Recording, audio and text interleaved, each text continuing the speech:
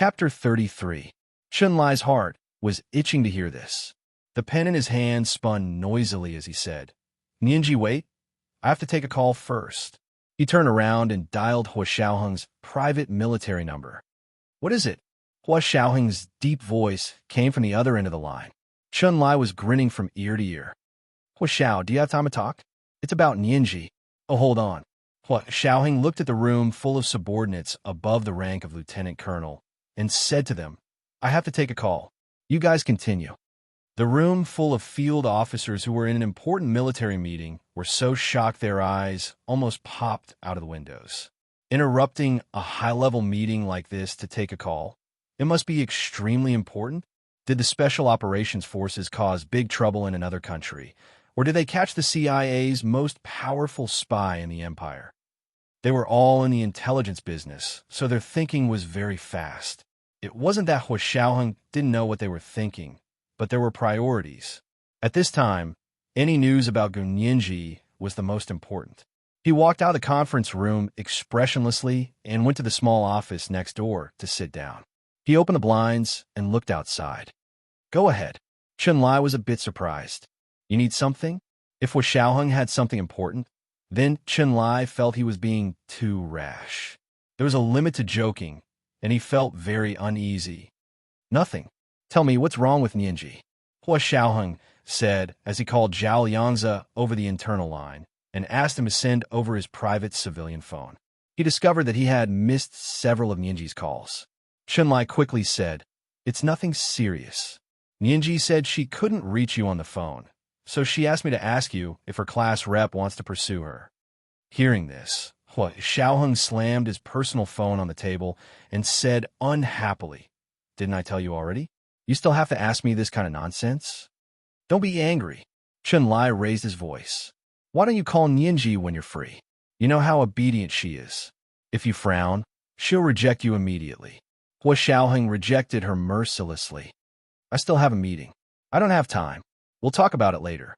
As he spoke, he hung up his private military number and got up to return to the conference room to continue the meeting.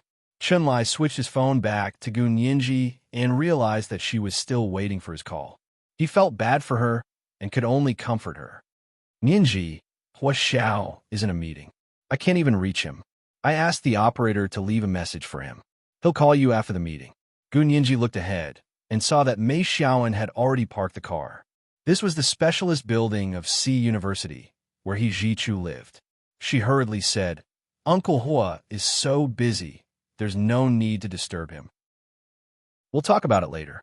I'm hanging up. Take care, Brother Chun." She hurriedly hung up the phone and spread her hands at Mei Xiaoan, who had turned his head to look at her. "Class rep, you heard everything. It's not that I'm being pretentious. It's just that my family is too busy." Gu Nianji made a round of phone calls and waited for a long time, but she still couldn't speak to her guardian. In that instant, Mei Xiaoan thought of his own parents. They were also busy people of status, but no matter how busy they were, they would always answer his call as soon as possible. They never brushed him off or made him wait for so long. This was the difference between biological and non-biological.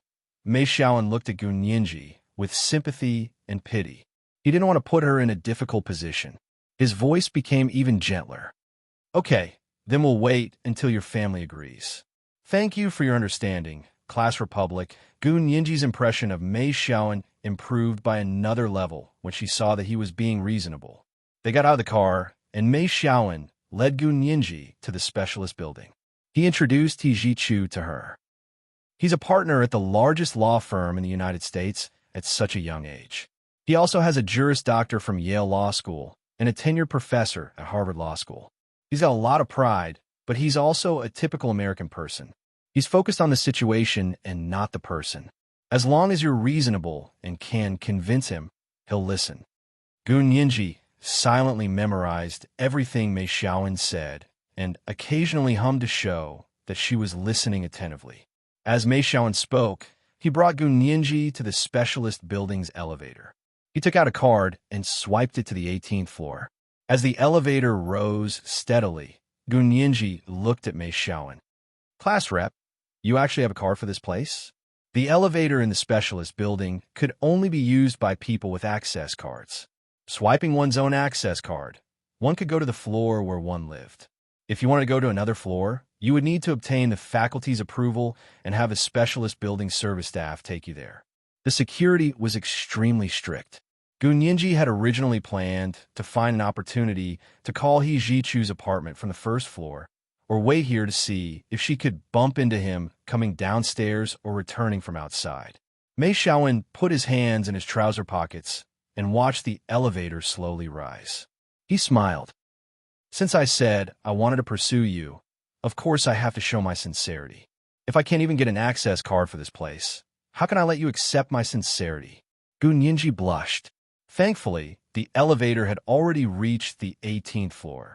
The elevator doors opened and she walked out. She didn't have to continue the conversation. Mei Xiaowen followed her out and pointed to the innermost room on the left side of the corridor. Professor He Jichu lives there. You can call him from here. Every floor of the specialist building had a public phone that could be dialed with coins or cards. Mei Xiaowen walked up and personally dialed the number for her. Gunyinji anxiously took the phone. It rang twice before someone picked up. Who is this? The man who picked up the phone had a clear and moving voice, but seemed a bit tired. There was a hint of huskiness in his voice. Gunyinji's heart pounded. She quickly asked, "Is this Professor He Jichu?" "I'm Gunyinji." The other end of the phone went silent. Even the faint breathing from before had disappeared. Gunyinji waited in surprise for a while. She didn't hear the other person hang up. She had no choice but to bite the bullet. "Is this Professor He Jichu?" "I'm Gunyinji. I applied to be your graduate student, but I suddenly fell ill and missed the interview. I want to ask." Click. The other person actually hung up. Gunyinji was dumbfounded. She patted the phone and said hello twice. Then she looked up at Mei Xiaowen. "Professor, he is the only one living in that room?" "Yes, he has a teaching assistant. She's a woman. She doesn't live in the same room as him." Mei Xiaowen had done his best for Gunyinji. He knew more about He Jichu than In Shi Xiao. "Professor, he hung up on me." Gunyinji pursed her lips. She refused to give up. "I want to call again. Just a heads up, this book is still short on words.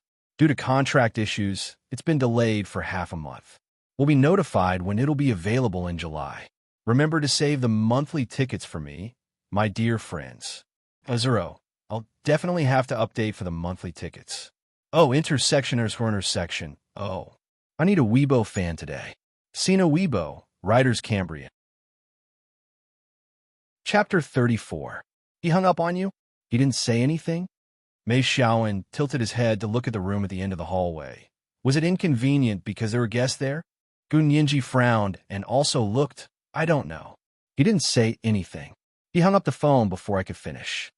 He Jichu was sitting on a single sofa in front of the French window in his room. He held a registration form in his hand and stared at the 1-inch square photo on the form for a while. He called his teaching assistant, Wen Shui, who lived next door. "Shui, come here for a second." When Shui closed her computer and combed her hair in the mirror before putting on high heels and walking out. As soon as she came out, she saw a young man and woman standing at the other end of the hallway. The man was tall and thin and elegant, while the woman was beautiful and slender. They were very pleasing to the eye when they stood together. She looked at them a few more times before knocking on He Jichu's door. "Come in." Gunyinji stubbornly continued to call He Jichu's room. He Jichu didn't pick up immediately. He waited for the phone to ring and ring for a full 15 minutes before pressing the speaker button. When Shui stood quietly behind He Jichu the entire time. She was like a fine backdrop. Gunyinji's sweet voice sounded from the other end. "Is this Professor He Jichu? Sorry to disturb you, You know it's a bother, yet you keep calling.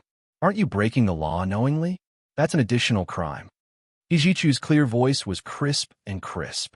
Gunyinji was stunned and almost forgot what she wanted to say. But she quickly composed herself and quickly said, "But you didn't pick up and didn't tell me if you were Professor He Jichu or not. How am I breaking the law knowingly? I didn't know, so I kept asking for confirmation." "Oh, so it's my fault?"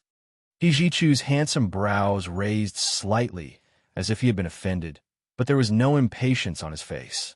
Instead, There was a faint smile on his face. However, his smile was very faint. His shimmering, almond-shaped eyes flashed, and the smile disappeared. Of course, it's not your fault. Gunyinji sighed softly. As long as he didn't hang up on her, it would be a rare victory. She made a big V sign to Mei Xiaowen and smiled. She spoke glibly into the phone. I can only say that it's a problem of communication, so we need to talk through multiple channels. Professor He Chu, can you please give me another chance? It's true that I missed the last 2 interviews. He Chu's expression softened when he heard Gunyinji mention the 2 interviews she had missed. He hated it when people were late, but not only had Gunyinji been late, but she had also been late twice. She had crossed the line. He Chu sat on the sofa with one hand supporting his head and the other resting on the armrest. He said impatiently into the phone, "If you're late, you're late. If you miss it, you miss it. No matter what the reason is, it's your fault. You don't have to tell me. I don't want to hear it." He Chu's merciless rejection infuriated Gunyinji. Her fingers twisted the phone cord, and her voice was hoarser than usual. "Professor He Chu, you're Professor He Chu, right?" "I am. If you're Professor He Chu, then let me ask you, why won't you listen to my reason for being late? Because this is my bottom line. Your actions have crossed the line," He Chu said mercilessly. His eyes darkened, and his shimmering almond-shaped eyes narrowed. When Shui, who was standing behind him, smiled. She knew Professor He Chu's temper best. He had always been a man of his word. Even when he was at Harvard Law School, he had never given in to anyone when so many powerful people pleaded for him. This Gunyinji really had an exaggerated opinion of her own abilities. When Shui shook her head regretfully. However, Gunyinji on the other end of the line was even bolder than when Shui had imagined. She directly challenged He Chu's bottom line. "Professor He, I respect your bottom line, but I want to ask you, does your bottom line conflict with your professional ethics?" "Huh." She's quite a talker. He Chu couldn't help sitting up straight. He said with interest, "Of course my bottom line does not conflict with my professional ethics. Since you say there is no conflict, then I want to ask you, as a professor of the B University Faculty of Law, shouldn't you abide by the B University Faculty of Law's rules and regulations?" He Chu was also an eloquent lawyer in court. How could a greenhorn like Gunyinji be his opponent? However, He Chu didn't stop Gunyinji from continuing. He listened quietly. Gunyinji continued on the other end of the line. "I applied for the B University Faculty of Law's master's degree according to the rules. Although I was late twice, the B University Faculty of Law's rules state that if a candidate is late due to an uncontrollable factor, it is not the candidate's responsibility. The school will give the candidate another chance to retake the exam. And my sudden illness is an uncontrollable factor. How can people not get sick when they eat all kinds of food? I also have a medical certificate from an authoritative chief physician from the best hospital in the empire. No matter where this lawsuit goes, I'm not unreasonable." Gunyinji finished talking and waited for He Chu to answer. He Chu's lips curved into a smile, but he still said disapprovingly, "So what? You crossed the line that I can accept. I don't want to give you another chance. This is the question I asked earlier. Professor He, may I ask if your personal line conflicts with your professional ethics? As a professor of the B University Faculty of Law, your professional ethics is to abide by the B University and the B University Faculty of Law's rules. However, there is no rule in the B University Faculty of Law's rules that states that being late twice will disqualify you from the interview. This shows that your decision is to use your personal preferences to replace the school's rules. As a big shot in the legal world, you have no professional ethics to disregard the law and use your personal preferences to interfere with your work." Gunyinji didn't hesitate to question He Chu's use of public power for personal gain. She even expressed doubts about his professional ethics. Did this girl have a death wish? When Shui covered her mouth in shock, she couldn't say a word. He Chu nodded slowly and continued to lean on the sofa with his head propped up. The ends of his long and narrow eyes looked up as he said in a low, clear voice, "You've been rejected by me so many times, but you still persevere and look for opportunities. This kind of spirit of never giving up is indeed rare for a law student." When the authorities make things difficult for you, you don't succumb to them. Instead, you dare to question them and only respect the spirit of the law. This kind of unyielding perseverance is even rarer for a law student. Good, Gunyenji, you didn't disappoint me this time. I'll give you another chance. This was simply a turning point, a glimmer of hope at the darkest hour.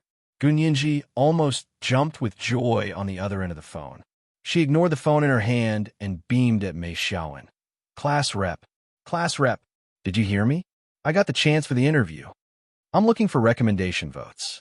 Dear friends, have you prepared the guaranteed monthly tickets for next month? Oh, intersection after intersection. Oh. Chapter 35. I told you. It's yours. No one can take it away from you. You're the top student in our faculty. Mei Xiaowen said proudly and couldn't help but raise his hand to pat Gunyenji's head. Gunyenji was overjoyed and didn't mind being patted on the head. Her eyes curved into crescents as she smiled. Her dark red lips revealed 4 snow-white teeth, perfect and flawless. Hijichu's clear voice sounded over the phone. 8 o'clock tomorrow morning is your last chance. Gunyenji quickly nodded into the phone. No problem. I'll be there on time. She settled on the interview location with Hijichu before hanging up happily and leaving the specialist building with Mei Xiaowen. Mei Xiaowen didn't follow her when they returned to the female dormitory. He unbuckled her seatbelt and encouraged her, "Get ready. I'll pick you up for the interview tomorrow. Don't bother, class representative. It's in the faculty conference room. I know the way." Gunyenji got out of the car and waved. Bye, Class Republic. Gunyenji ran to her dormitory and pushed open the door, yelling, "Green Tea Fong, Lady Chow, Little Temptress. I'm back. Why are you so happy? Did you forget to take your medicine?" Green Tea Fong smiled as she brought her a glass of water. "Here, take it warm. It's very effective." "Green Tea Fong, you're getting prettier today. Come, give your little sister a kiss." Gunyenji moved her fair, tender face towards Green Tea Fong. Green Tea Fong pretended to kiss her and patted her cheek. "Okay, you better take care of things during the day. Class rep is treating us to dinner tonight. Little Four, don't forget, you're the star of the show today." They were all used to this in their dormitory, so the other two were used to it. One was sitting on the upper bunk bed, munching on an apple, her long, slender legs dangling in the air, while the other was wearing headphones and walking to the balcony to memorize English. It was Lady Chow who walked to the balcony. She looked down and waved at the 3 people in the room. "Little Four, come quick, your boyfriend is still here." TSK. The class leader's infatuation is too good at showing off. Tall and handsome, he's going to be popular. Lady Chow, you're so uncultured. Don't use idioms for no reason. Little Temptress draped her arm over Gunyenji's as they walked out. Green Tea Fong followed behind to join in the fun. Downstairs, in the direction of the balcony, Mei Xiaowen leaned against his seemingly low-key Buick and looked down at his watch. "Lil Four, you really should consider the class monitor. He has the body of a male model, the looks of a little fresh meat, the IQ of a famous university, and the family background of a rich second generation. Most importantly, he's good to you. Where else can I find such a man?" As soon as Little Temptress finished praising Mei Xiaowen, a girl in a snow-white wool dress walked up to Mei Xiaowen and presented him with an obviously hand-knitted scarf with both hands. F***CK. Was he trying to poach someone in front of them? Wasn't that Song Ruyu, the scheming bitch from Class 2? How shameless. 3 of the 4 people watching the show were furious. Little Temptress picked up an empty Coke can from the balcony and smashed it down, shouting, "Scheming B***TH. Let go of the class monitor." Mei Xiaowen and Song Ruyu looked up at the same time and saw the 4 people on the balcony of the 5th floor. Song Ruyu had been humiliated in front of her crush. She ground her teeth in anger, but didn't join in the scolding. Instead, she moved closer to Mei Xiaowen and said pitifully, "Xiaowen, I just like you. I don't mean anything else. We're graduating soon. If I don't say it out loud, I'll regret it for the rest of my life." Mei Xiaowen didn't say anything. He only smiled quietly and put his hands in his trouser pockets. He didn't take the scarf. Before long, Two of the four people on the balcony came running down. Green Tea Fong had always been the leader of their dorm, and Little Temptress had a sharp tongue. The two of them ran down and pointed at Song Ryu. "What's the meaning of this?" Song Ryu raised her head and said, "Not to be outdone, I'm confessing to the class monitor." "Can't I? What it got to do with you? He's not your boyfriend." "Song Ryu, he's not your class monitor. You're from class 2, and you're calling our class monitor so affectionately. Your class monitor has already fainted in the toilet." Little Temptress pulled Song Ryu over. "Don't stand so close." "Is he close to you?" Song Ryu snuck a glance at Mei Xiaoan. Seeing that he was still calm and collected, she liked him even more. She turned to glare at Little Temptress and said angrily, "You damned lady boy. Mei Xiaoan isn't your man. What are you fighting for?" "Oh, I know. Don't tell me you have a crush on your class monitor, too?" Wang Junia's nickname was Little Temptress, but Song Ryu had deliberately called her a lady boy to belittle her. Little Temptress was furious, but before she could speak, Green Tea Fong had already shielded her behind her. She sneered at Song Ryu. "Everyone in the law faculty knows that class monitor Mei has a crush on someone. Are you really stupid, or are you just pretending? You have the nerve to say that." "Yes, class monitor Mei has a crush on someone. Isn't it that little orphan girl from your dorm? But she hasn't even said anything, so why are you fawning over her? You really are a scheming B*TCH. You're going all out to steal someone's man." Green Tea Fong hit where it hurt. Song Ryu flew into a rage. "How much better are you than me? You green tea bitch." "Green Tea Fong. So what if I'm a green tea bitch?" "I never steal someone's man. Unlike you, a scheming B*TCH who only seduces other people's men." Green Tea Fong retorted, her posture as elegant as ever. Even if she was a green tea, she was a green tea who was protective of her own people. They didn't deliberately lower their voices, so even Gu Nianji and Lady Chow, who were on the balcony of the 5th floor, could hear them clearly. Gu Nianji buried her face in her hands and wailed, "Stop arguing. I still have to be a decent person." "What are you afraid of? We're all about to graduate anyway, and many of us will probably never see each other again. It's good to take this opportunity to shed all pretense of cordiality. You've had enough of pretending to be a virtuous lady for 4 years." Lady Chow watched from the sidelines with relish. She pulled Gu Nianji back to her dorm. Song Ryu was put on the spot by Green Tea Fong's words. She didn't have a good relationship with her dorm mates, and had slept with all 3 of her roommates' ex-boyfriends. Because of this, she had no one to back her up. She had to fight on her own. Of course, she couldn't take on the 2 heavyweights of Class 1. Seeing the crowd grow larger and larger, she had no choice but to grit her teeth and shout at Mei Xiaoan, "Xiaoan, tell me, do you have a girlfriend? If you say yes, I'll disappear immediately. I'm not going to take the blame for stealing someone else's boyfriend." Mei Xiaoan slowly raised his head to look at Gu Nianji, who was standing on the balcony of the 5th floor. He said loudly, "Gu Nianji, will you be my girlfriend?" As he spoke, he suddenly opened the trunk and took out a large bouquet of bright red roses.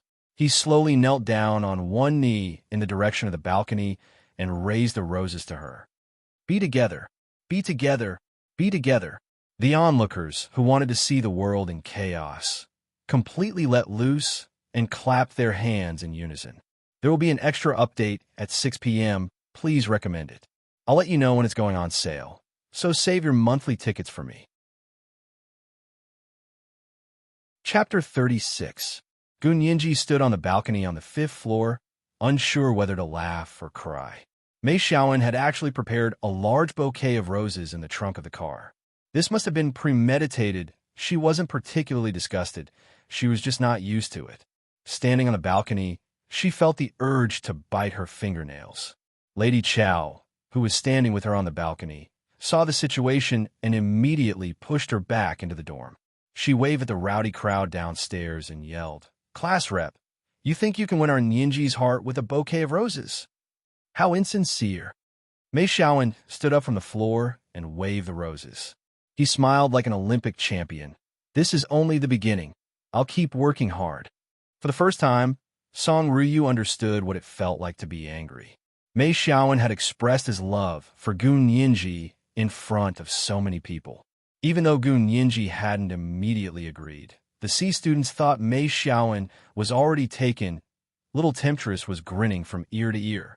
She covered her face with one hand and held a microphone in front of Song Ruyu with the other.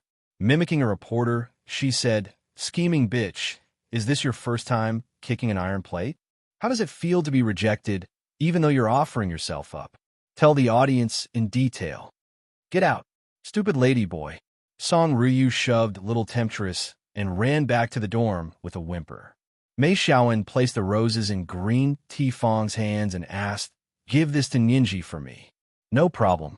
But don't forget dinner tonight, class rep." Green Ti Fong hugged the roses to her chest and smoothed her hair. As an experienced green tea user, she didn't have any ideas about the people around her, but it had become second nature for her to release her green tea skills. Everyone was used to it and basically ignored her when she released her green tea scent. However, Mei Xiaowen remembered that Gu Nianji had an interview early the next morning. It wouldn't be good if he stayed up too late tonight and affected her interview. He opened the car door and frowned at Green Ti Fong and Little Temptress. "Oh, I really can't today. I have family matters to attend to and just called to go home early. I already told Nianji. Tomorrow, I'll definitely treat you tomorrow." She took out her phone and said, "I'll book a table for tomorrow now." Green Ti Fong and Little Temptress exchanged glances, then turned to look at Mei Xiaowen. They drawled, somewhat displeased. "Class rep, we only agreed to help you pursue Nianji because you're sincere. You can't just brush her off." He had just agreed to treat her to dinner in the morning, but he changed his mind in the afternoon. Where was his sincerity? The small boat of friendship had yet to sublimate into a giant ship of love, and it would capsize at a whim. Mei Xiaowen quickly said, "I really have something to do. Nianji knows about it too. You can ask her later if you don't believe me." Mei Xiaowen planned to text Gu Nianji right away to communicate with her and smooth out the panic. "Really?" Green Ti Fong looked at Little Temptress suspiciously, her eyes asking her, "Do you believe me?" Little Temptress shrugged. "I'll ask Nianji when I get back." Mei Xiaowen opened the reservation app on his phone and thought of something else. "Nianji, do you like local or out-of-town food?" Green Ti Fong stuffed the roses in her arms into Little Temptress's hands and told her to go up first. She said, "Nianji eats more local food." She was being subtle, but she was implying that Nianji's family circumstances meant that she had never been to a high-class restaurant. Mei Xiaowen's hand paused, and a trace of tenderness crept into his heart. He wanted to dote on that girl. She was worthy of his devotion. "Then let's go to the Red House restaurant in the city." Mei Xiaowen searched for the Red House restaurant's reservation number and dialed it. The Red House restaurant was a long-established out-of-town restaurant in Sea City. It was all about taste and experience, and the food was said to be very authentic. Of course, the prices were ridiculously high. Green Ti Fong saw that Mei Xiaowen had booked a table for 6 at the Red House restaurant. The meal would cost at least tens of thousands of dollars. She snorted and said, "Class rep, let's make this clear. This is the last time we'll help you.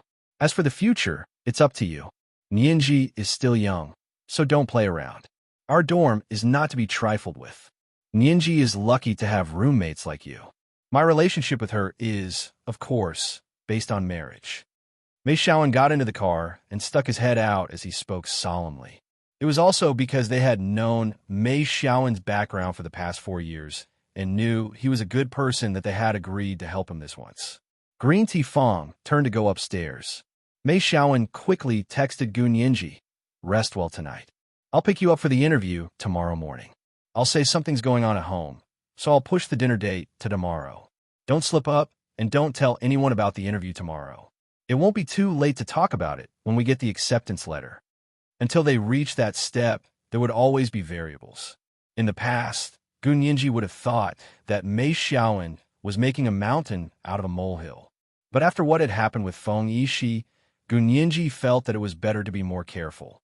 Although she felt that her 3 roommates were different from Feng Yishi, tomorrow was her last chance. She really didn't want to complicate things.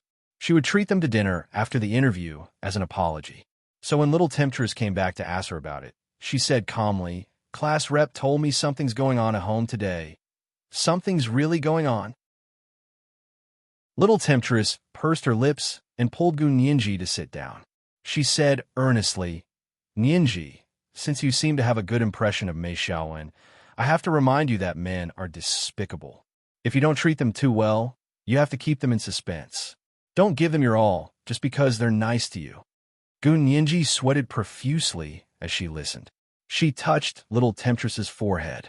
Little Temptress, what's gotten into you? You even dare to say that all men are cheap? I say, if you don't listen to your elders, you'll get the short end of the stick. You're Little Temptress. I've met countless men, and now that I've become a demon, I can tell when those men are cocky. Little Temptress poked Gu Nianji's forehead. Gu Nianji joked with her for a bit, then changed the subject. She took out some snacks to share with them, then changed her clothes and lay down on the bed to rest. She woke up early in the morning and rushed to school.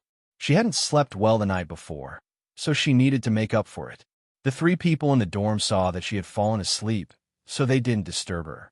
They packed up and went to do their own things. Gu Nianji slept alone in the dorm until evening, when she was awakened by the rough voice of the building manager on the dorm's intercom.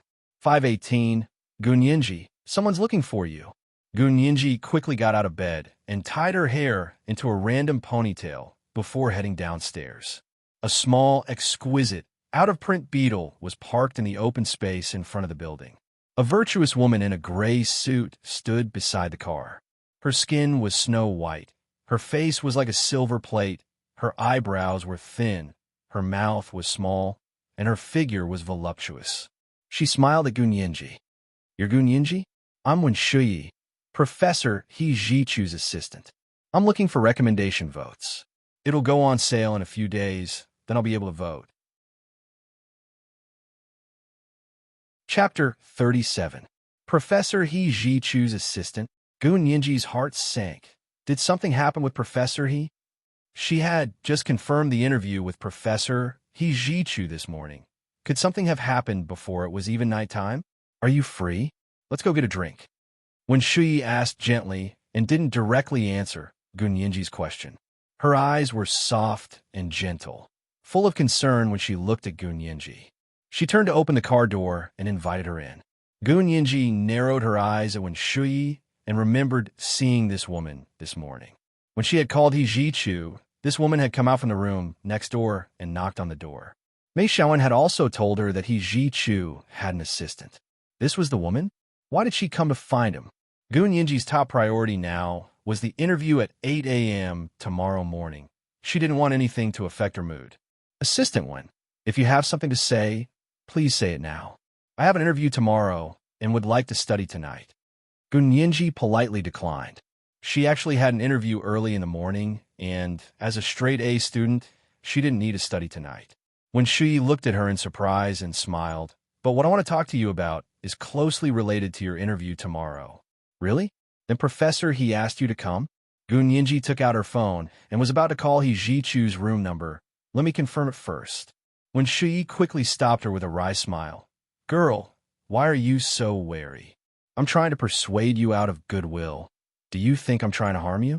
Gu Nianji's fingers discreetly slid over her phone, and she smiled innocently. Why would you say that, Assistant Wen? We don't know each other. Why would you want to harm me? I would never have such an unimaginable thought. Then you don't want to go for a drink with me, and you're calling Professor He. Are you being cautious of me? Wen Shuyi sighed and shook her head at Gu Nianji. It's useless, no matter how hard you try. It's useless. The last thing Gu Nianji needed was someone to destroy her last hope. Her face darkened, and she said dryly, I'm a stubborn person. I've never looked back until I hit the wall. So, even if it's useless, it's not too late to wait until I hit the wall first. But I liked you the moment I saw you. I didn't want you to be hurt like this. Wen Shuyi's voice was even more regretful. Nianji, can I call you Nianji? Gu Nianji raised her hand. Go ahead. Nianji, you are outstanding, very outstanding. No matter how you look at it, you will become the most outstanding female lawyer. You will also have a great future in the future. Thank you. I think so too, Gu Nianji said confidently, but she was actually trying to figure out what Wen Shuyi meant. You're quite confident. When Shui smiled. But do you know what? You've completely offended Professor He. I've been by his side for so many years, but I've never seen him be contradicted like this. I'm here today to remind you that when a person has a preconceived prejudice against you, no matter how hard you try, you won't be able to get rid of that person's bad impression of you. Under this kind of person, even if you get the opportunity to enter the school, you will have no future to speak of. Why do you have to hang your head against a tree? Gu Nianji frowned. She didn't like when Shuyi's words about hanging her head against a tree. She gripped her phone and crossed her arms across her chest. She said calmly, "Are you saying that Professor He is a hypocrite, teaching assistant one? A two-faced person? One thing to his face and another behind his back? What did I say that caused you to misunderstand me like this?" When Shuyi's expression changed abruptly, as if she had been slapped in the face. "Professor He is a righteous and upright person. How is this hypocrisy? If Professor He is righteous and not a two-faced person, then I don't understand why you're here to say this to me. I'm trying to advise you not to get into a dead end. Don't just stick to Professor He. You've offended him and made him very unhappy. You won't have any future to speak of if you follow him. If you don't believe me, you can ask your fellow graduate students. Which of those who offend their professors end up well?" Gu Nianji chuckled. She began to tap her feet. "At the end of the day, you're still implying that Professor He is a narrow-minded, petty person. I don't know what I've done to deserve teaching assistant Wen's favor. You're even willing to defame your own employer for the sake of my future. At the end of the day, you just don't believe me." When Shui stared at her with rapt attention, her hand slid across her phone, and the expression on her face was one of pain and resentment. "You have no reason to convince me," Gu Nianji said without hesitation. "You've been with Professor He Ji-Chu for the longest time. You're the closest to him, but you don't protect his image in front of outsiders. Instead, you insinuate that he has a bad character. We've only met by chance, but you act like you're worried about my future. Teaching assistant one, please forgive my lack of imagination, but I really can't think of a reason for you to do this. If that's the case, then I won't say anything more. I really can't bear to see a promising talent like you ruin your future like this." When Shuyi returned to her car, "It's fine if you don't want to go. That's all I have to say." She started her car and drove away slowly. Gu Nianji stared at the back of the Beetle. She snorted, "Ridiculous." Then she went upstairs. The other 3 people in the dorm only came back when lights were about to go out. Green Tifong had gotten into the Imperial Capital's University of Political Science and Law as a postgraduate student. She was trying to get close to a senior there. Lady Chow had entered the largest law firm in the city and was preparing for her lawyer's license. Little Temptress was also going to the Imperial Capital, but she was going back to work in the legal department of her family business. Graduation was approaching, so everyone was busy. The dorm chatted for a while, then went to shower and get ready to go to bed. Gu Nianji fiddled with her phone on her bed. She had come up with 70 or 80 reasons for when Shuyi's sudden visit today, but none of them convinced her. Fortunately, she'd been extra careful today. She'd secretly recorded their conversation and saved it on her phone. To be on the safe side, she'd also uploaded a copy to her computer in Fengyao Apartments. When Shuyi, who had been tossed and turned by Gu Nianji, was sitting in her room, she also turned on her phone and transferred the recording of her conversation with Gu Nianji to her computer, because she had also recorded a copy. The recording of the conversation was played on Wen Shuyi's laptop. When Shuyi sat on the sofa and listened intently to the conversation, she shook her head slightly and lowered her eyes. She sighed softly. Everything would have to wait until tomorrow morning. There will be an extra update at 6 p.m. asking for recommendation votes. I'll say it again. You guys must save the monthly votes for me. Oh, intersectioners for intersection. Oh. Chapter 38. No matter how Gu Nianji told herself to ignore teaching assistant Wen's words, her mood was inevitably affected. She tossed and turned in bed, unable to fall asleep. Afraid that she would miss tomorrow's interview, she looked at her phone several times to check her alarm, afraid that she would forget. If she was late again the next day, she knew that she would never have another chance. Eventually, she forced herself to count sheep and finally fell asleep after counting a few hundred. But after she fell asleep, she had another dream. The same clear blue sky was filled with white clouds, the sun was shining, and the wind was blowing gently. Then, a blood-red MH210 suddenly flew out of the clouds. The next moment, she was already in the burning car. She turned her head in the car and looked back. Something had smashed a large hole in the rear window, and dark brown glass shards were splattered everywhere. Looking out through the hole, she could only see the fire and thick smoke. The scene behind her was blurry. She could vaguely see a man screaming and lunging towards her, but then he was held back by several people. She widened her eyes, trying to see what was going on, but suddenly a thick cloud of smoke came over, and her eyes were filled with tears. She quickly blinked, and when she looked again, the fire at the rear window was getting bigger. Tongues of flame rolled over, and the thick smoke almost suffocated her. The scene behind her was completely obscured. When she turned around again, she saw Hua Xiaoheng pull the door open with a tense expression and rush into the car to rescue her. The burning pain of the tongues of flame on her skin woke her up from her dream, and she sat up straight. She unlocked her phone to look at the time. It was only 3 in the morning. The dorm was very dark and quiet. She could only hear the light breathing of her roommates. Her bed was at the bottom of the bunk by the window, and a yellow glow seeped in through the curtains. The night was warm and soft, and it was the light from the street lamps next to the dorm. She rubbed her temples as she thought about the dream she had just had. There was a little more. This time, there was another man who seemed to have a close relationship with her. Unfortunately, the scene was too blurry, and she couldn't see what he looked like. Was it her father? That was because that person looked like he was about to go crazy when he rushed over. Sigh. When would she remember what happened before the car accident? Mom and Dad, where are you? I really miss you guys. Thinking of her parents, Gunyinji's somewhat anxious state of mind gradually calmed down. No matter who they were, they must have loved her dearly. With a smile on her lips, she slowly lay back down and fell asleep. When she woke up again, she was woken up by the phone alarm next to her pillow. As soon as the alarm rang, she cut it off reflexively and got up in a hurry. At 7 o'clock in the morning, the other 3 people in the dormitory were still sleeping soundly. No one heard her phone alarm. Gunyinji put on the dress and went to the bathroom to wash up. She combed her hair and finished her skincare routine before picking up her backpack and heading downstairs. Mei Xiaowen was already waiting in the car opposite the dormitory.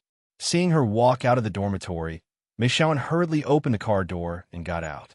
Ninji, have you had breakfast? Gunyinji shook her head. It's not too late to eat after the interview. The interview would end at 8 o'clock, at most by 9 o'clock. They would have breakfast then. Mei Xiaowen seemed to already know what she would do. After she got in the car, he smiled and handed her cardboard box. Eat fresh soy milk and Xylong Bayo to fill your stomach first. Such thoughtfulness was hard to refuse.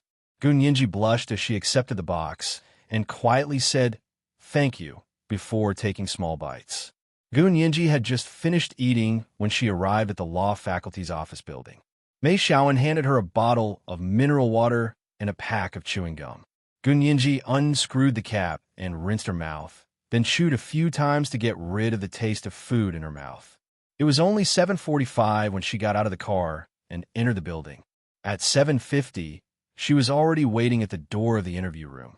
At 7:55, a young man wearing a dark blue fine wool 3-piece suit and a moon-white checkered tie walked over from the other end of the corridor at an unhurried pace. He was tall, with broad shoulders and a narrow waist. The 3-piece suit looked very imposing.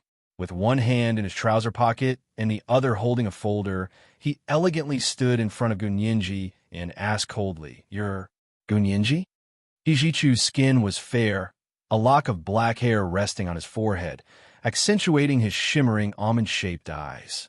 They were like deep pools of starlight. When he blinked occasionally, the pool of starlight would ripple and drown a person. His handsome and exquisite nose and thin, tightly pursed lips made his face look a little cold, which was a sharp contrast to his amorous, almond-shaped eyes. It was full of a paradoxical charm. Gun Yinji quickly stood up. "Your Professor Hijichu?" She had seen Hijichu's photo on Harvard Law School's website, so now that she saw him in person, she immediately recognized him. "I am, come in." Hijichu nodded calmly and pushed open the door to the conference room. He walked in first. His voice was much better than it had been on the phone yesterday, mainly because it wasn't hoarse anymore. Gun Yinji followed him in and closed the door behind her. "Sit, make yourself at home. It's just a casual chat." Hijichu sat at the oval conference table by the window and pointed to the seat across from him for Gun Yinji to sit. For the interview, Gun Yinji had purposely changed into a smoky gray wool suit dress and high heels. It accentuated her slender and graceful figure. Most importantly, it made her look more mature. She was too young and didn't want people to look down on her because of it. Hijichu opened his current folder and saw it was filled with Gun Yinji's materials. Her application form, exam results, resume, and a personal statement were all necessary for the application. "Tell me first, why did you apply to be my graduate student?" Hijichu looked up at her. This question was so simple, it was practically a standard interview question. Gun Yinji was already prepared. She first expressed her admiration for Hijichu and complimented him on his great achievements, then changed the topic. "Professor, he is so young and so promising, but he only taught PhD students in the past and never master's students. I was quite disappointed, but when I finished my postgraduate exams this year and filled in my application form, I discovered that you were actually recruiting master's students this year. I was overjoyed and immediately signed up for your specialization." Hijichu smiled slightly and lowered his head to write a few sentences on Gun Yinji's materials. He then flipped through Gun Yinji's resume and asked, "You passed the Imperial Special Talent Assessment at 15 and reached the standard of a third-year student. Based on your results, you could have easily gone to the B University Faculty of Law. Why did you choose C University?" Chapter 39. Hearing Hijichu's question, Gun Yinji almost broke out in a waterfall of sweat. She thought to herself, Hijichu was a great lawyer indeed. Her classmates thought she had transferred to C University, but she had actually passed a special exam from the Imperial Army with Hua Xiaoheng's help and obtained direct admission to any university in the Empire. Choosing C University was a complete coincidence. When she was choosing schools, she overheard Hua Xiaoheng talking to his two personal secretaries, Yin Shixiang and Zhao Yangzi. He said that C City had a special operations forces base, but not the capital. If Gun Yinji had chosen B University in the capital, then Hua Xiaoheng wouldn't be able to be by her side. Yin Shixiang would have to take care of her. Therefore, she had chosen C City's C University Faculty of Law without hesitation. Now that she was about to graduate, she heard that Hua Xiaoheng was going to set up a headquarters in the Empire's capital. Only then did she boldly fill in as a postgraduate in B University Faculty of Law. So deep down, she was still the little girl who had lost her memory in the burning car. She couldn't live alone without Hua Xiaoheng. Ever since the car accident 6 years ago, her sense of security had never been complete. She could only live with peace of mind wherever Hua Xiaoheng was. But she couldn't tell Hijichu or Hua Xiaoheng. They were all secrets buried deep in her heart. Moreover, Hua Xiaoheng's situation had to be kept a secret. Gun Yinji lowered her head and supported herself on the table. She said carefully, because C University is close to home. I was young and didn't want to be too far away. Oh, Gun Yinji, where are you from? Where did you grow up? Hijichu closed the folder and leaned back on a soft chair. He asked casually. His shimmering, sultry eyes were slightly raised as he looked at her with a hint of coolness. Gun Yinji couldn't remember anything before she was 12. She had lost her memory, and her car had been reduced to ashes. No one had seen the license plate number.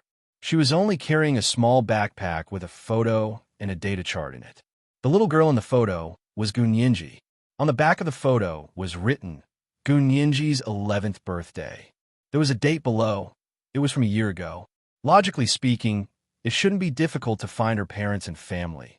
But the strange thing was that even with the immense power of the Empire's military, they couldn't find out where she came from.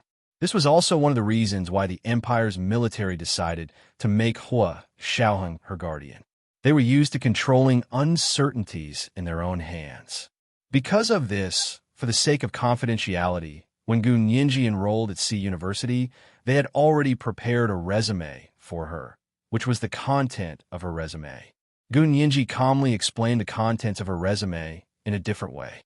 These experiences had long been arranged. There were witnesses and material evidence, so there was no need to be afraid of others investigating.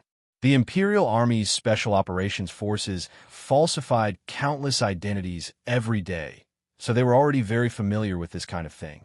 Hijichu nodded slightly. Your parents passed away when you were 3 years old? Did you grow up with distant relatives? Yes, they're very good to me.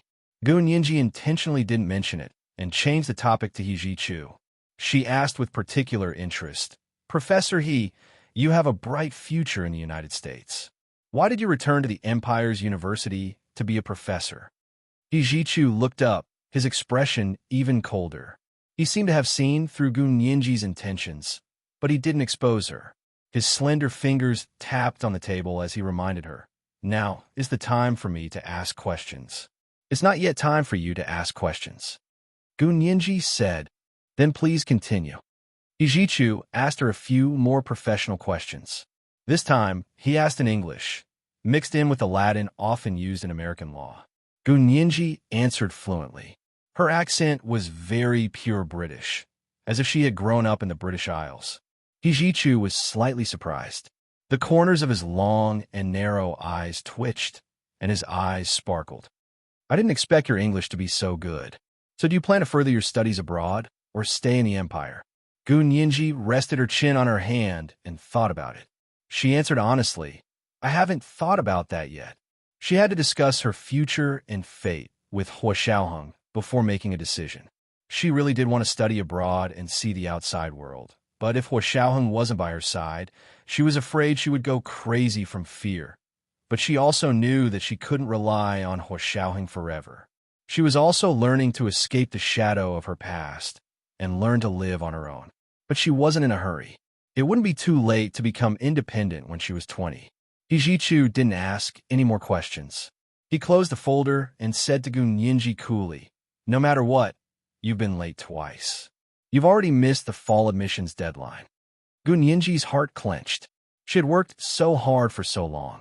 Was it still not enough? But I'm also recruiting for the spring class. Are you willing to enroll next spring? Hijichu was very good at keeping people in suspense. One sentence sent Gu Nianji's mood to hell, and another sentence sent her to heaven. Spring class? Sure. Next spring, right? Is that an official admission?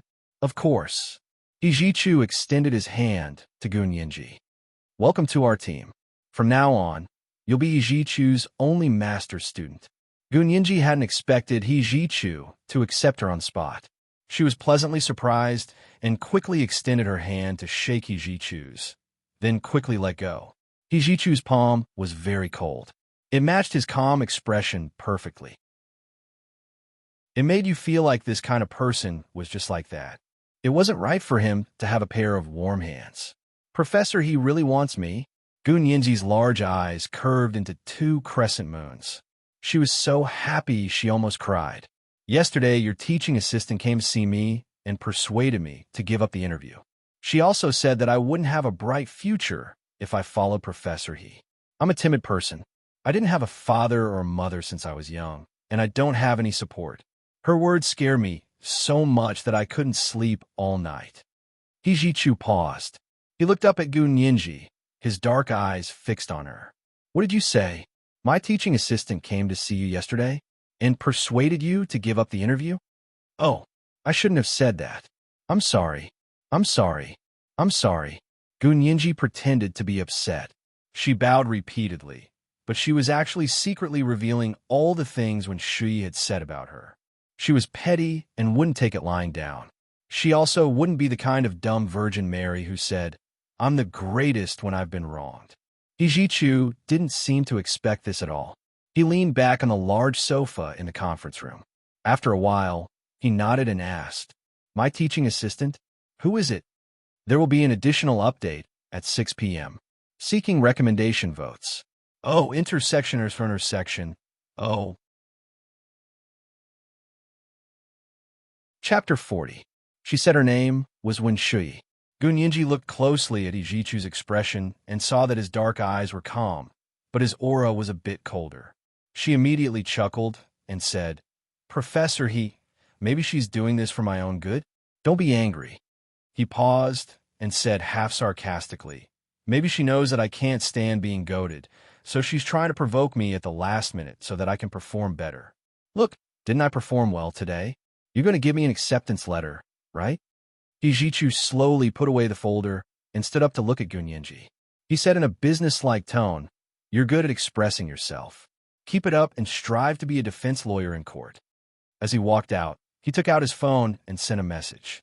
He then entered Gunyinji's name on the B University School of Law's admissions website and confirmed it before showing it to Gunyinji. You can check your email. The acceptance letter should have been sent automatically. You should receive the paper acceptance letter in 3 days. Call me if you don't get it. Gunyinji quickly took out her phone to check her email.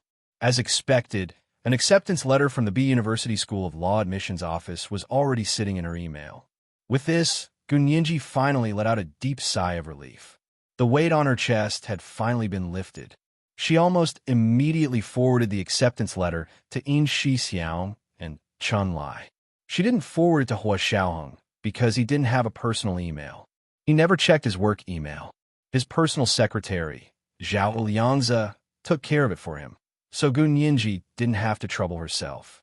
Thank you, Professor He. I'll be counting on you in the future. Gunyinji bowed to Hijichu again to thank him. I hope Professor He is magnanimous and forgets that I was late for the last 2 interviews. Hijichu was still texting on his phone as he replied impassively. If I really didn't want you, all I had to do was make you fail the interview. Why would I go through the trouble of giving you a special spot for spring admission? I don't have the time to make things difficult for you. Gunyinji made a face behind Hijichu's back and giggled. I knew Professor He wasn't a narrow-minded, two-faced person. That's why I came to the interview with great psychological pressure. Luckily, I won the bet. Hijichu stopped in his tracks and turned to look at her. His dark brows furrowed. Don't overthink things. Then, he changed the topic. You have more than half a year from this summer's graduation to next spring's enrollment. What are your plans? Gunyinji shook her head. I haven't thought about it yet. I have to go back and discuss it with my family. You're very obedient to your family? Hijichu keenly noticed this fact. The best lawyers are half psychologists. Gunyinji spread her hands and smiled. I'm still young. I'm not even 18 yet. Of course I have to listen to my family. They won't harm me. Hijichu didn't say anything else. He lowered his head and dialed a number. Gunyinji's phone immediately rang. Just as she was about to answer, the other party hung up again. Hijichu raised his phone. That's my number. Save it for me. If you don't have anything else to do, you can start helping me with cases during the summer break. Gunyinji was overjoyed. She quickly saved Hijichu's number. I'll be sure to contact Professor He when the time comes. Hijichu waved at her to let her go first. He walked to the small office next door and sat down. Soon after, when Shi arrived, she asked gently, Professor He, you were looking for me? Hijichu pushed a folder beside him to Shui. I've accepted Gunyinji. Finish the paperwork for her. Shui was shocked. Professor He, you've really accepted her? But she, not only had she been late twice, but she'd also talked back to Hijichu. Based on Shui's understanding of Hijichu over the years, she'd already crossed his bottom line. Business is business. Personal is personal.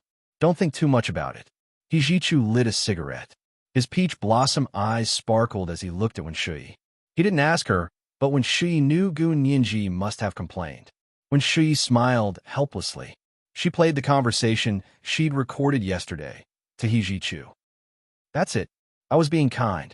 I didn't want Professor He to worry about you in the future.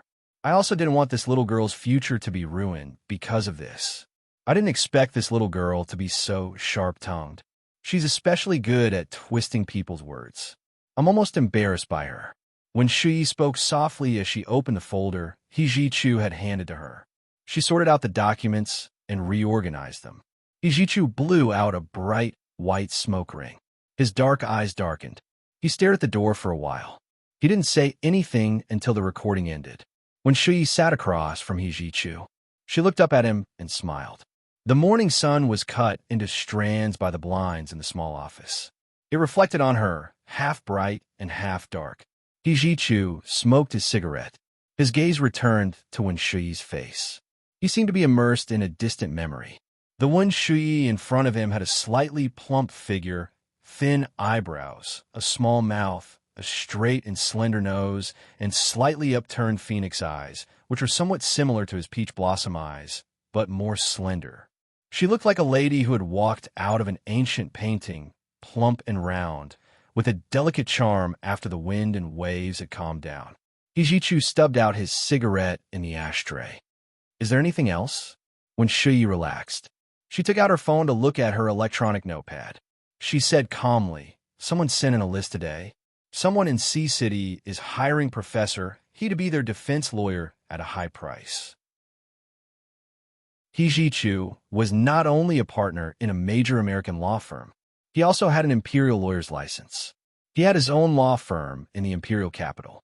Oh, who is it? To be able to hire Hijichu as a defense lawyer, one not only had to be rich, but they also had to have enough trouble. This family has a bit of a history with you. When Shuyi took out a document from her handbag, "Do you still remember the student you interviewed for the first time, Feng Yishi?" Hijichu took the document and glanced at it. Didn't Feng Yishi violate the school rules and get expelled? The Fengs? What happened to them? Feng Yishi violated the school rules. Not only was she expelled, but she's also now sentenced. She'll have to go through a year of labor. When Shuyi said regretfully, "This student is the real pity. I don't know what kind of person she messed with. She's been messed with so badly. Shuyi, you're also a lawyer. I can fire you immediately for using such unprofessional language." Hijichu pushed the document back. "I don't want to make a fool of myself when someone who follows me says such things. I'm looking for more recommendation votes. I'm reminding you again to save your monthly votes for me.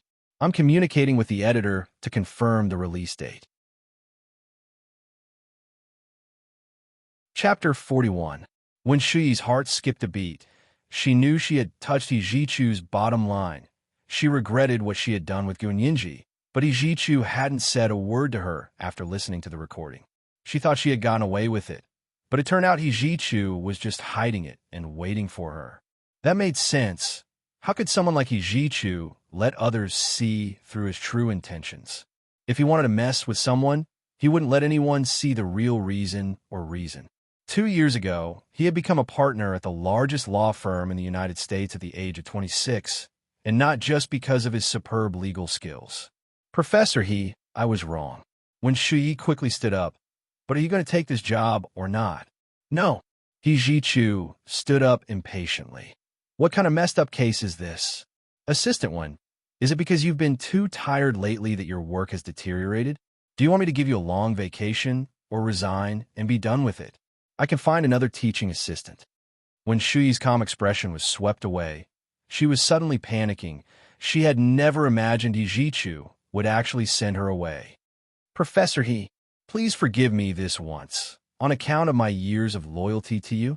Tears welled up in Wen Shuyi's eyes. She was on the verge of kneeling before Hijichu. Her previous gentle composure was gone. Her face was full of panic, her whole body trembling, her plump lips trembling. Hijichu looked at her quietly for a while, then reached out and brushed his cool fingertips over her face, wiping away a few tears. His voice was clear and slow. "Okay, but there won't be a next time." With that, he turned to leave. When Shuyi sighed deeply, her legs were so weak she could barely stand. She quickly braced herself against the corner of the desk. She reached out to touch the spot on her face where Hijichu had wiped away her tears, warning herself not to make any more mistakes. She knew better than anyone else how cold-blooded Hijichu was. Gunyinji happily walked out of the Faculty of Law building and rushed to Mei Xiaowen, who was waiting for her under the car shed nearby. She showed him the acceptance email she had received on her phone. "Professor, he has accepted me." On the spot, Mei Xiaowen laughed and looked at the email on her phone. Eh, it really is an acceptance letter from the B University Faculty of Law Graduate School of Law. Congratulations, Ninji. Mei Xiaowen took the opportunity to hold Gunyinji's hand, then wrapped his arm around her shoulder and pulled her into the car. Although Gunyinji was a bit uncomfortable, Mei Xiaowen let go of her as soon as they were in the car. He had a good sense of propriety, but when he reached over her to fasten her seatbelt, Gunyinji quickly pushed his hand away. I'll do it myself. Mei Xiaowen didn't insist. He started the car and drove to the dormitory area, smiling as he said, I just so happened to have booked a sumptuous hotel dinner today. We'll go out tonight to celebrate your success in the postgraduate entrance exam. Gunyinji smiled and nodded. Thank you, class rep. As she spoke, Gunyinji's phone rang. It was Yin Shixiao. He laughed heartily and congratulated Gunyinji over the phone. He also said, Huashao will be very happy to know. I've already passed the news to him. Thank you, Brother Xiao. Gunyinji smiled. As soon as she ended the call with Yin Shixiao, a text from Chun Lai came in. Congratulations, Ninji. When you get back, Brother Chun will take you to celebrate. Brother Chun will keep his word. I'll remember that. Gunyinji replied. Chun Lai immediately followed up with a text. Of course, when has Brother Chun ever gone back on his word? All right, are you going back to the apartment this weekend? Gunyinji sent a question mark. Because Hua Xiaoheng wasn't in C City, Gunyinji didn't want to go back to the apartment. Chun Lai texted, You still need to have a checkup every week for at least a month. Oh, got it. I'll go back this weekend.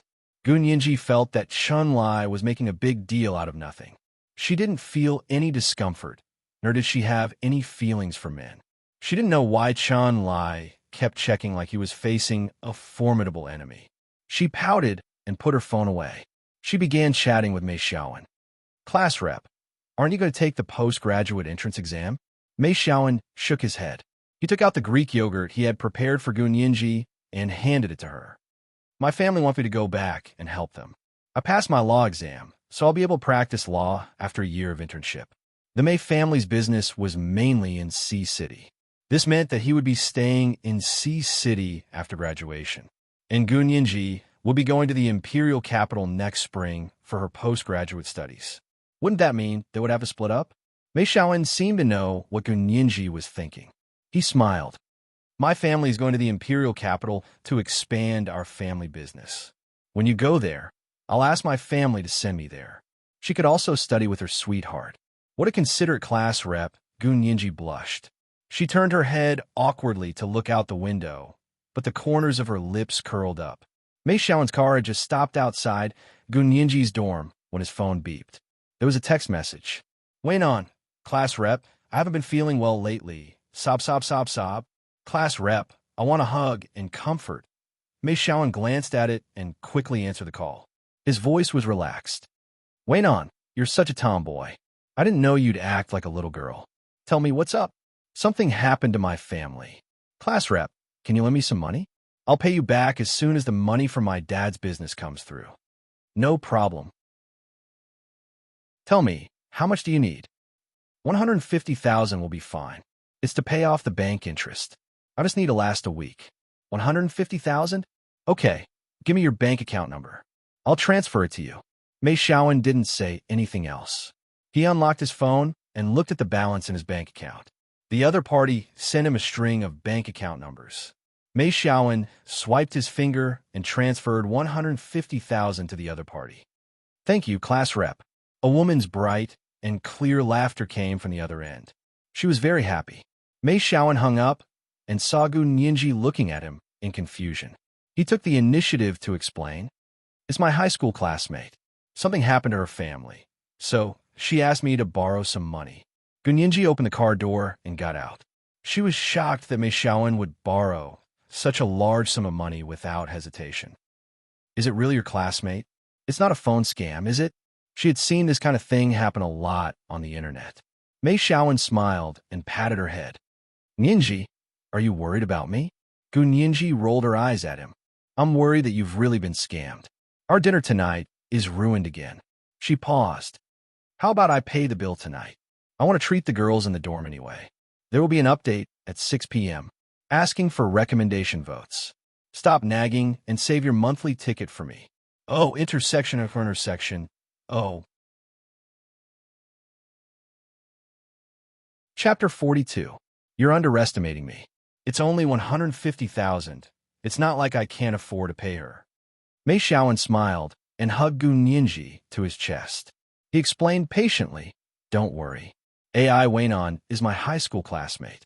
We know each other, and our families know each other. Who's worried about you?" Gu Nianji felt uncomfortable and tilted her head. The platinum lilac earrings on her exquisite, shell-like earlobes glowed in the sunlight, almost blinding Mei Xiaowen. Mei Xiaowen instinctively covered his eyes with his arm. She took the opportunity to push him away and quickly walked back to her dorm. Mei Xiaowen watched her enter the dorm with a smile before driving away. On the way, he received another call from AI Weinan.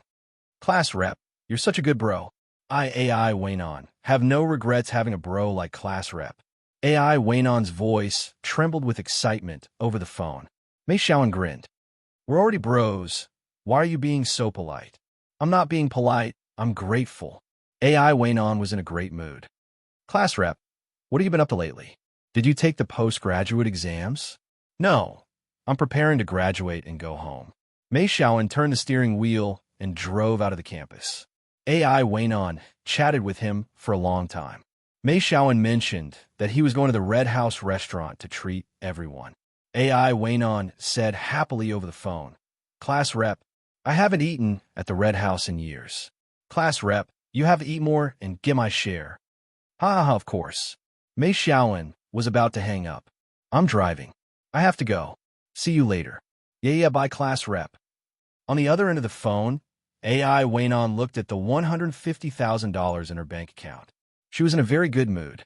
She looked at her phone and grinned from ear to ear. AI Wainon's roommate poked her shoulder and asked in confusion, "What's wrong?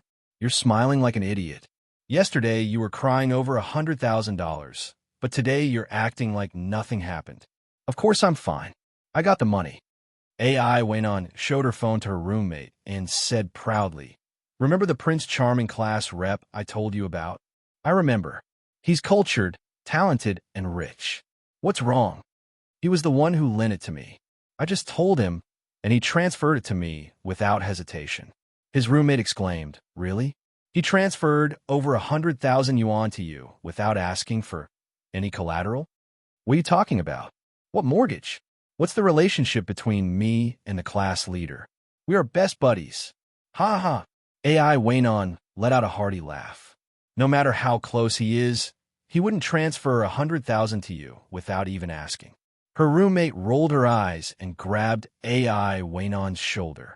Unless he's interested in you." "How is this possible?" AI Weinan jumped up, blushing. We're really just bros." Her roommate folded her arms and looked at her, smiling without saying a word. AI Weinan looked down at herself in the mirror. Her eyes were bright and her face glowed. She looked much better than usual. She couldn't help touching her face and murmured, "Really? Was it possible that the class leader liked her?" "It's absolutely true. Weinan, as someone who's been through it, I could say that there aren't many men in this world who can transfer over 100,000 yuan to you with a single word. You have to seize the opportunity. Good luck." Her roommate gave AI Weinan a thumbs up. AI Weinan smiled. "I think you're overthinking it." She put away the phone and slung on her little bag. "All right, I need to go home now that I got the money." "Isn't your home in C City?" They were attending university in Z City. It was a 3-hour drive from Z City to C City, but the high-speed rail took half an hour. It was very convenient and fast. "Yeah, I'm taking the high-speed rail back. I'll be back tomorrow. Cover for me, and sign me in for the public elective class in the afternoon." "No problem." In the evening, Mei Xiaowen drove a Lexus SUV to pick up Gu Nianji's roommates for dinner at the Red House restaurant. Gu Nianji sat in the front passenger seat, while Fang Wenxin, Chao Yinshan, and Wang Junya sat in the back. Mei Xiaowen also brought a roommate, Lei Qiangxing. Everyone called him Strongman because he was especially tall and strong. The 6 of them arrived in front of the Red House restaurant. Once inside, The hostess led them to the private room Mei Xiaoan had reserved. It was a very elegantly decorated European room, with a large crystal chandelier on the ceiling. An oil painting of a naked woman hung on the wall, as well as a dark blue Monet water lily. There were a few light gold velvet sofas against the wall, and a small coffee table with ashtrays, tissues, and a small succulent potted plant. The food's already been ordered. Italian for 6. Mei Xiaoan was obviously a regular here. He was very experienced in ordering food and seating. Everyone sat down at the round table, and Strongman began to compliment Green Tea Fong. Green Tea, your dress is so beautiful today. What brand is it? Green Tea Fong held a lady's cigarette between her fair fingers. She blew out a ring of smoke elegantly and glanced sideways at Strongman. Strongman, if you wipe off your drool, I'll tell you the brand. Am I drooling? Strongman quickly wiped his mouth with a tissue, but discovered that Green Tea Fong was only teasing him. He laughed nonchalantly and continued to fawn over her. Fong Wenxin, who was elegant and good at being a Green Tea Fong, had always been the goddess of most of the boys in the Faculty of Law.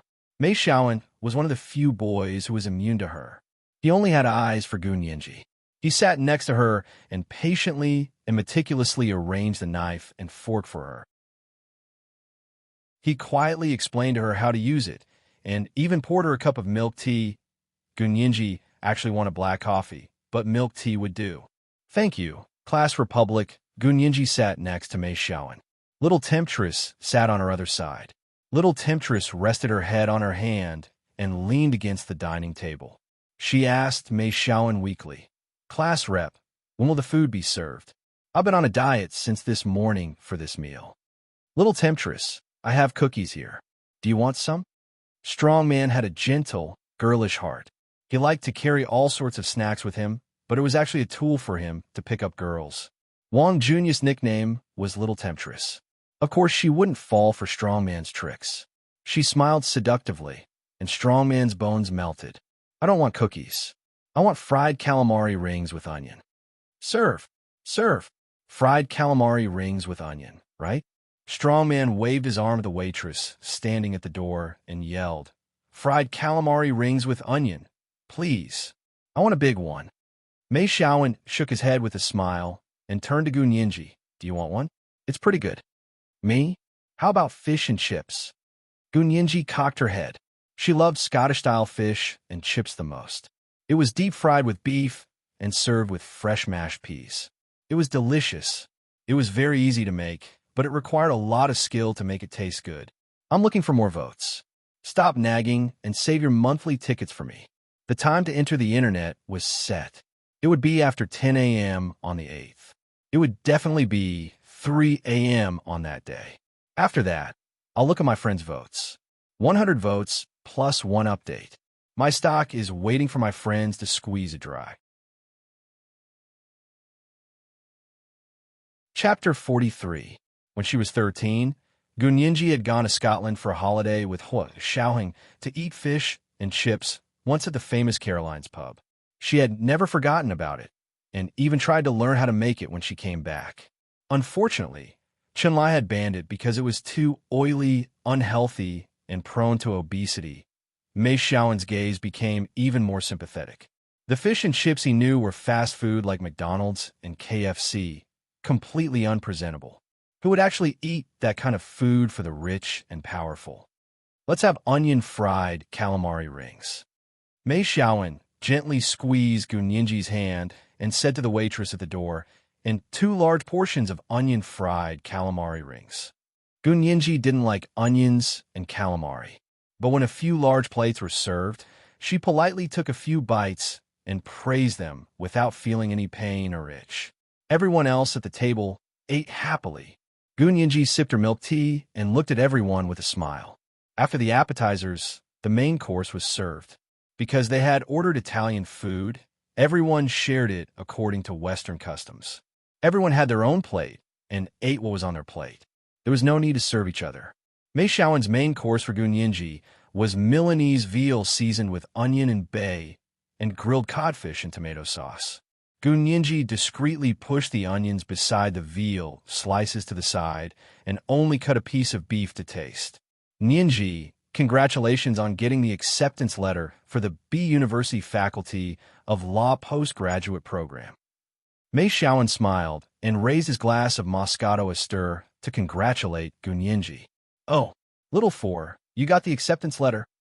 When did that happen? Little temptress exclaimed in surprise and also raised her glass. The Moscato Astur had an alcohol content of only 5% and tasted like carbonated drinks. Mei Xiaowen had to drive, so it was fine for him to drink it. This morning, Professor, he sent me the acceptance letter right after the interview, but it was an email. The official letter said it would arrive in 3 days. Gunyinji also raised her glass and said cheerfully. She was extremely happy. Becoming a postgraduate student under Professor He Jichu at the B University Faculty of Law was one of her wishes. Well done. Green Tea Fong raised her glass as well and smiled gracefully. You missed the interview because you were sick. That Feng Ishi from the dorm next door disgusted me. Thank God she's okay. Otherwise, my only regret in my university life would be Feng Ishi getting into B University's Faculty of Law as a graduate student. She was worried that her roommates would be unhappy with her if they found out that she had secretly gone to the interview without telling them. However, the other 3 people in the dormitory did not care at all. They all smiled and congratulated her. It seemed like she was thinking too much. The corners of Gunyinji's lips curled up like a water chestnut. She raised her hand and clinked glasses with everyone. Everyone drained their cups in one go, and the atmosphere immediately became lively. Mei Xiaowen thoughtfully poured her another glass of Moscato, a stir white wine. It was just enough to cover the bottom of the glass. The atmosphere of the Red House restaurant suddenly became high-end, and everyone spoke softly to each other. The sudden ringing of a cell phone was particularly abrupt. Mei Xiaowen frowned and looked at his phone. It was AI Weinon. He didn't want to answer, so he hung up. However, AI Weinon quickly sent him a text. Class rep, I'll be waiting for you at the entrance of the Red House restaurant. Mei Xiaowen was speechless. He put his phone away and stood up to say to Gunyinji, I have to go out for a while. Eat slowly and wait for me to come back. He patted Strongman's shoulder. Take good care of them for me. I'll be right back. After Mei Xiaowen left, Little Temptress, who was sitting next to Gunyinji, took a sip of wine and asked her, Where did class rep go? I think something happened. Someone called him. Gunyinji didn't know what it was, so she casually changed the subject. Little Temptress, you're going back to the capital after graduation? Yeah, my family is rushing me. Little Temptress had chicken parmesan and lettuce, bell pepper, and octopus salad in front of her. She used a fork to mix the finely sliced cheese and tomato sauce and spread it on the chicken breast. She cut off a small piece and ate it slowly. The cheese had a rich flavor, and the tomato sauce was fresh and fragrant. The flavors were strong when mixed together. It was a good accompaniment to a sip of white wine. Green Tea Fong ate a few mouthfuls of the squid spaghetti and stopped eating. She held her glass of sweet white wine and stared at the door, lost in thought. She waited until Mei Xiaowen came in with a good-looking, moderately built girl. She smiled and coughed lightly. Her tone was very intriguing. Class rep, you went out to meet some pretty girls? Mei Xiaowen pulled out a chair for AI Weinon to sit. He introduced her to the other students in the private room. This is my high school classmate, AI Weinon. She's studying law at Z University. He then introduced his college classmates to AI Weinon. These are my classmates, Strongman. You know them. This is our female classmates, Fong Wenxin, Chao Yunshan, Wang Junya, and Gunyinji. Mei Xiaowen deliberated for a moment and decided not to mention their nicknames. He only said their names. AI Weinon poured herself a glass of wine generously and said, I'm late. I'll drink 3 glasses as punishment. You guys help yourselves. Xiaowen is a hospitable person, so don't be shy. Eat whatever you want. She downed her glass in one gulp, then downed 2 more in a row. She looked like the hostess of the house. Gunyinji's roommates were all shrewd people. How could they not see that this girl was trying to assert her sovereignty? Green Tea Fong chuckled. How dare this AI Weinan show off in front of an expert? She, Green Tea Fong, had stopped doing this after she graduated from elementary school. She twirled her wine glass in her hand and said slowly, "What do you mean by drinking 3 glasses of wine as punishment? Shouldn't you usually drink white wine?" Little Temptress immediately chimed in. "Yes, if classmate AI is sincere, you should drink 3 glasses of white wine as punishment." Interesting. But did the class monitor invite you in advance? Lady Chow smiled gracefully and also raised her wine cup. AI Weinan was taken aback. She shook her head. "Class rep didn't know I was coming to Sea City today. Why would he invite me?" Lady Chow slammed her glass down on the table. Her voice was soft and gentle. "Then why are you punishing yourself? You make it sound like we're all waiting for you. Your face is as big as this goblet." AI Weinon's face flushed red. She looked at Mei Xiaowen and bit her lip. "Class rep." Mei Xiaowen smiled and tried to smooth things over. The 3 of them just like to joke around. They have sharp tongues but soft hearts. They're just joking with you. I'll have an extra update at 6 p.m. Looking for recommendation tickets. Save the monthly tickets for me until the 8th. We'll go on sale after 10 a.m. on the 8th. It'll be 3 updates on that day. I'll get 100 monthly tickets plus 1 update. I'll add as many monthly tickets as you have. I'll never go back on my word. Oh, intersection. Oh. Chapter 44. Yes, we really like to joke around. Little Temptress smirked and lowered her head to eat her food. Green Tea Fong and Lady Chow looked at each other, then at Gun Yinji sitting across from them. Gun Yinji, on the other hand, didn't have much of a reaction. She continued to smile at them and even winked at them. Green Tea Fong couldn't help sighing and muttered to Lady Chow, "I feel like the 3 of us were eunuchs." Eunuchs? What eunuchs? Strawman asked as he attentively handed AI Weinan a knife, fork, and plate. "What else?" "The Emperor isn't worried, but the eunuchs are." Little Temptress glared at Gun Yinji, her knife and fork rattling against the gold-plated bone china butterfly plate. She was supposed to be the star of the show tonight. How could she let a woman who came out of nowhere steal the limelight? Gun Yinji was indeed unhappy, but she and Mei Xiaowen hadn't made up their minds yet. Why did she have to stop other girls from being nice to Mei Xiaowen? Mei Xiaowen heard it too and smiled at Gun Yinji. He said affectionately, "Today is Ninji's admission to the B University Faculty of Law. We're celebrating with her." "Class rep, you're the one celebrating with Ninji. We're just accompanying her." Lady Chow valued her status above all else. Her catchphrase was, "If you don't have a proper name, then your words won't be justified." "Exactly, class rep. You said in front of all of us yesterday that you wanted to pursue Ninji. Why aren't you bringing it up now that your spare tire is here?" Little Temptress was an expert at using her looks to bully others. She was always blunt with her words. "Wang Junya." Mei Xiaowen raised his eyebrows and called out Little Temptress's name to show that he was angry. "There are outsiders here. Can't you save me some face? Ninji hasn't even agreed to let me pursue her yet. What if you scare her away by saying that?" Gun Yinji's 3 roommates finally calmed down after he put AI Weinan in the outsiders category.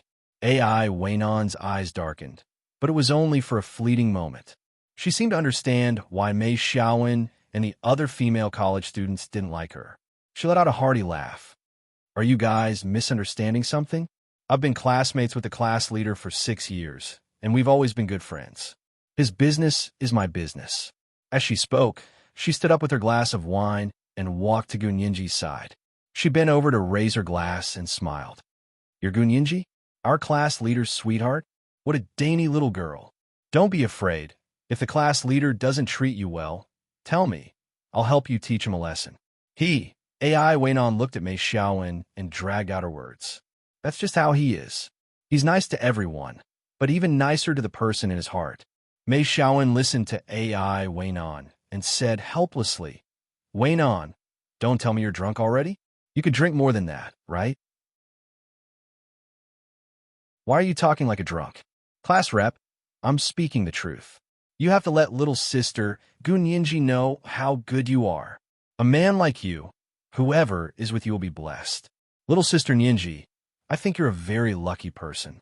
As for me, don't mind me. Just don't treat me like a woman. I'm a real, manly woman. There's a fundamental difference between a manly woman and a manly B*TCH. Green Tea Fong snorted disdainfully and subtly slapped AI Waynon in the face. AI Waynon suppressed her anger and pretended not to hear. She put down her glass and straightened up to say to Mei Xiaowen, "Class rep, I'm here today to thank you for the $150,000 you lent me. I'm returning to Sea City to deliver the money to my family. They're in urgent need of it. You guys take your time. I'm leaving." Mei Xiaowen stood up as well. "I'll walk you out. It's getting late. It's not convenient for a girl like you." "Class rep, I'm a manly woman, not a girl. Why would it be inconvenient?" Green Tea Fong gracefully wiped the corners of her mouth with a napkin, but her eyes were cold. "Personally delivering the money? Who doesn't know how to use online bank transfers these days? Do you want me to teach you? Or Alipay is fine, or WeChat transfer is fine. You don't have to come all the way back to deliver the money." Her words exposed AI Waynon's excuse. AI Waynon smiled awkwardly. Mei Xiaowen slowly sat down again and looked up at AI Waynon apologetically. "Then give me a call when you get home." AI Waynon waved magnanimously. "You guys eat, I'm going back now." After AI Waynon left, the atmosphere was no longer the same as before. Even Strongman, who loved fawning in front of his goddess, couldn't lift his spirits. A nice dinner party had ended on a sour note. Mei Xiaowen drove Gun Yinji's 4 roommates to their dorm. He had wanted to stop Gun Yinji for a private chat, but his phone rang again. He took it out and saw it was AI Waynon. He quickly picked up and asked, "Waynon, you're home, right? Is everything okay at home?" Gun Yinji turned to look at him, but didn't wait any longer. She went back to her dorm with her roommates. When she got back, Little Temptress scolded AI Waynon. "Everyone knows what Sima Zhao is up to." Green Tea Fong put her arm around Gun Yinji's shoulders and comforted her. "Don't take it to heart. Men are all like that. I've been in the business for so many years, they can't hide anything from me." Gun Yinji giggled. She put her arm around Green Tea Fong's and leaned her head on her shoulder. "I'm so happy that I'm your good friend. You have to keep up the good habit of not eating the grass near your burrow. Otherwise, when you, Green Tea Fong, make a move, no man can escape from your palm. Gun Yinji, you're rebelling. How dare you make fun of me, Green Tea Fong? Take this." Green Tea Fong slapped Gun Yinji's perky butt as she spoke. The soft sensation made Green Tea Fong's entire arm go numb. Gun Yinji giggled and pounced on Green Tea Fong to pinch her cheek. "Green Tea Fong, I wonder which guy can get intimate with you? Look at your skin, it's so soft. I can squeeze water out of it." "Really? Really?" Little Temptress and Lady Chow also joined in the pinching of Green Tea Fong. The room was filled with laughter, immediately dispelling the discomfort of being interrupted by AI Waynon. Mei Xiaowen hung up the phone and realized that Gun Yinji had already gone upstairs. Strongman slumped in the back seat and said weakly, "Class rep, do you really like Gun Yinji?" Mei Xiaowen nodded. "Why would I pursue her if I didn't really like her? She has nothing but herself." Strongman looked silently in the direction of Gun Yinji's dorm room. "That's true. Good luck, class rep. Gun Yinji doesn't have a family to help her, but she's so smart. She'll definitely have a bright future. You look so carefree, but you know exactly what's going on." Mei Xiaowen shook his head with a smile and shooed Strongman out of the car. "You go back first. I still need to talk to Yinji." Looking for more recommendation votes. Save the monthly tickets for me until the 8th. They'll go on sale after 10 a.m. on the 8th. Countdown to release. Chapter 45. Class rep prioritizes hoes over friends. You only care about the opposite sex. Strongman yelled exaggeratedly as he got out of the car. He hiccuped and staggered back to his dorm. Mei Xiaowen leaned against the car and stood in the shadow of the streetlight. He couldn't help smiling as he called Gun Yinji. Ever since he graduated from high school, he had not tasted this sweet feeling in his heart. This time, he wouldn't let go. He would regret missing out on her. Mei Xiaowen dialed, but Gu Nianji hung up. He stared at the phone screen in a daze for a while, then looked up at Gu Nianji's dorm room. The lights were still on. She wasn't asleep, but she wasn't picking up. Did the little girl have a temper too? Mei Xiaowen smiled faintly and stopped calling. He took out a cigarette and lit it.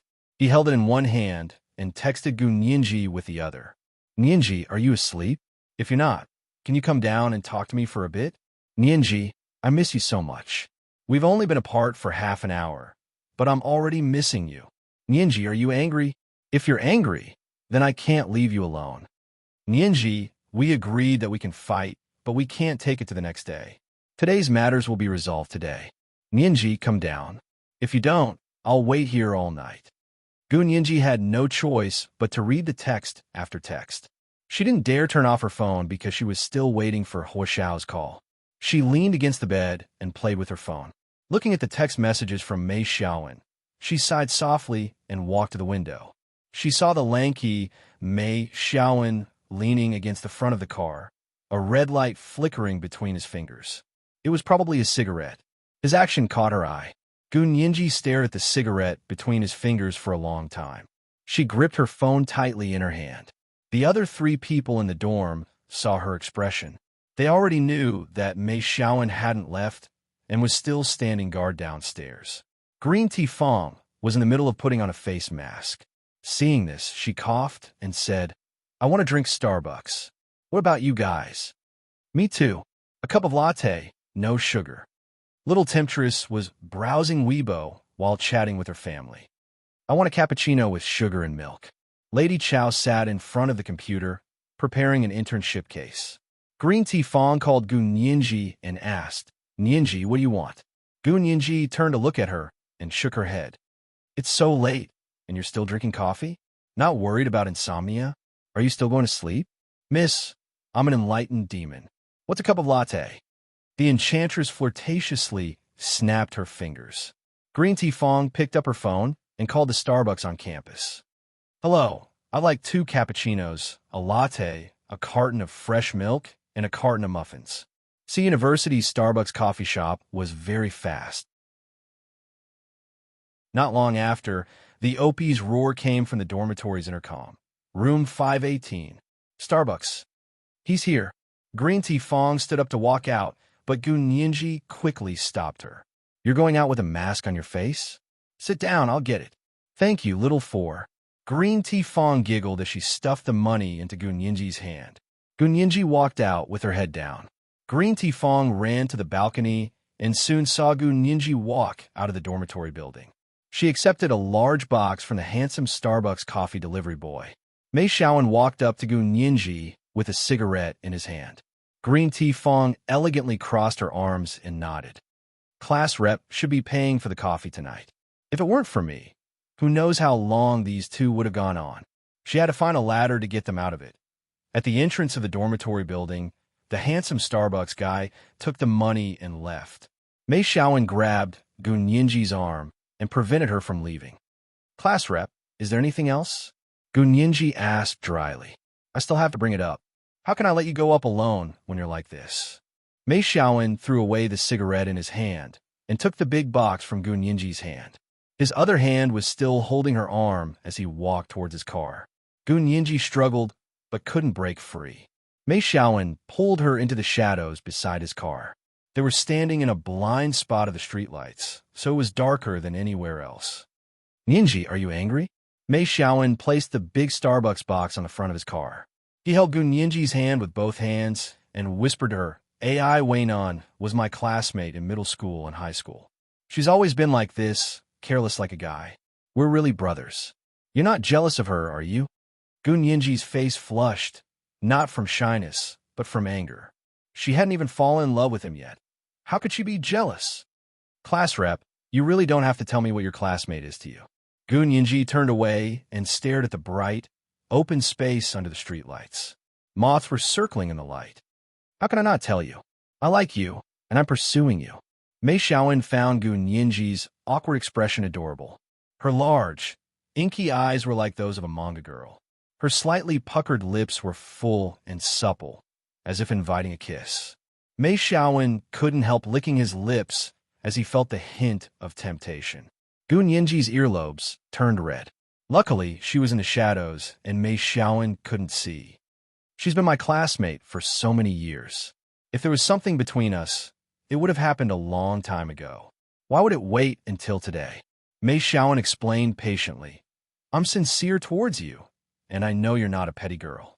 Also, you're smarter and prettier than her. I'm not blind. Why would I give you up for her? Even if you don't have confidence in yourself, you should have confidence in me. If I wasn't as smart or prettier than her, would you not like me? Gun Yinji quickly glanced at Mei Xiaowen, then quickly looked away. Yinji, you're a law student. Why would you lower yourself to the level of those ignorant women? The fact that I like you proves that you're better than other girls.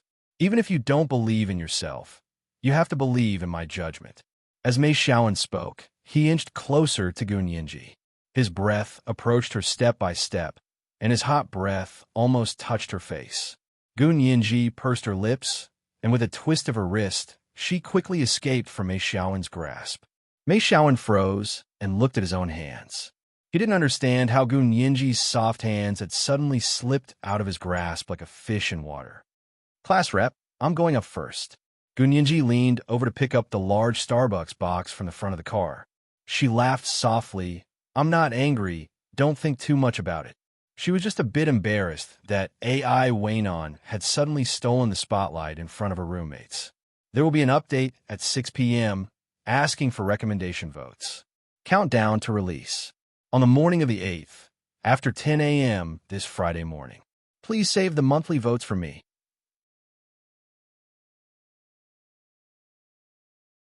Chapter 46. You're really not angry anymore? Mei Xiaowen stared into her eyes, as if trying to figure out if she was speaking from the bottom of her heart, or if she was just playing hard to get.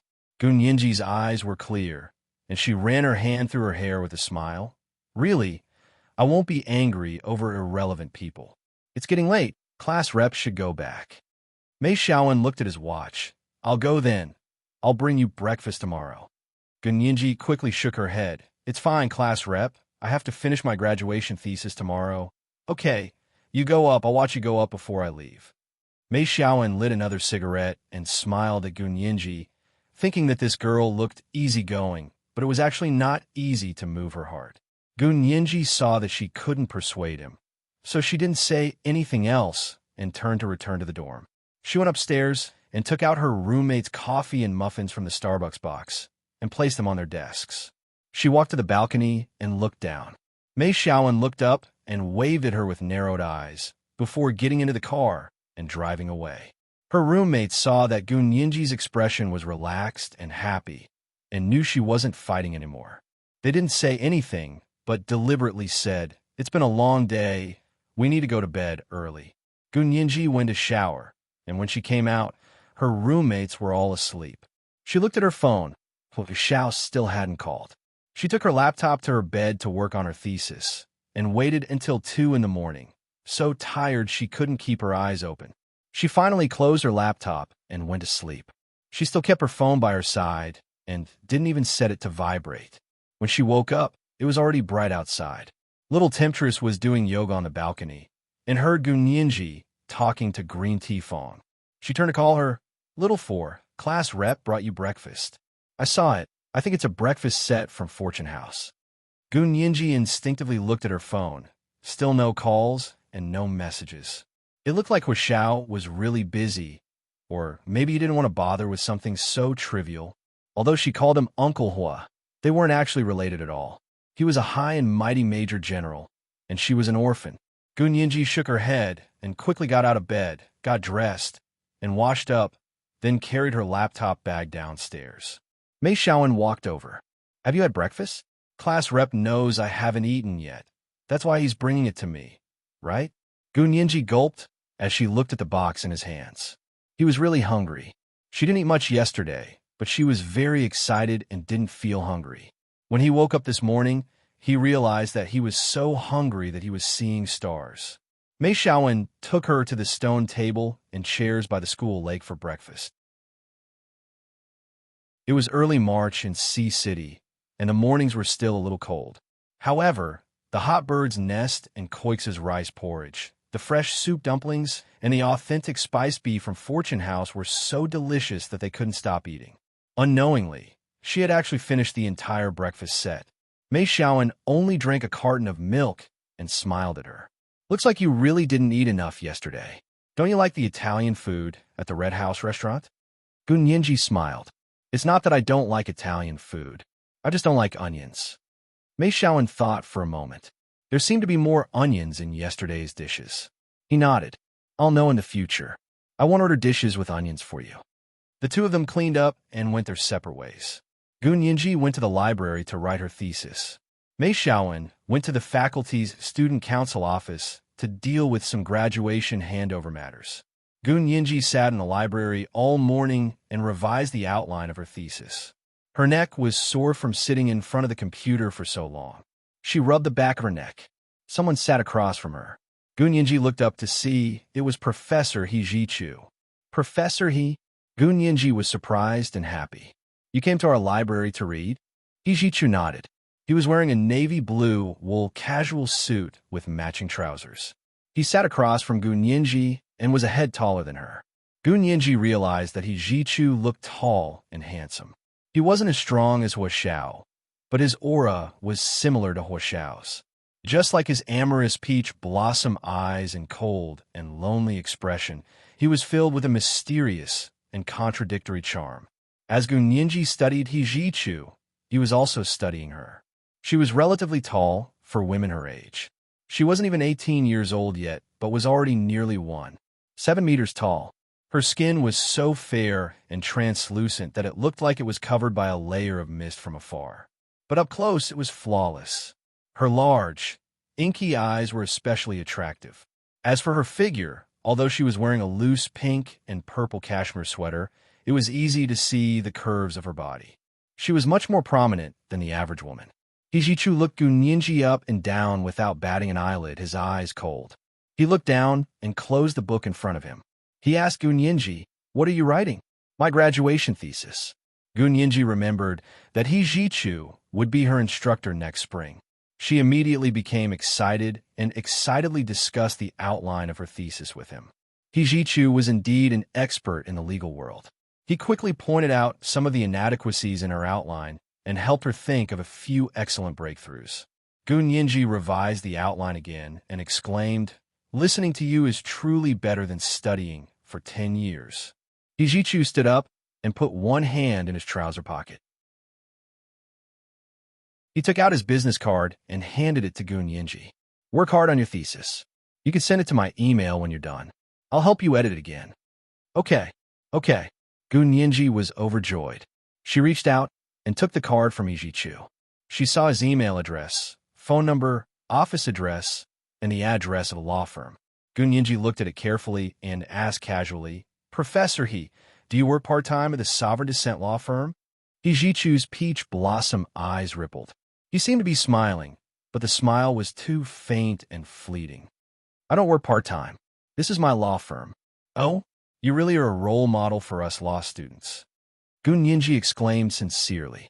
When would she ever be able to become a partner or own her own law firm? He Jichu seemed to read her mind. He said dryly, "As long as you can prove your abilities, becoming a partner won't be difficult. Then I'll accept your kind words." Gun Yinji fawned over He Jichu with a flattering expression. He would be her instructor and boss for the next 3 years. She would only be able to live a comfortable life if she sucked up to him. As soon as He Jichu left, Gun Yinji's phone rang. She quickly took it and saw it was Mei Xiaowen calling. She reached out and lightly swiped the screen. "Class rep, what's up?" "It's noon.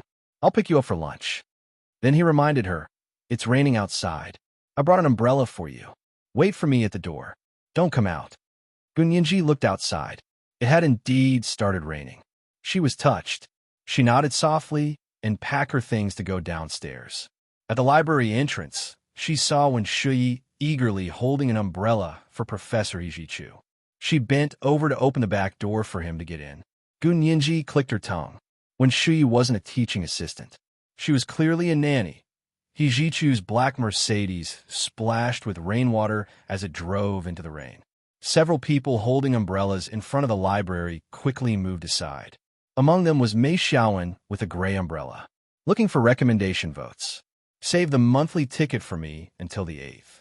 On the morning of the 8th, which is this Friday, it will be on the shelves after 10 a.m. The countdown to the shelves began.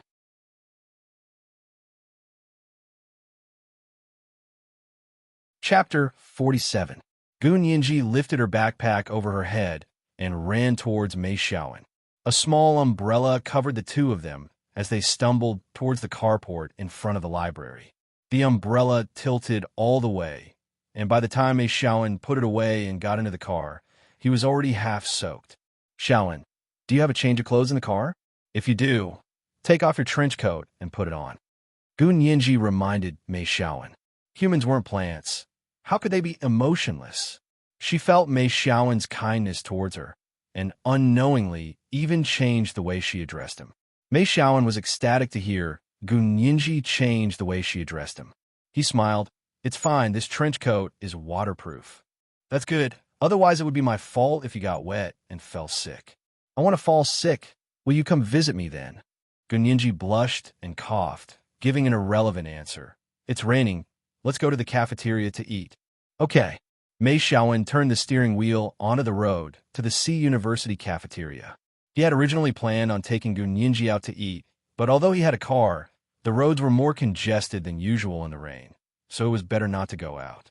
They went to the cafeteria and saw many couples feeding each other and kissing from time to time.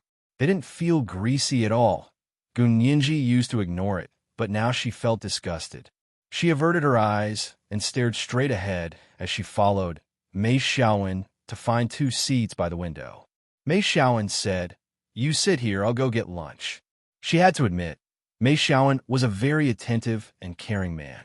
Gun Yinji had a great time eating with him, even more so than the 10,000 renminbi Italian food from last night. After lunch, Mei Xiaowen drove her to the library and sat by her side for the rest of the afternoon. The two of them researched and wrote their own theses and would smile at each other when they were tired. They had unknowingly gotten closer to each other. Over the course of the week, Mei Xiaowen brought breakfast every morning and ate lunch and dinner with Gun Yinji. No matter how busy he was, he would call her 3 times a day at mealtime to tell her what he was doing, ask her if she was tired, and if she wanted to go out on the weekends.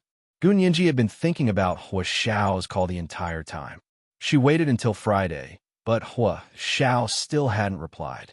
She didn't want to keep pestering Chen Lai, and she was even more embarrassed to ask Yin Shixiang and Zhao Yangzi. She put it off until Friday afternoon. After her last class, she apologized to Mei Xiaowen, who had been eagerly waiting for her. "Xiaowen, I have to go back this weekend. I won't be able to keep you company." What is it? Do you want me to go with you?"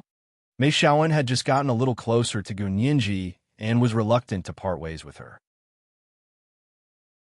Although he was about to graduate and his graduation thesis was almost done, he still had chores to deal with in the faculty and the school's student council.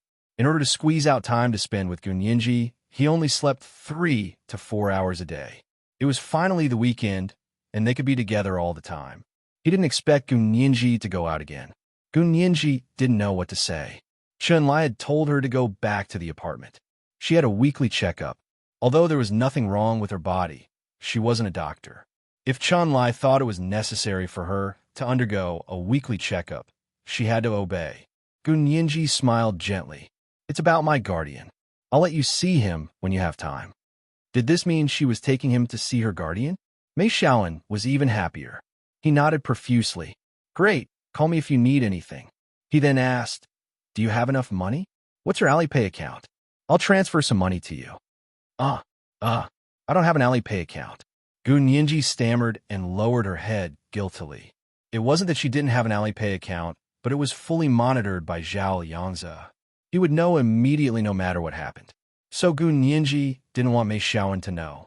What if he found out and transferred some money to Hua Xiao? She didn't know what he would think. However, Mei Xiaowen felt even more pity for her when he heard this. She didn't even have an Alipay account. How was she a guardian? That was so embarrassing. Mei Xiaowen silently swiped on his phone for a long time before using his bank card to open a new Alipay account for her. He sent the account number and password to her phone and said, I might not be in the city during the weekend, so you can use this account number. I won't panic if something happens. Gun Yinji was speechless. She returned to the dorm with her phone in hand. When she was about to pack up and return to her apartment in Fengya Precinct, Green Tea Fong could see that she was in a daze. She put her arm around her shoulder and asked, What's wrong? Is something on your mind? Gun Yinji glanced at Green Tea Fong. She knew that she was very knowledgeable about relationships. She took out her phone and showed it to her. It's like this. Mei Xiaowen opened an Alipay account for me. I don't know what to do with it. Green Tea Fong leaned over to take a look and laughed. She patted her back. Not bad. Our class rep is really like a domineering CEO. He throws an Alipay account at you at the drop of a hat. Little sis, keep it. Remember to buy something for your sisters as a souvenir. Gun Yinji didn't know whether to laugh or cry. She shook her head. I won't use it anyway. If you want to use it, just let Mei Xiaowen know. I don't have the right to use it. Look at you. Green Tea Fong poked her on the forehead. She turned around and put on her backpack. I'm going now. See you next week. Everyone else in the dorm left. Gun Yinji was the last to leave. She hailed a cab and drove around the city. It was almost dark when she returned to her duplex apartment on the 28th floor of Fengya Precinct's Block C. Chun Lai was already waiting in the apartment. He waved at her as soon as he saw her enter. What took you so long? Come on, I'll test it for you. Gun Yinji was surprised. Brother Chun, why are you here on a Friday? I thought it was going to be tomorrow. Chun Lai had spent the past week in a state of nervousness and excitement. He had used the data Hua Xiaoheng had given him to recreate the virus's manufacturing process. However, he couldn't guarantee that the effects were exactly the same. After all, he couldn't be like Oda Masao and use live women from the Empire as an experiment. When he compared the two sets of data, he discovered an interesting phenomenon. Gun Yinji's blood sample seemed to have an inhibitory effect on the virus. If his guess was correct, Gun Yinji had used her own immunity to defeat the virus. In other words, if she was fine for the next month, she would have already developed antibodies. This was a milestone in the field of synthetic viral weapons. It was natural for the human body to develop antibodies to natural viruses. However, synthetic viral weapons, especially ones like H3Ob7 that were completely targeted at a specific type of human body, were basically impossible for the target human body to develop antibodies. If the target human body was able to develop antibodies, then it meant that the synthetic viral weapon had failed. Oda Masao's synthetic viral weapon had already reached the final stages of completion. In other words, it had already been proven that the human body could not produce antibodies on its own. But the antibodies produced in Gun Yinji's blood that could suppress the virus really did seem like antibodies. There will be an additional update at 6 o'clock p.m. Seeking recommendation votes. Countdown to release. Release after 10 o'clock a.m. tomorrow. Please save your monthly votes for me. It's such a waste not to release it at the beginning of the month.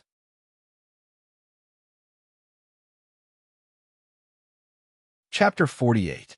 Come here, my equipment is ready. I'll be staying here this weekend.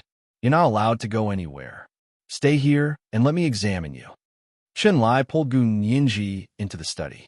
His equipment was in Hua Xiaoheng's study. Gun Yinji stumbled and couldn't help laughing. Brother Chun, you have to at least let me put my things down and wash my face before you take the test, right? Also, I haven't had dinner. I'm hungry. What dinner? It's okay to go hungry. I'll just treat it as losing weight. Chun Lai didn't listen to her at all. He took off her backpack and took her hand to sit on the examination chair. A series of equipment was quickly placed on Gun Yinji's head, arms, and heart. Gun Yinji knew of Chun Lai's obsession with medicine, but never imagined that one day she would become his test subject. She had no choice but to lean back on the tall examination chair and close her eyes to allow Chun Lai to examine her. After a series of equipment was set up, Chun Lai began to draw her blood again. Gun Yinji opened her eyes and stared at her arms. She suddenly asked, Brother Chun, why are there so many needle marks on my arms? The needle marks weren't actually very obvious. After a week, some of them had long since disappeared. However, Gunyinji's vision was surprisingly good. She could see even the smallest needle marks. She had been extremely busy this week at school. Even when she showered, she was in a hurry. She hadn't taken a good look at her body, so she only realized now. Chunlai's expression didn't change. Yes, I drew your blood the week you fainted. Gunyinji was speechless. She stared at Chunlai and closed her eyes to rest. But Chunlai's words kept echoing in her ears. She thought about how she had fainted for a week because of an aphrodisiac. If she was really fine, why would Chunlai draw so much blood for her? Also, why did she still have to be examined once a week when she was clearly fine? Was it really just an aphrodisiac? Gunyinji was a very cautious person. These thoughts spun around in her mind and immediately pointed to a bigger problem. She opened her eyes and looked at Chunlai, who was busy with the equipment. She suddenly asked, "Am I poisoned?" Her question was very sudden. Under such circumstances, most people would definitely blurt out their true thoughts. However, Chunlai was no ordinary person. He was a military doctor of the Imperial Army with the rank of senior colonel. He was much more vigilant than the average person and had received a lot of specialized training. Therefore, Gunyinji's plan did not succeed. Chunlai shook his head calmly. "Of course you weren't poisoned. You were just drugged with a strong aphrodisiac. Its effects are much stronger than normal aphrodisiacs. In order to concoct the antidote for you, I even took out my trump card." Really? Gunyinji's eyes widened. Her eyes were large to begin with, and they were dark and bright. When she looked at people, there was a childlike innocence and trust in them. Chunlai buried his head in his hands and only looked at the data on his instrument. He didn't look at Gunyinji's eyes. He was worried that he would accidentally reveal the truth when he looked into those eyes that could speak. The consequences were too severe. He didn't want to be beaten up and spend the rest of his life doing experiments in prison. Of course it's true. That's why you have to repay me by letting me do follow-up observations and perfect the data system for my antidote. Chunlai pushed up his glasses, which were about to slide down the bridge of his nose, and resumed his serious demeanor. Gunyinji finally believed Chunlai's words and breathed a sigh of relief. She lay back on the examination chair and said lazily, "You should have told me earlier. You knew I was a coward, and you still tried to scare me. What do you think it is? I thought I was poisoned. The poison is still lingering in my system," Gunyinji mumbled with a smile. She leaned against the examination chair and slowly fell asleep. It's better that she's asleep. Chunlai even injected her with drugs to make her fall into a deep sleep so that he could continue to observe her body's various functions. For the past 2 days, Gunyinji had been drifting in and out of sleep. Chunlai also called Yi Zieten over to help take care of Gunyinji. Because Yi Zieten was a female doctor, it was more convenient for a female doctor to handle some things. Over the weekend, Mei Xiaowen called Gunyinji countless times, but Gunyinji didn't return a single call, not even a text. He was going crazy with anxiety. They even went to Fengya Precinct, where Gunyinji was helping people look at houses. But this time, he wasn't even able to enter the precinct. The last time he was able to enter, Chunlai had agreed to let him in. This time, Chunlai wanted to observe Gunyinji's vital signs without interference. Of course, he didn't want him to come in and cause trouble. Gunyinji was fully awake on Sunday night. She sat up in bed and looked at Yi Zieten packing her things. She asked in surprise, "When did Dr. Yi get here?" Yi Zieten turned around and smiled. "You're awake? Are you hungry?" Chunlai ordered takeout. "Want to eat together?" As soon as she heard there was food, Gunyinji immediately threw off the blankets and climbed out of bed. Where? I'm so hungry I can eat a cow right now." "There's no cow, but there's braised pork. Do you want to eat it?" Chunlai poked his head in to take a look and expressed his approval of Gunyinji's lively spirit. He smiled as he stroked the stubble that had just grown on his chin. "It's a nutritious meal from the base cafeteria. You can't eat it outside." Gunyinji saw Chunlai and pounced on him to grab his arm. She cocked her head and smiled at him. "Brother Chun, the base cafeteria has braised pork? Don't try to fool me. My brain isn't broken." "Hee, you little brat. You're getting more and more mischievous." Chunlai took advantage of his seniority in front of Gunyinji. I still remember the first time I saw you. You were like a little animal, scratching everyone you saw. I still have your fingernail marks on the back of my hand. Gu Nianji covered her mouth and laughed. Did I do it? I don't remember. As the two of them joked, Yi Zieten had already set the bowls, chopsticks, and food. She called them over to eat. Gu Nianji ate until she couldn't take it anymore. She put down her chopsticks. It was getting late, and Yi Zieten was going back to the base. Chun Lai was worried about her going back alone, so he discussed with Gu Nianji. Nianji, Dr. Yi and I are going back to the base. Is it okay for you to stay here alone? He knew that Gu Nianji rarely stayed here alone. Most of the time, she stayed with Hua Xiaoheng, but it wasn't like no one stayed here. Chun Lai had left early last week, and Gu Nianji stayed the night alone. She returned to school early the next morning. Gu Nianji wanted to learn to live independently as soon as possible. Therefore, she didn't ask Chun Lai to stay.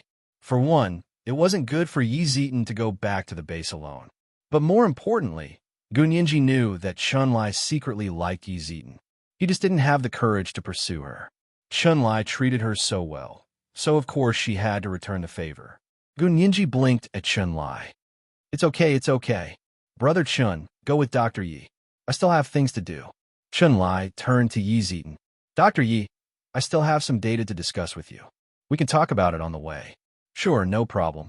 I also have some questions to ask you. Yi Zieten nodded quickly and got up to get her laptop bag, looking for more recommendation votes. Enter V after 10 in the morning tomorrow. It will definitely be 3 in the morning tomorrow. After that, I'll look at my friends' monthly votes. 100 monthly votes plus 1 update. My stockpile is waiting for my friends to squeeze it dry. I'm actually very nervous. I don't know how many friends are subscribing and voting. If you like this book, please support the original subscription. Thank you.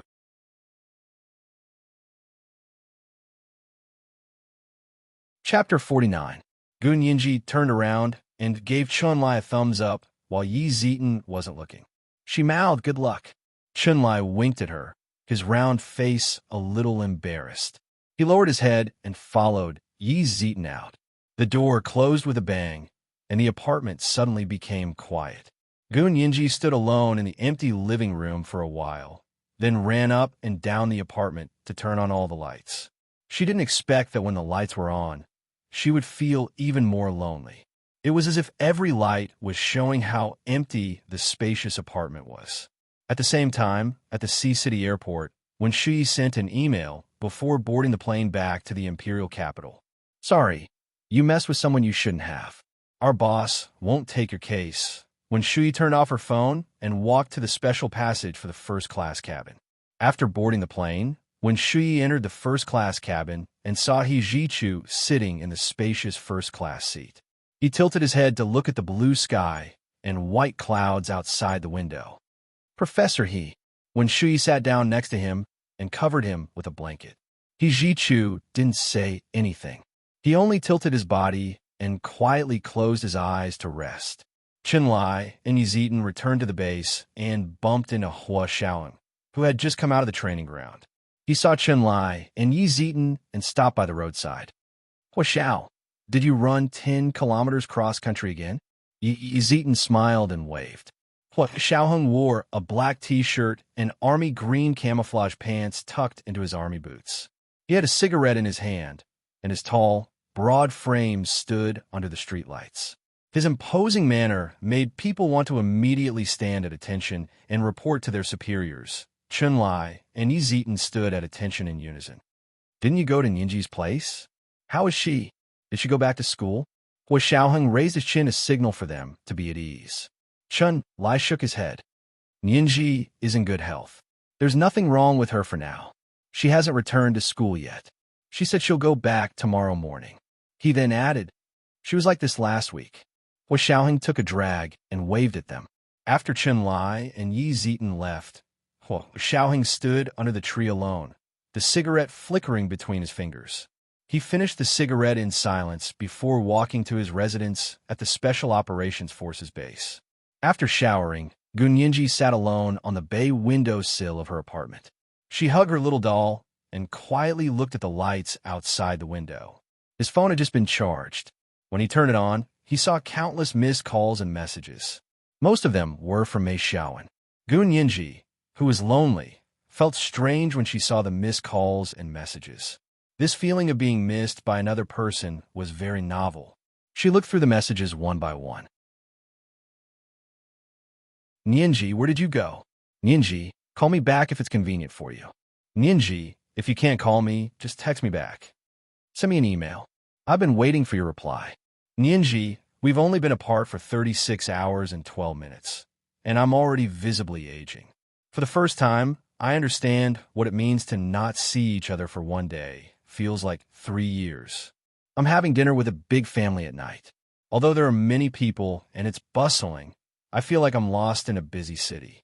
Those hustle and bustle don't belong to me. I just want to be with you until the end of time. Miss you, miss you, miss you. There was nothing else in the last message. It was all her name. Gun Yinji, Gun Yinji, Gun Yinji. She didn't know how many times he wrote it. Resting her chin on the head of the doll in her arms, Gun Yinji thought to herself that Mei Xiaoan, a rich second-generation heir, was also a hipster. Even his text messages were brilliant. Her fingers rubbed the phone for a long time before she finally made a call. Yinji, you're back. The phone only rang once before Mei Xiaoan picked up. It was obvious he'd been waiting for her call. Gun Yinji was a bit touched. She hummed quietly and said softly, "Someone from my family came to take me to the mountains as a guest. The signal there isn't good." Mei Xiaoan sighed deeply and said as he drove, "I'm on my way back to school now. Do you want me to pick you up and we can go back together?" There was an obvious smile in his voice. His gloomy mood over the weekend had been lifted by Gun Yinji's phone call. Mei Xiaoan's suggestion was too tempting. Gun Yinji found she couldn't refuse. She really didn't want to stay here alone for a night. In the past, Hua Xiaoheng had occasional weekends when he had urgent business matters and couldn't be with her. However, she didn't feel lonely at that time. She subconsciously believed that regardless of whether he was there or not, he would eventually come back. But in the past week, she had a feeling that Hua Xiaoheng was getting further and further away from her. Gun Yinji only hesitated for 10 seconds before saying decisively, "Then is it convenient for you to pick me up?" She didn't want to be alone here. It was better to go back to the noisy dormitory to get a good night's sleep. Mei Xiaoan was overjoyed. He quickly turned the steering wheel and drove towards the Funya precinct where Gun Yinji lived. He said, "I'll be there in about 20 minutes, so it should be around 10. Gun Yinji jumped off the bay window and smiled. "I'll wait for you at the entrance." She went to the bathroom for a 10-minute shower and packed her things.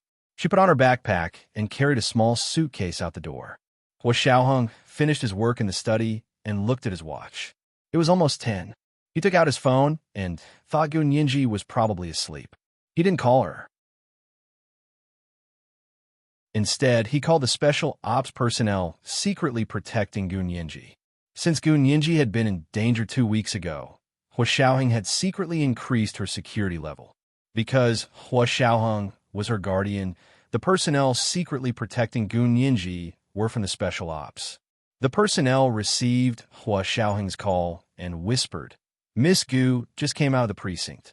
She's standing at the entrance. She seems to be waiting for someone." Who is she waiting for at this hour? Hua Xiaoheng turned on his computer and hovered his mouse over a program. In the end, he moved it away and didn't click on the special program. The person on the other end was about to say he didn't know when he turned to see a Buick driving over. Mei Xiaoan, Gun Yinji's class monitor, got out of the car. The person quickly reported to Hua Xiaoheng. She should be waiting for Miss Gu's class monitor, Mei Xiaoan. Hua Xiaoheng hung up and tossed his work phone on the desk. He walked to the balcony and lit a cigarette with one hand. He put on a special multi-function Bluetooth headset and finally dialed Gun Yinji's number through an external line. Gun Yinji sat in Mei Xiaoan's car and was chatting with him when she suddenly heard her phone ring. She looked down to see it was Hua Xiaoheng. Hua Xiao probably wouldn't call at this hour. She thought it must be Zhao Liangzi again. Gun Yinji lazily unlocked her phone and said hello. Her voice was slightly raspy because she hadn't slept in the middle of the night. It had a natural charm to it. First update, asking for monthly and recommendation votes. Flipping back, there was a second update. Starting tomorrow, 100 monthly votes will be added once. I will add as many monthly votes as you have. I won't go back on my word.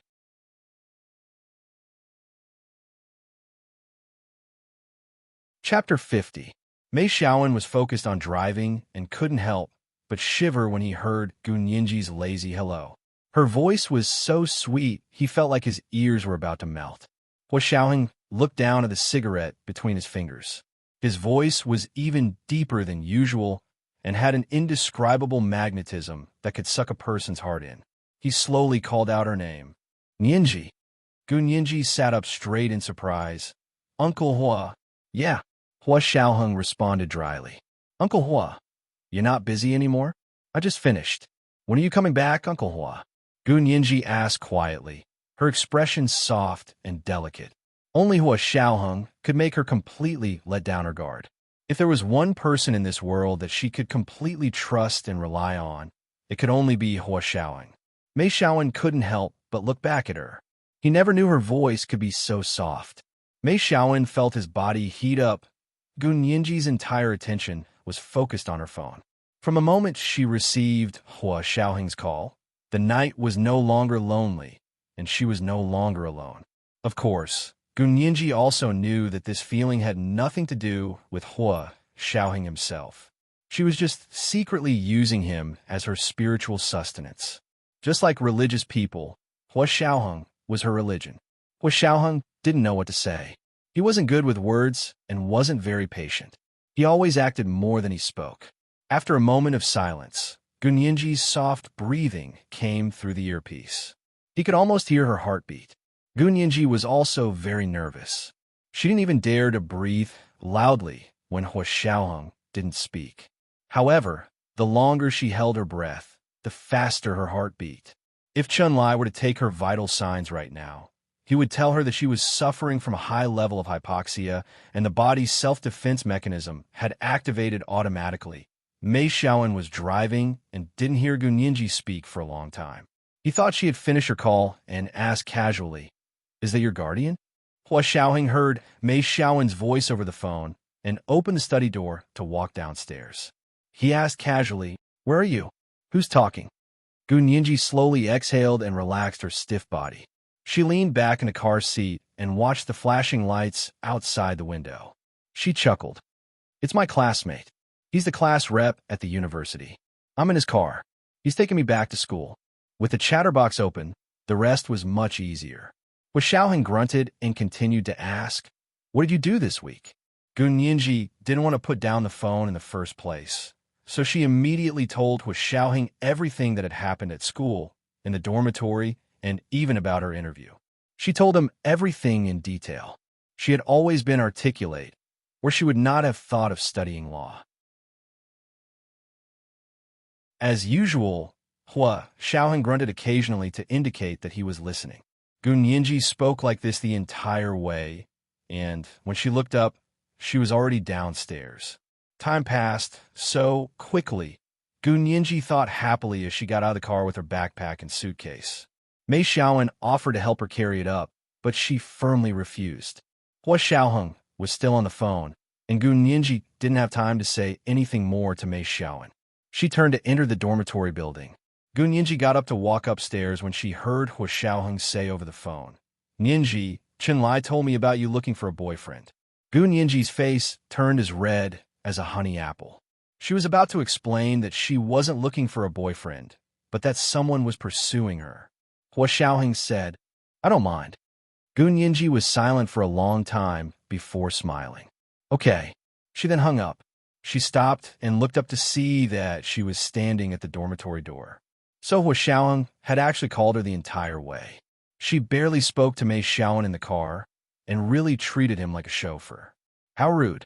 She needed to thank him properly tomorrow. Gu Nianji pushed the door, but it didn't open. It was still locked, so the other three hadn't returned yet. Gu Nianji had no choice but to take out her keys to open the door. She turned on the lights and saw the empty room. There were 2 bunk beds, 4 desks, and 4 wardrobes. Her lips curved into a smile. The call she had been looking forward to for so many days had finally come. To her, it was like the other shoe had finally fallen on the ground. From now on, she had to get used to living alone. Gun Yinji put down her backpack and suitcase and began to organize her things. She had already showered when she returned. She only went to the bathroom to wash her face again and put on a face mask before turning on her laptop to continue writing her thesis. The Special Operations Forces personnel who were secretly protecting Gun Yinji drove her the entire way and occasionally contacted the base's communication system. Before Zhao Yangze went to bed, he opened his computer's tracking and monitoring system to see that Hua Xiaoheng had been talking to Gun Yinji the entire time. He lightly clicked the mouse, and a map of Sea City quickly appeared on the computer screen. The little red dot representing Gun Yinji's position kept moving and was almost at the entrance of Sea University.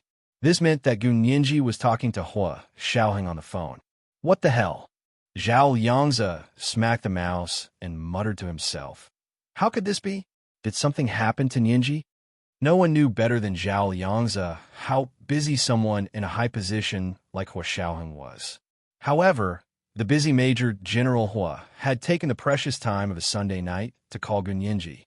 It had been almost half an hour. Zhao Yangze couldn't help but call In Shixiang on the internal line. Big Xiang, what's up with Yinji? In Shixiang was already asleep and groggily awoken by Zhao Yangze. He closed his eyes and said, Nothing. Nothing's happened to Yinji recently. If something had happened, how could he not know? He was actually in charge of Gun Yinji's affairs. Zhao Yangze scratched his head and looked at the little red dot on the computer screen. It had already reached the entrance of Sea University. The line on Hua Xiaoheng's end was still busy. Why does Hua Xiao keep calling Yinji? It's so late. Yinji should be on the bus back to campus. Zhao Yangze stroked his chin and asked thoughtfully. In Shixiang had taken care of Gun Yinji for so many years, so he knew better than Zhao Yangze how much Hua Xiaoheng valued Gun Yinji. He yawned and said nonchalantly, You still don't get it? Hua Xiao is worried about Yinji going back to campus alone in the middle of the night, so he keeps calling to keep her company. If anything happens, Hua Xiao can immediately dispatch people without waiting for anyone to report. Zhao Yangze was speechless. A thought flashed through his mind for a while, but he suppressed it and smiled. That's good. I was worried something would happen. You go to sleep, I'll sleep too. There were people on duty at the base anyway. He could sleep without worry for 24 hours. Late at night, the base of the Special Operations Forces in Sea City was quiet and peaceful. Hua Xiaoheng stood under the night sky and looked up at the sky full of stars. He was finally relieved. He put his hands in his trouser pockets and walked unhurriedly back to the small building he lived in. Second update, asking for monthly votes and recommendation votes. Flipping back, there was still the third update. Starting tomorrow, 100 monthly votes will be added once. I will add as many monthly votes as you have. I will never go back on my word.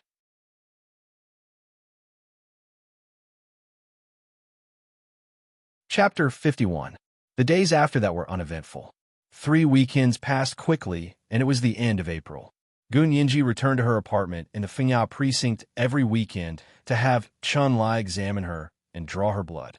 Mei Xiaowen picked her up from school every Sunday night. However, Hua Xiaoheng never called again.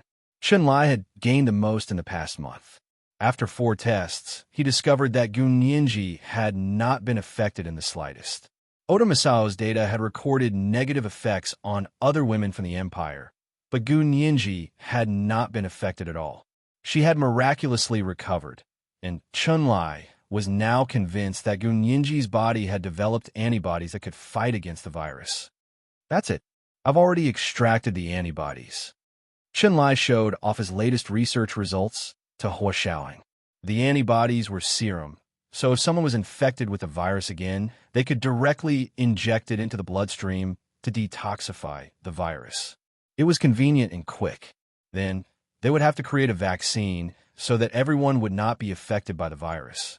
Hua Xiaoheng crossed his arms and looked at the test tube in Chun Lai's hand. You only need to extract the antibodies. You don't need to report this. He didn't want Gun Yinji to receive too much attention from the Empire's military.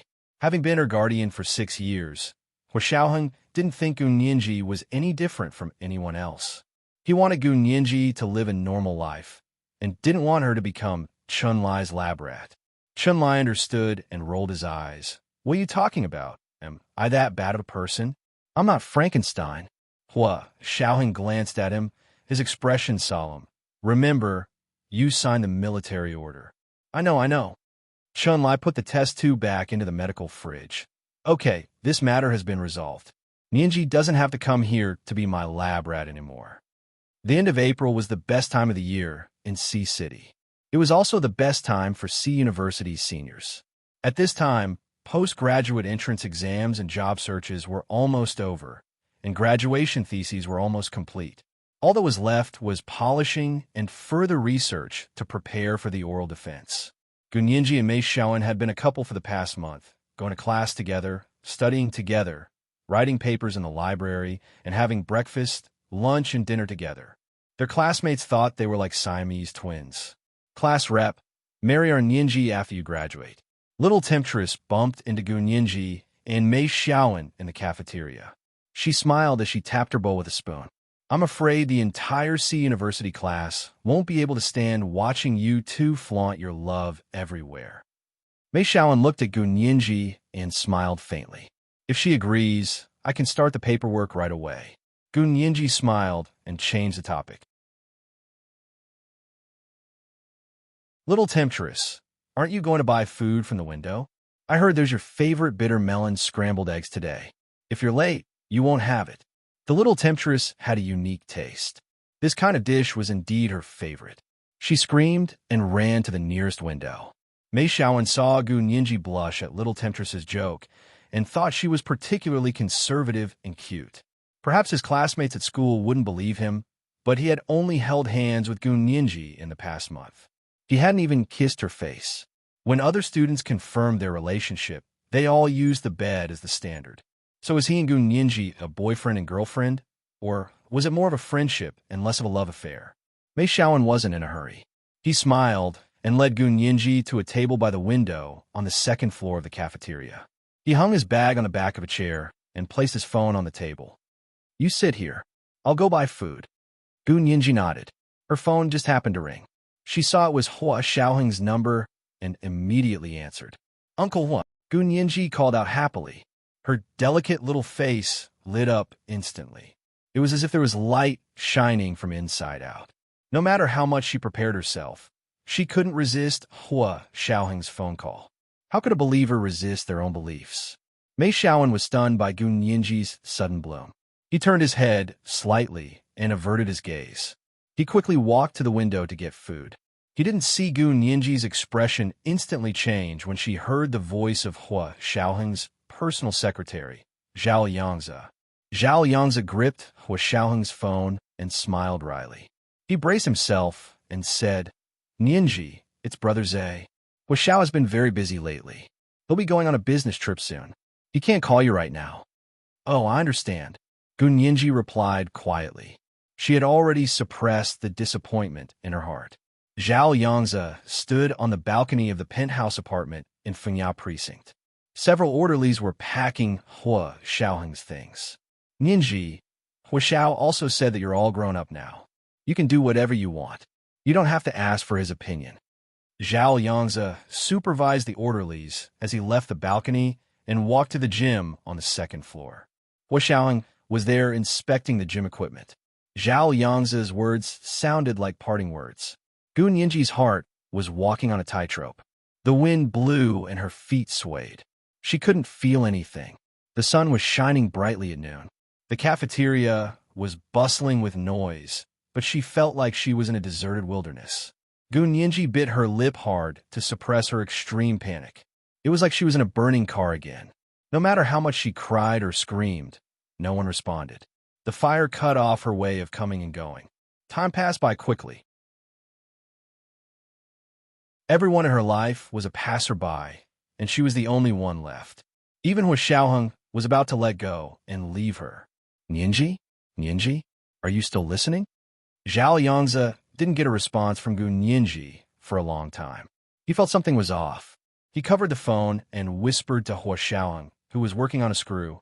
Hua Xiao, Nianji doesn't seem very happy. Hua Xiaoheng ignored him. His hands worked methodically. Zhao Liangzi grinned and walked out of the gym with his phone. Gunyinji finally snapped out of her daze. She put on a smile that resembled a mask. I'm here. I heard you. I got it. Zhao Liangzi sighed. His voice became lighter. That's good. All right, call Big Xiong if you need anything. Hua Xiao and I are going on a business trip. We won't see each other for a while. Take care. Gunyinji panicked. Brother Zhe, don't hang up. Were you guys coming back?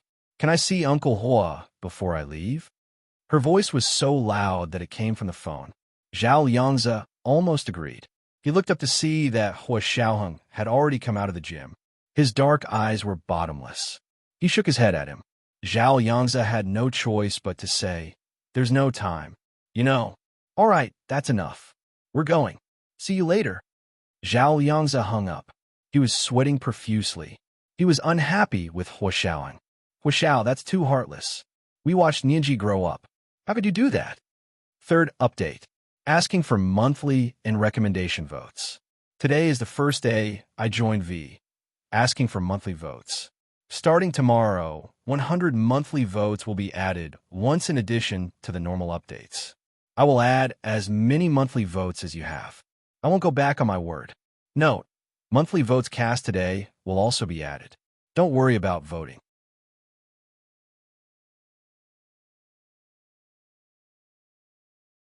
Chapter 52. Monthly votes and chapters. I'm waiting for my friends to squeeze out all my chapters. Please vote for monthly votes X2. Please vote for monthly votes X2. Please vote for monthly votes X2. I'm so nervous. Do you like this book? Use your monthly votes to answer.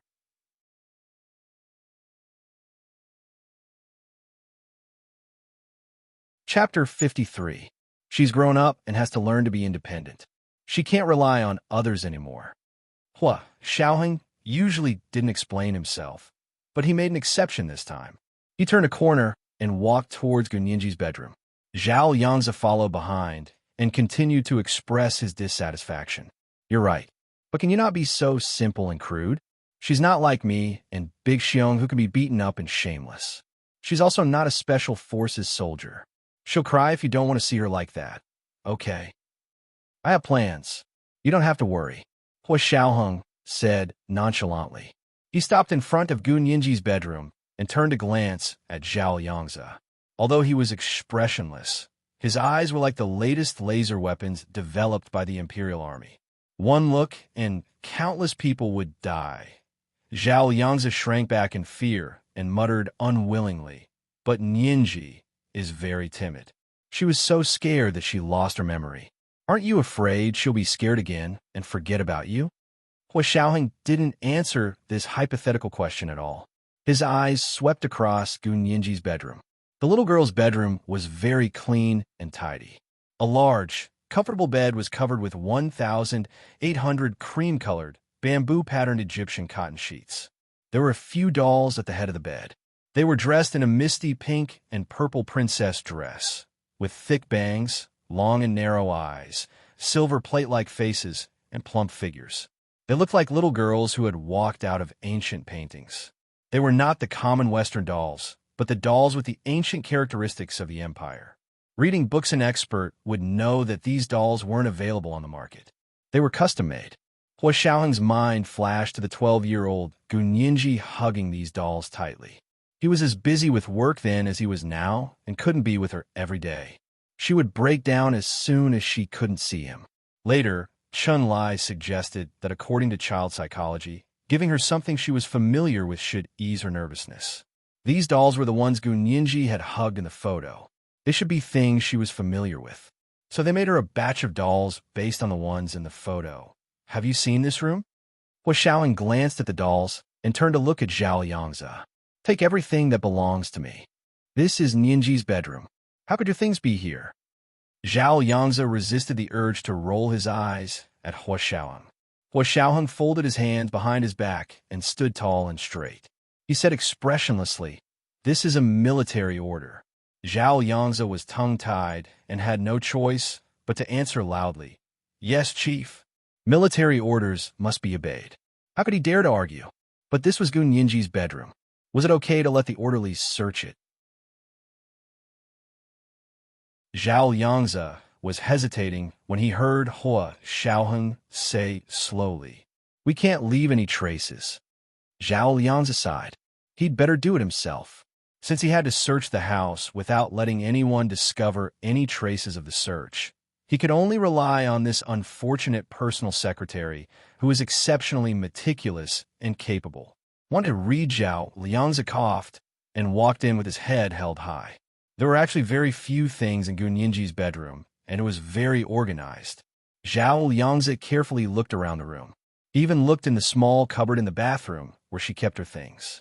He didn't see anything that belonged to Hua Xiaoheng. One idiot. Why would there be a man's things in a little girl's bedroom? Zhao Yangzi kept cursing Hua Xiaoheng in his mind as he walked out of the bathroom. He looked up to see Hua Xiaoheng sitting on Gunyinji's bed. He quickly put his feet together and said loudly, "Chief, there's nothing for you in this room." "You looked everywhere?" Hua Xiaoheng looked up at Zhao Yangzi. "Everywhere? You didn't miss a single inch?" Zhao Yangzi scratched his head. Had he missed something? Usually, when Hua Xiaoheng asked questions like this, it was when he caught them making a mistake. Zhao Yangzi pursed his lips and didn't dare to speak. Hua Xiaoheng looked at him and reached under Gunyinji's pillow to pull out a black t-shirt. He waved it at Zhao Yangzi. "What is this?" Zhao Yangzi's eyes bulged. What was going on? Why was there a men's t-shirt under Gunyinji's pillow? Hua Xiaoheng didn't understand why his t-shirt was there either. Of course, he also didn't understand why he had lifted Gunyinji's pillow. "Take it." Hua Xiaoheng threw the large black t-shirt at Zhao Yangzi. Zhao Yangzi wanted to be brave and argue. "How did you know this was your t-shirt? Are you the only person in the world who wears a black t-shirt like this?" But when he looked closely at the logo on the t-shirt, Zhao Yangzi could only shut up. The black t-shirt really was Hua Xiaoheng's. This was a uniform issued by the military. With Hua Xiaoheng's rank, all of his items had special numbers. Zhao Liangzi rubbed his nose and had no choice but to search Gunyinji's closet again. Hua Xiaoheng got up and went back to his study. He opened the safe and put something in it. Zhao Yangzi looked carefully a few times to make sure there were no more of Hua Xiaoheng's things. He then secretly called Gunyinji. "Nianji, why is Hua Xiaoheng's t-shirt under your pillow?" Gunyinji was waiting to eat in the cafeteria. "Oh, that's my pajamas. Where else would I put it?" "You used Hua Xiaoheng's t-shirt to make pajamas." Zhao Yangzi was even more shocked. "No way. Hua Xiaoheng didn't even prepare pajamas for you." Gunyinji blushed. "Brother Zhe, don't make a fuss. It's not what you think." "What am I thinking?" Zhao Yangzi shoved the t-shirt into the suitcase. "I'm going to ask Big Xiong how he takes care of you. Hua Xiaoheng is busy, but he's not." Gunyinji quickly covered her phone and turned to the window. She lowered her voice and said, "Brother Zhe, you misunderstood. I like to use men's t-shirts as pajamas. They're cotton, breathable, and comfortable. I've been wearing them since I was 12. I'm used to it." Gunyinji's words were half-truths. The truth was that no one had prepared pajamas for her when she first moved in with Hua Xiaoheng. Hua Xiaoheng was a man, and he wasn't as attentive and thoughtful as a woman. To save trouble, he simply tossed her a brand new black t-shirt from the Special Operations Forces as pajamas. She wasn't used to it at first, but she liked it after wearing it for a while. Other than the one under the pillow in the apartment, she also secretly hid 3 or 4 brand new black t-shirts that the military later distributed to Hua Xiaoheng to change into. Hua Xiaoheng probably didn't remember these things anymore. In the past 2 years, Gunyinji had never appeared in front of Hua Xiaoheng in her pajamas. Hua Xiaoheng also never went to her bedroom. Zhao Yangzi said, "Oh." He was confused. "Is it really that comfortable? Why don't I feel like?" Gunyinji laughed. "Why don't you try it and you'll know." She suddenly realized something. "Huh? How did you know I had pajamas under my pillow?" Zhao Yangzi chuckled and quickly closed the box in his hands. He said to Gunyinji, "I still have something to do. Talk to you later." He hung up. First update, asking for monthly votes and recommendation votes. Scrolling back, there were monthly votes of 100+ updates for the second update, and at 1 p.m., there were monthly votes of 200+ updates for the third update. There was a normal update at 6 p.m. which was the fourth update of the day. I said, if you guys are awesome with your monthly votes, I can update too. Thank you, Light Smile Veil. Oh, Circle Fish 0, Bookworm 168, and Yinhua Yueqing for your gifts yesterday. I will add updates for you guys. Oh, Enrich. Oh.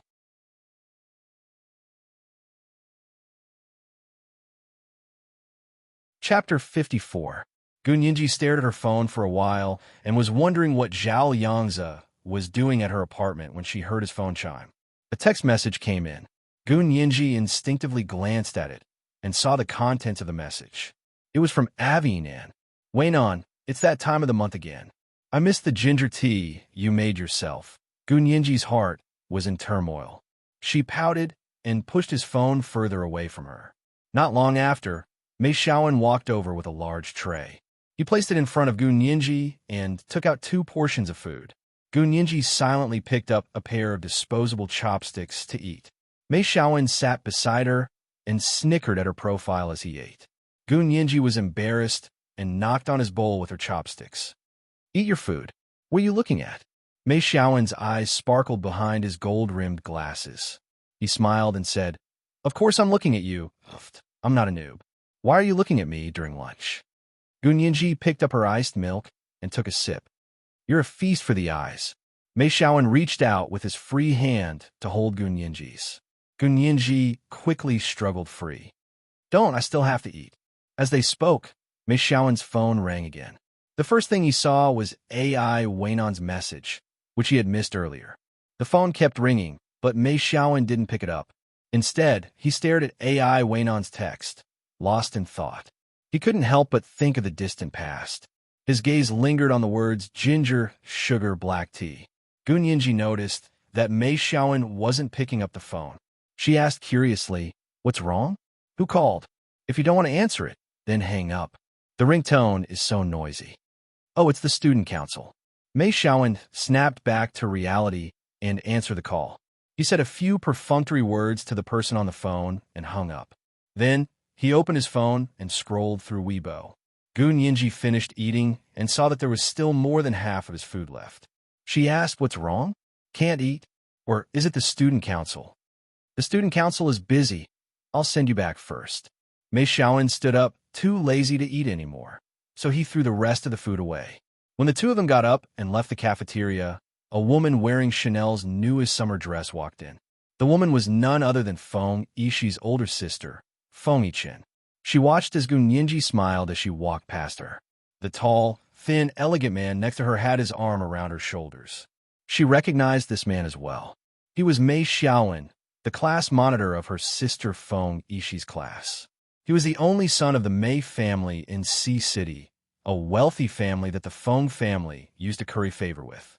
The two men walked past her as if there was no one else around and did not recognize her at all. Feng Yichen turned around and watched as Mei Xiaowen opened the door to a Buick and let Gun Yinji in. Yichen, what are you looking at? Feng Yichen's roommate glanced over and saw them as well. That's the golden couple from Class 1, Year 4 of our faculty. They're together? Feng Yichen looked away and walked with her roommates to the second floor of the cafeteria. They've been together for a long time, more than a month, right? You've been there too. Senior year is when many student couples break up, but it's also when many couples form a rapid-fire relationship. Feng Yichen and her roommates were third-year master students at C University's Faculty of Law. They were also graduating this year. Feng Yichen did not think much of her roommate's praise for Mei Xiaowen and Gun Yinji. Golden couple? She smiled strangely. Lustful couple? What did you say? Feng Yichen's roommate was too focused on the menu to hear what Feng Yichen had said. Nothing, I was complimenting them. Feng Yichen smiled. Let's go eat over there. Her roommate did not want to end the conversation. After finding a seat, she said excitedly, Right, I heard that the famous professor He Zhichu at B University recruited Gun Yinji as a master's student. It's such a pity for your sister.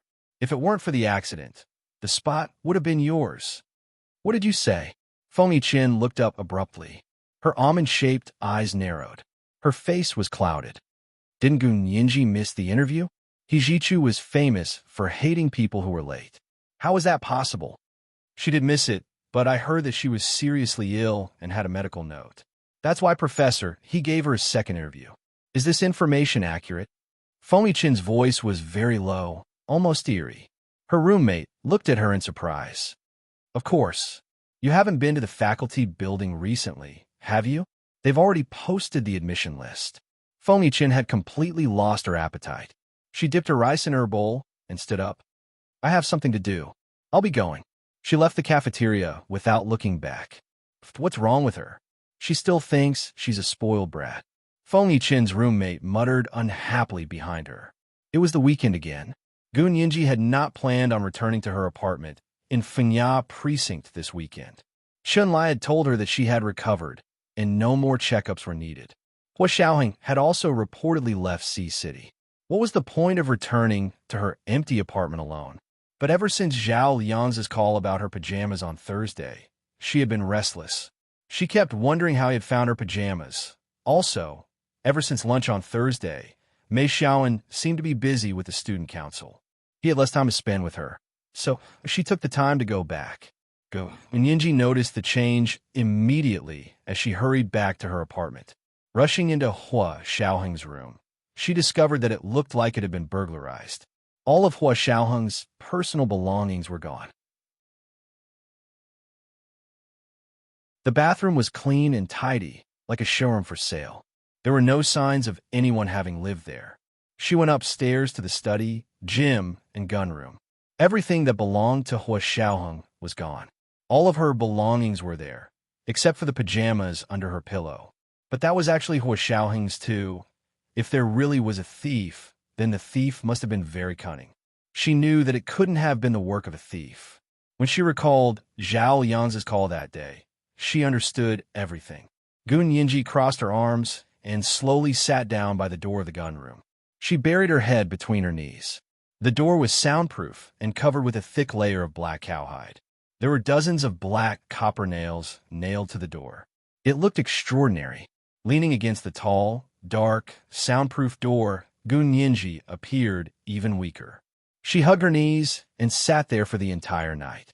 Her mind was blank, and her heart felt like it had been hollowed out. This time, she truly believed that Hua Xiaoheng wanted to cut all ties with her. Forget it. She would be 18 in the next half of the year. Hua Xiaoheng's duty as her guardian would end then. That day would come sooner or later. But why couldn't he just explain things to her? What did he mean by quietly taking things away when she wasn't around? Uncle Hua wasn't like that, was he? What was going on? When dawn broke, Gun Yinji pursed her lips and slowly looked up. She watched the lights in the room brighten, and everything in front of her gradually became clear. It was a new day. Her legs were stiff and numb. She rubbed her legs with her hands and wanted to stand up. Just then, she heard her phone ring again. Second monthly pass of 100+ updates delivered, asking for monthly and recommendation votes. Monthly pass of 200+ updates delivered at 1 p.m. Fourth at 6 p.m. was normal.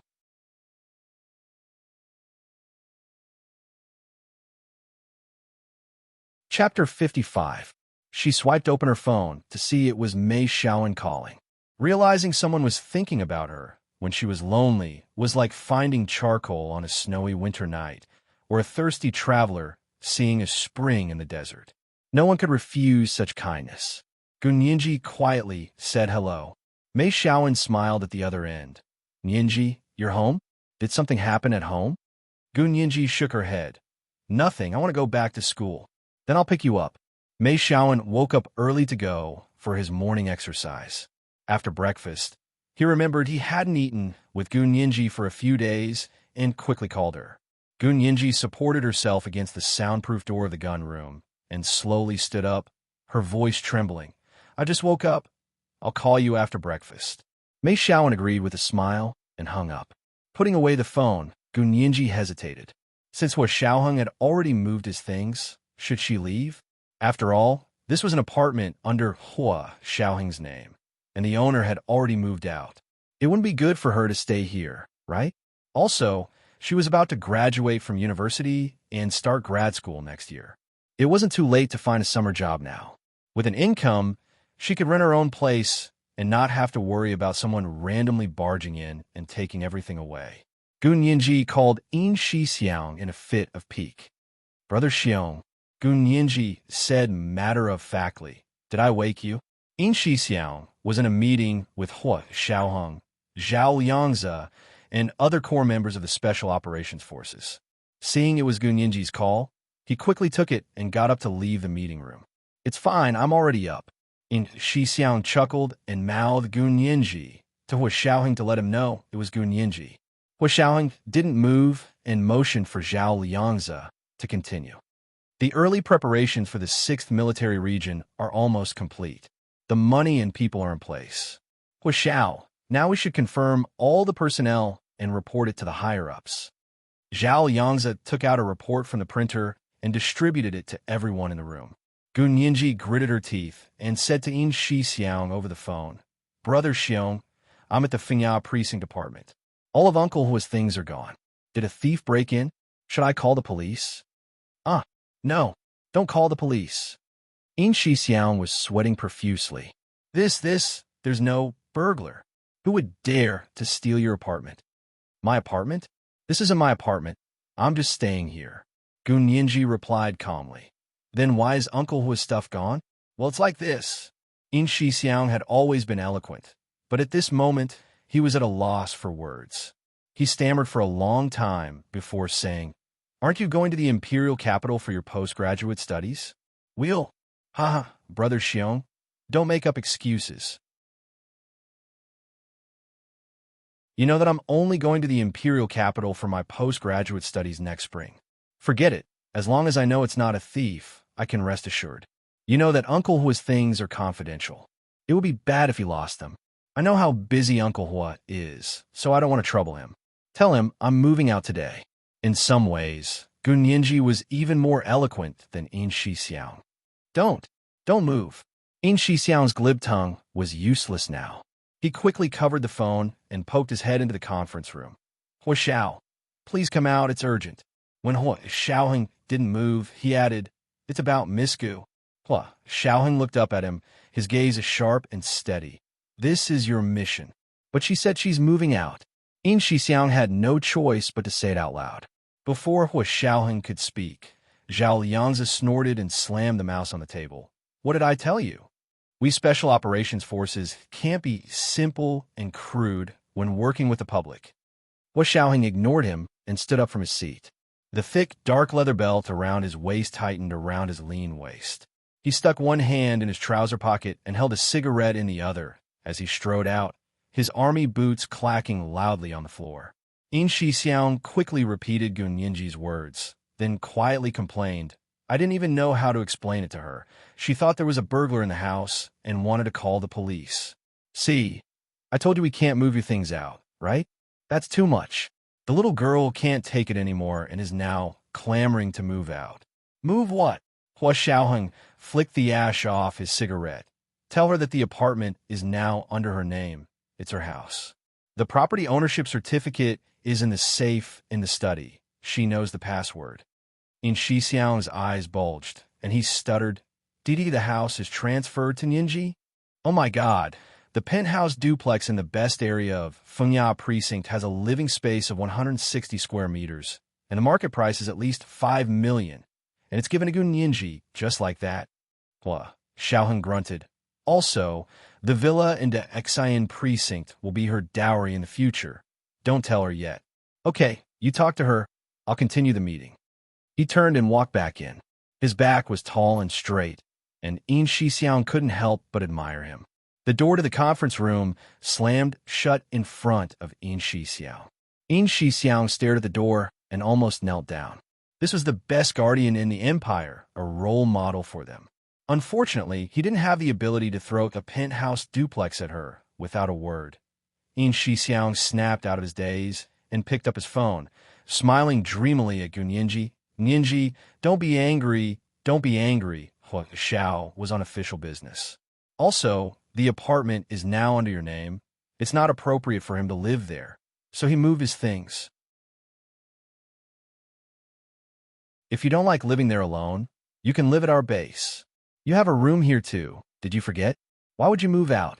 Gun Yinji hadn't expected this at all, and was stunned on the other end of the phone, her reaction exactly like In Shi Xiang's. She also stuttered, "WW what? This apartment is already under my name, but this is Uncle Hua's house. I can't take it." "I know," Hua Xiao said. In Shi Xiang almost slipped up and quickly corrected himself. Hua Xiao completed the paperwork before he left for the business trip.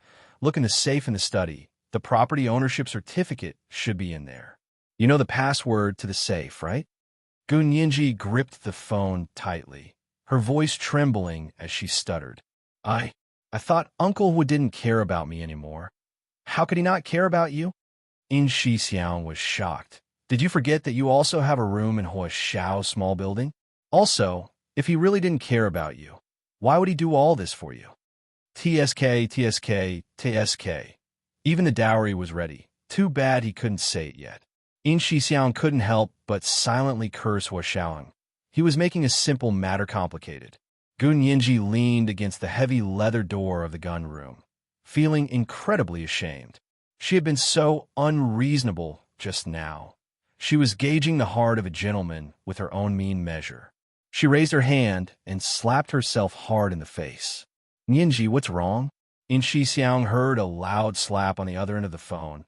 It sounded like a slap and was instantly alarmed. "Did someone hit you?" Gun Yinji said quietly. "Nothing, I just slapped myself." In Shi Xiang was surprised.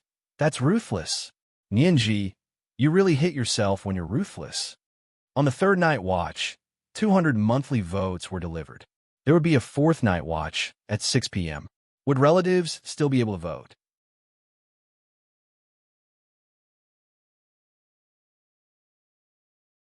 Chapter 56. Gun Yinji giggled at In Shi Xiang's teasing. The considerate In Shi Xiang didn't ask why she had slapped herself, and Gun Yinji didn't explain. She hung up the phone and went downstairs. She walked back to the bedroom window and drew the curtains. She opened the bay window and was bathed in the warm sunlight. She closed her eyes and took a deep breath of the fresh morning air. She felt refreshed. As long as it wasn't Hua Xiaoheng who decided to cut ties with her, she definitely wouldn't accept this apartment. She would return it to him when she had the chance to see him. However, she appreciated this rare gesture of goodwill. What she needed was the sense of security of not being abandoned. Uncle Hua was still her Uncle Hua. Gun Yinji wasn't in a hurry to leave. She called Mei Xiaowen and smiled. "Xiaowen, I still have something to do. I won't be going back for now. I'll go back on the weekend." "Okay, I'll pick you up on the weekend." Mei Xiaowen had been reminded of his high school days because of AI Wainon's ginger tea comment. He had been gloomy for a few days, but life had to go on, and there was no point in dwelling on the past. Besides, he hadn't seen Gun Yinji for a few days, and he realized that he missed her a lot. This had never happened before. In time, Gun Yinji might be able to erase the Zhusha mole in his heart. After all, Gun Yinji was the only woman in the last 4 years who had moved his heart. NB. On Sunday night, Mei Xiaowen arrived at the entrance of Fengya Precinct on time to pick Gun Yinji up for school. Gun Yinji only carried her backpack this time and didn't bring her small suitcase. Mei Xiaowen opened the car door, and his eyes quickly scanned Gun Yinji. "Where's your suitcase?" "I left it in the apartment. I don't need it today." Gun Yinji smiled as she got in. The two of them drove out of Fengya Precinct, stopping once midway to refuel. Feng Chen happened to be walking out of the convenience store at the gas station. She saw Mei Xiaowen and Gun Yinji sitting in his car. After not seeing her for a few days, this little girl had become even more charming. Feng Chen looked at them a few more times before she got in her car and left. She was going to visit her parents and younger sister at the detention center tomorrow. She was in a very bad mood, so she went out for a drive.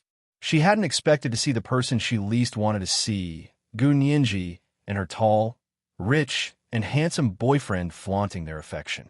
Her mood worsened. Mei Xiaowen finished refueling and returned to the car. He drove to campus with Gun Yinji and chatted with her as they drove.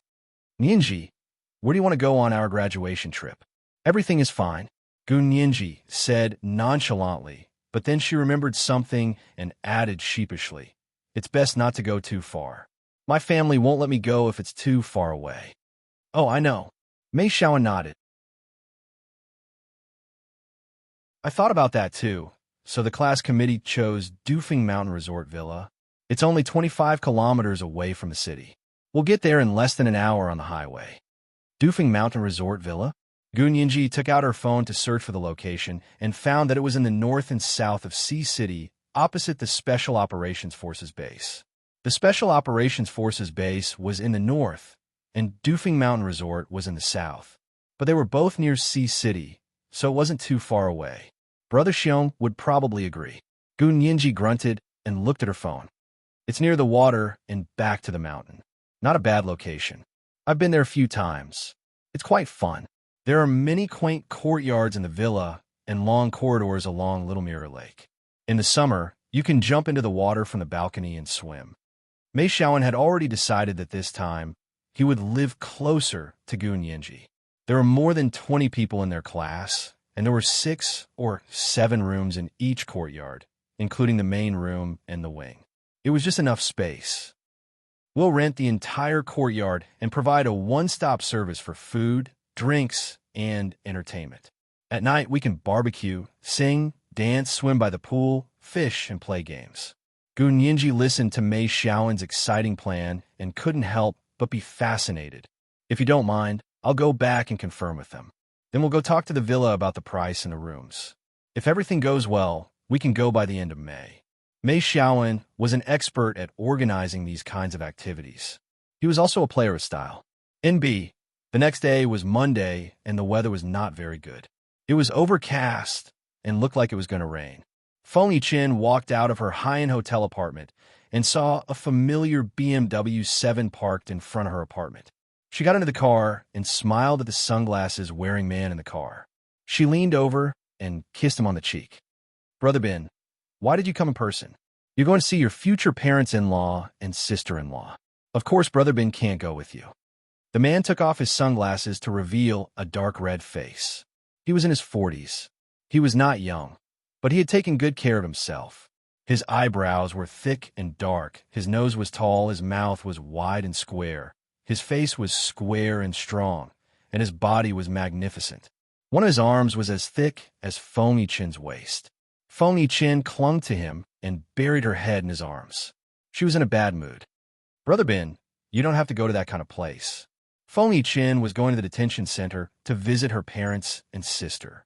Brother Bin chuckled and said to the driver in front of him, "Let's go." After dropping Feng Yiqin off at the detention center, Brother Bin did not get out of the car. Instead, he stopped a distance away and waited for her. The driver had been Brother Bin's confidant for many years.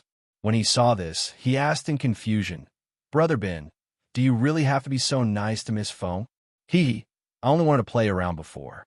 I've never played around with such a beautiful, rich, and beautiful female graduate student. However, her family was in the police station, yet she still thought of getting them out. Just this thought alone made me, Brother Biao, take a fancy to her. Think about it. All of us who take advantage of others, who doesn't want to be in jail one day and have a considerate person helping us out. Don't you think so? The driver had not thought of this and finally understood. He tapped his fingers on the steering wheel and smiled. Brother Bin, you're so thoughtful. NB, Feng Yiqin, sat in the reception room of the detention center. When she saw her mother, Hu Xiaojin, hobbling in, her hair almost completely white, she felt bad. What are you crying for? Last time, you said there was a very good law firm in the capital. Did you hire them? Hu Xiaojin looked at Feng Yiqin eagerly. Your father and I are counting on you. Feng Yiqin shook her head. I did, but they wouldn't take the job. Hu Xiaojin immediately cried out, why? Didn't you give me enough money? You can't save money at a time like this. Otherwise, your father and I will go to jail. Number 38. Be quiet. The police officer at the detention center shouted angrily. Hu Xiaojin quickly bent down and lowered her voice. She looked at Feng Yiqin eagerly. Yiqin, you have to think of something. Your father and I can't eat or sleep here, so we're counting on you. And your sister. And NB. NB, I'm looking for monthly votes and recommendation tickets. Thank you very much for your help. When this chapter was sent out, it was a bit of a sissy. The order of the chapters was out of order, and I was given a new public volume. Where was this chapter sent to? so I changed it and increased the word count.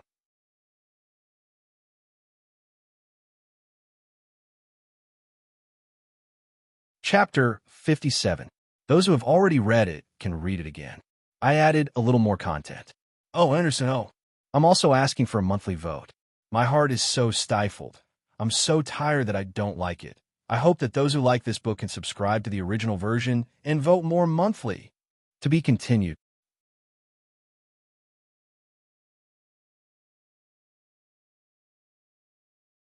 Chapter 58. Hu Qiaojin was asking for too much.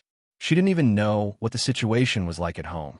Feng Yichen's heart was suddenly in turmoil. She said angrily, I know. I'll try my best. You have to try your best. After Hu Qiaojin went in, her father, Feng Guodong, came out. Feng Guodong's hair was all white. He used to be as fat as a ball, but now he was as thin as a bamboo pole. He looked even older. Yichen, your uncle and his family set us up this time. They're only bankrupt, but your mother and I are going to jail. Don't be shy. Go ask them for money. Ask them to get us out. Otherwise, when I get out, I'll teach them a lesson. Feng Guodong clenched his fists and waved them in front of him. He was so agitated that his blood pressure rose. Feng Yichen couldn't say anything bad about her uncle's family. She could only comfort Feng Guodong with kind words. The last person she saw was her younger sister, Feng Yishi. Feng Yichen felt exhausted. She braced herself and watched as her sallow sister walked over and sat in front of her. Yishi, are you okay? Today was the last day she saw Feng Yishi in the detention center. Tomorrow, she will be sent to the Northwest labor camp for a year of hard labor. Big sister, you have to save me. You have to save me. I don't want to go to the labor camp. Look, my nails are cracked, my hair is split, and my face is so dry. Did you bring me a face mask or a hair mask? I haven't had a manicure in a long time. Feng Yishi sobbed. She knew that these things were already beyond her reach, but she still had to say it out loud to feel better. Yishi, don't be like this. You only have 1 year. You'll be fine once it's over. Feng Yichen said weakly, Mom and Dad still need a lot of money for the lawsuit. I can't take care of you for now. Sister, you can't just leave me like this. Feng Yishi leaned on the table and wiped the tears off her face with her sleeve. She gritted her teeth and said, Sister, I want to ask you something else. Speak. What happened to that little b** tisich Gunyinji? Feng Yichen was a little surprised. She sat up straight and looked around cautiously. Why are you asking about her? Don't you think you have enough trouble? Feng Yishi was only charged with drug use and possession of a large amount of illegal substances. But if Gunyinji's affair was exposed, Feng Yichen had a feeling that she would be in big trouble. Feng Yishi wouldn't just be sentenced to re-education through labor. This was also why she didn't reveal the truth behind Gunyinji's 1-week sick leave at school. Gunyinji would be humiliated, but Feng Yichen would never be able to clear her name. In the end, it would be traced back to her. Their entire family couldn't possibly end up in the police station, right? Feng Yishi stiffened her neck and glared at Gunyinji.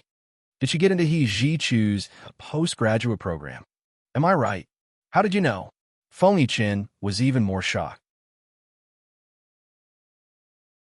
She had only found out not long ago. Feng Yishi had been locked up all this time. How did she know? Don't worry about how I know. Just tell me if it's true or not. Yes, she did get into He Jichu's postgraduate program. The faculty has already put up an acceptance notice. Feng Yichen sighed. Don't think about it anymore. Let's just let it go, okay? Of course not. Feng Yishi's expression was already fierce. She pushed herself up from the table and leaned forward. Her eyes were spitting fire. Why do I have to go to re-education through labor, but she can leisurely get into He Jichu's postgraduate program? That's mine. It's mine. It's all mine. What right does she have? How can a lowly, poor girl like her deserve it? Feng Yichen hurriedly gestured at her. Sit down. Sit down. Someone's watching. 2 female officers from the detention center had been staring at them. Feng Yishi slowly came back to her senses. She plopped down on the chair and hugged her head as she began to sob. This time, her sobs were different from the loud wails from before. She was sobbing quietly. She was extremely upset, but had nowhere to vent her frustration. Phony Chin bit her lower lip as she looked at her. She didn't dare say anything unnecessary.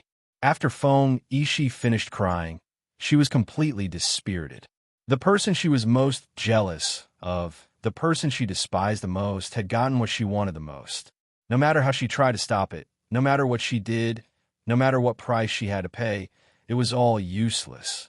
This realization completely destroyed Feng Yishi's confidence and willpower. Feng Yichen watched her sister go from being a smart and beautiful university girl to being like this.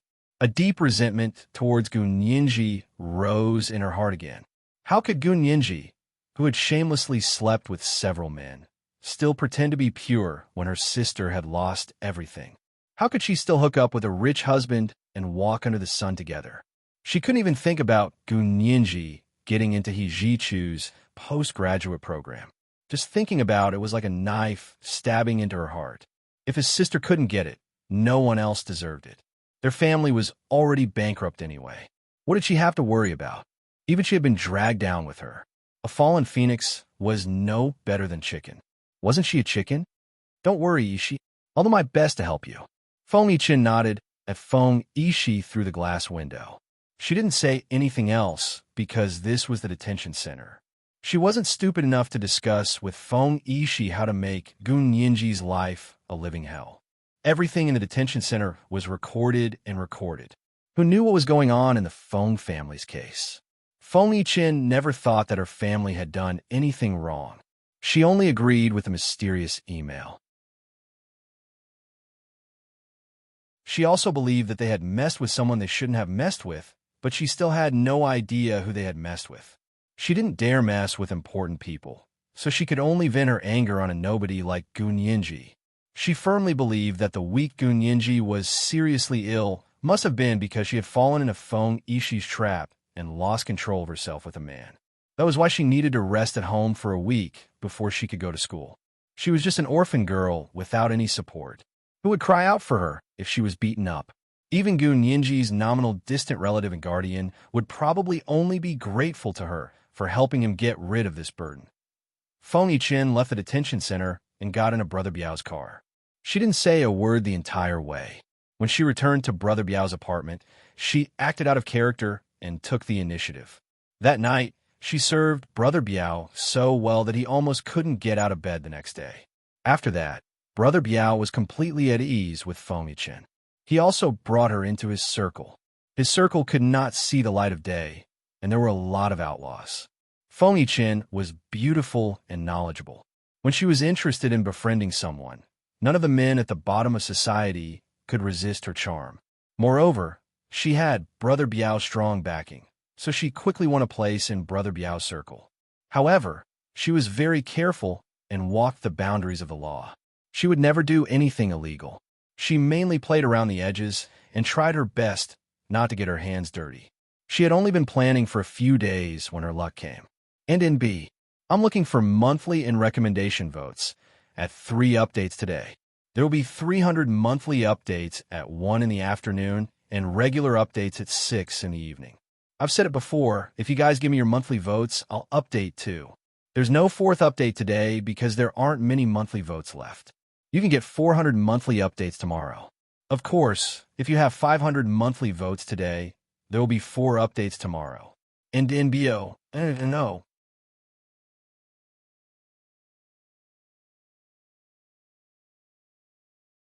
Chapter 59. One night in early May, Feng Yichin came back from school and went to Brother Biao's nightclub to look for him. She overheard the gang leaders discussing something. We're the big circle boys leaving. Are they trying to take over our territory? I suspect that too. They've been here for over a month, and we pay for their food and necessities. They pull out their guns to scare us. What's there to brag about guns they got from the black market? If they piss me off, I'll bring my men and kill them all. Don't. The big circle boys are all about money. 1 against 10, so it's best not to piss them off. We're here for money, not to fight them. The people in the room were all the leaders of the nearby city's underworld. They were on equal footing with Brother Biao, but even they were wary of the so-called big circle boys.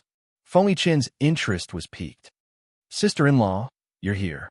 Blondie, who had come out of the room to smoke, saw Feng Yichin walk over with a smile and quickly stopped to bow and bow. Brother Biao hasn't been feeling well lately, so I'm here to see if he's taking his medicine. Also, he's taking Western medicine, so he can't smoke or drink. Feng Yichin spoke softly, just loud enough for the people in the room to hear. Brother Biao smiled broadly and invited her in, introducing her to the people in the room. Feng Yichin's background and education were much higher than the people in the room, and Brother Biao felt proud to bring her out. The men in the room were full of praise for Feng Yichin and began to gossip, forgetting about the big circle boys. Feng Yichin was in no hurry. She sat patiently beside Brother Biao and watched him, not allowing him to drink. After the banquet, Feng Yichin followed Brother Biao home. On the way, she heard Brother Biao sigh. The big circle boys aren't afraid of death, and they have a lot of weapons. It's not easy to settle them. If they're so strong, why don't you keep them here, Brother Biao? Feng Yichin asked tentatively, her hand softly creeping up Brother Biao's forehead to gently massage him. Brother Biao had a migraine, so he closed his eyes and patted Feng Yichin's arm. We can't keep them. There can't be two tigers on one mountain, and the big circle boys are ambitious. I'm afraid we can't satisfy them here. If that's the case, then what's Brother Biao worried about? They'll leave anyway. Feng Yichin's voice was even gentler and more considerate. Her hands moved to massage Brother Biao's arms. Brother Biao sighed and pulled Feng Yichin into his arms. They can't leave now because they don't have money. The key was that what they wanted was not a small sum of money, but a large sum of money. Brother Biao and the rest could not bear to cut their own flesh and bleed. No money? Feng Yichin understood immediately. She smiled and said, "The big circle boys are doing business without any cost. What's there to worry about, Brother Biao?" Then he said lightly, "We don't have much here, but we have a lot of rich people." Brother Biao yawned. "You're right. Let's not care about them." Brother Biao and Feng Yichin stopped talking, but everyone in the car was thinking about what Feng Yichin had just said. There were indeed a lot of rich people in Sea City, and it was one of the richest in the entire empire. Moreover, there weren't as many rich people with powerful backgrounds here as there were in the imperial capital. Therefore, Sea City was a better choice than the imperial capital. But how to get money from rich people without provoking those with powerful backgrounds was up to the big circle boys' foresight and skill. Brother Biao, who had been annoyed by the big circle boys for more than a month, opened his shrewd eyes in the dark of the car and snorted coldly. This time, he would let the police and the big circle boys do their dirty work. They were just there to watch the show. Brother Dawei, someone in Sea City, leaked a piece of information to us. A few days later, one of the leaders of the big circle boys approached their leader, Yang Dawei. A class of graduating seniors from the Sea University Faculty of Law is going on a graduation trip to Dufeng Mountain Resort Villa. University graduates? What do they have to offer? Yang Dawei threw a poker card on the table disapprovingly. Bum. They were playing poker. This is going to be a lot of money. The leader moved closer to Yang Dawei's ear and whispered, "I heard that most of them are rich second-generation heirs with billionaires in their families. A few poor students are poor, so let's just treat them as a bonus." Really? Yang Dawei's interest was piqued. "Do you have any specific information? I've spent a lot of money to get a name list of the class with their family backgrounds. Take a look, Brother Dawei. It's really worth it." Yang Dawei threw the poker card in his hand. "You play one round for me." He took the name list and looked it over carefully. When he saw that the Mei family, the Wang family, and the Chao family were on the list, his eyes lit up. These were famous families in the surrounding 5 provinces. We'll have to look into their backgrounds carefully. If they're just rich and don't have any powerful backers, we can consider them. Yang Dawei was a cautious person. Although he was already interested, he did not say anything definite. "I've looked into it. These 3 families are indeed just rich, but don't have any backers. And these other families..." The leader circled a few more names. "They're not as rich as those 3 families, but they're still richer than the average person. They can afford to fork out 1 or 2 million. Really? The others stopped playing and threw away the cards in their hands to join the fun. This time, there were 8 of them in Sea City. They were known as the 8 Warriors.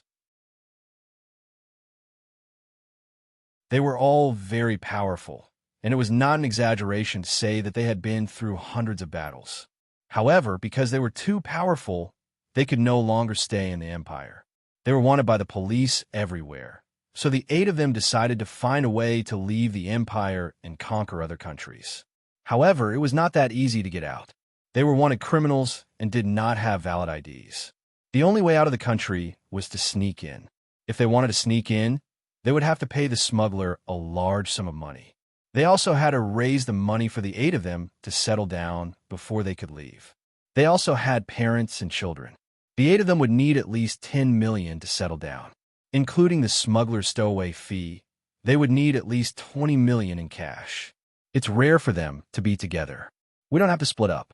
If we could get this done, everyone's stowaway fee and stowaway fee will be covered. Yang Dawei's assistant, warrior number 2, looked at the photos on the name list with a lecherous gaze. There are 6 female university students. Look at their faces and figures. They're no worse than Brother Biao's mistress. Then let's get ready. It's been a long time since we've worked. I can't wait. I'm getting hard just looking at these photos. A few weeks passed, and soon it was the last weekend of May. It was also the day that the C University Faculty of Laws Class 1 had decided on for their graduation trip. They had booked a courtyard at Dufeng Mountain Resort Villa. There were 7 rooms, 6 of which were livable, and 1 of which was a large living room. There were exactly 24 people in their class. There were 8 girls and 16 boys. For people to a room, so there was no need to rearrange the rooms. It was just like living in a dormitory at school. The second monthly update has been delivered with 300 extra updates, asking for monthly and recommendation votes. The third update at 6 in the evening was considered normal. Thank you to the Lord of the Guanghan Palace A for the Hishibai yesterday.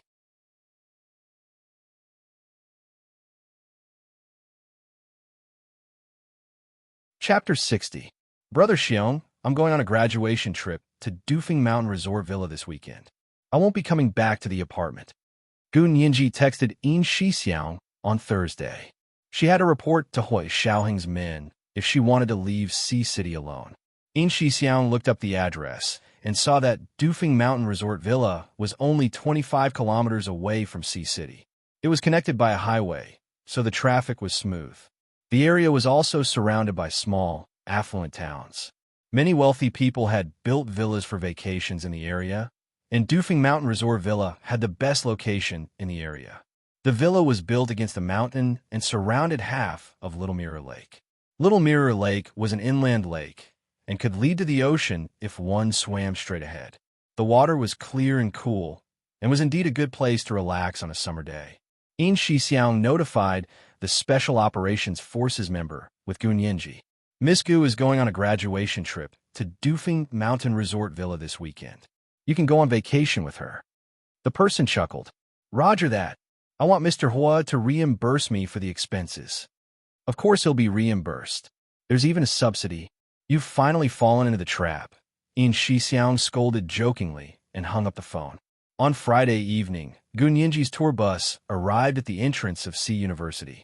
All 24 of the C University Faculty of Law 4th grade students, carrying backpacks and duffel bags, boarded the bus and happily made their way to Dufeng Mountain Resort Villa. This was the last time in their 4 years of university that they were going on a class trip together. In a little over a month, they would all be going their separate ways. Many of them would never see each other again, so everyone treasured this graduation trip very much. The station wagon sped along the highway at lightning speed, and it only took half an hour for it to exit the highway exit. However, they still had to take a mountain road to get to the entrance of Dufeng Mountain Resort Villa. Although it wasn't long, it was still much slower than the highway. After another 20 minutes, they finally got out of the bus at the entrance of Dufeng Mountain Resort Villa. Who would have thought that they weren't the only group of 4th-year students from C University's Faculty of Law who came here for a graduation trip? Class rep, look at the tour bus over there. Isn't that Class 2's team? Strongman poked Mei Xiaowen in the shoulder and motioned for him to look over there. Mei Xiaowen looked over and waved at his classmate. He smiled and said, I know. That day, when I said that we would come here for our graduation trip, after discussing with the class, they also decided to come here. Don't you think the more the merrier? Huh? Oh. Strongman dragged his feet and walked behind Mei Xiaoan with his backpack on his back. He whispered, "They have ulterior motives. Who knows what they're up to?" "What are you talking about?" Mei Xiaoan was all smiles. "We're all classmates. Let's spend the last month or two in harmony. After that, we'll go our separate ways." When Mei Xiaoan said this, Strongman couldn't say anything else. He and Mei Xiaoan led a few members of Class 1's committee over to Class 2. The class monitor of Class 2, whose surname was Chong, was waiting for them at the door with Class 2's entertainment committee member, Song Ruyu. "Class Rep Mei, you're too late." Song Ruyu winked at Mei Xiaoan.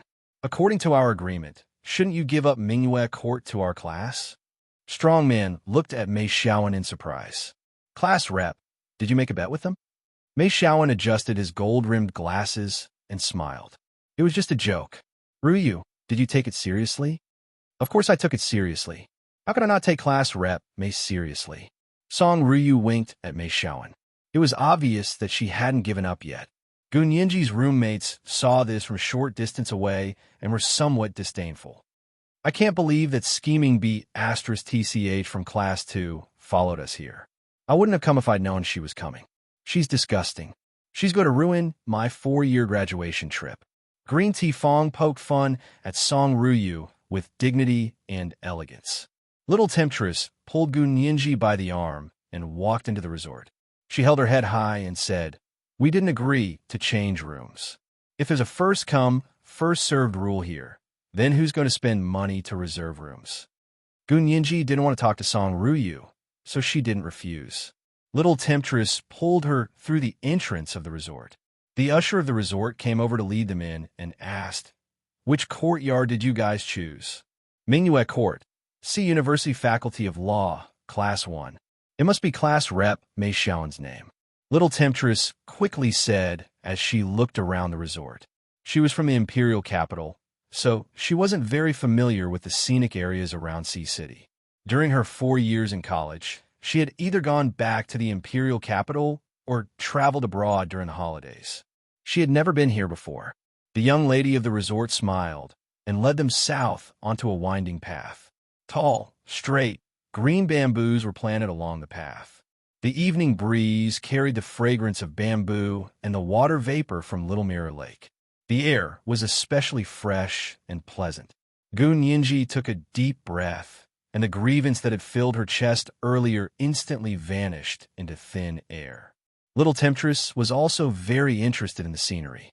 She looked around excitedly and pointed. "The houses here are modeled after ancient times. Looks like they spent a lot of money on them." "That's right. All of our hand-picking corridors are made of wood. It's not easy to build them. There are 10 or so large courtyards, and the main structure is also wood. It reminds people of the past." It's a great place for a vacation. The hostess was very eloquent. She guided them all the way to Mingyue Court.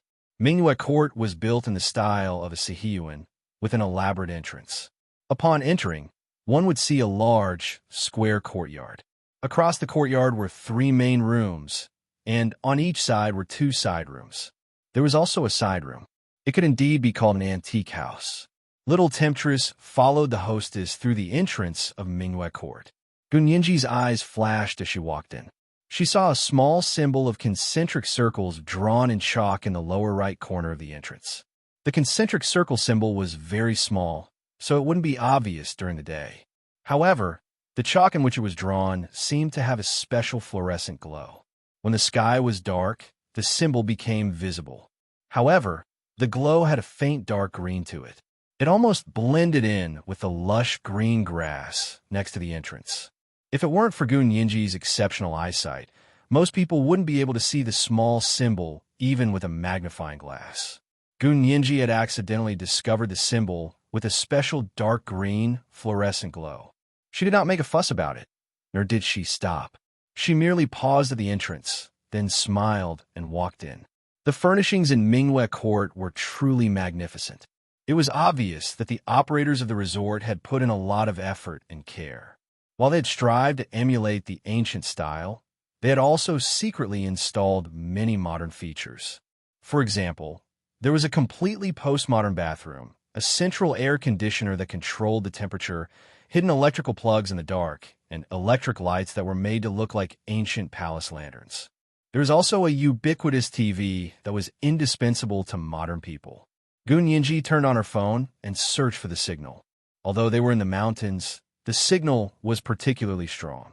There must be a signal station nearby. Little Temptress followed the hostess to the main room to check out the rooms.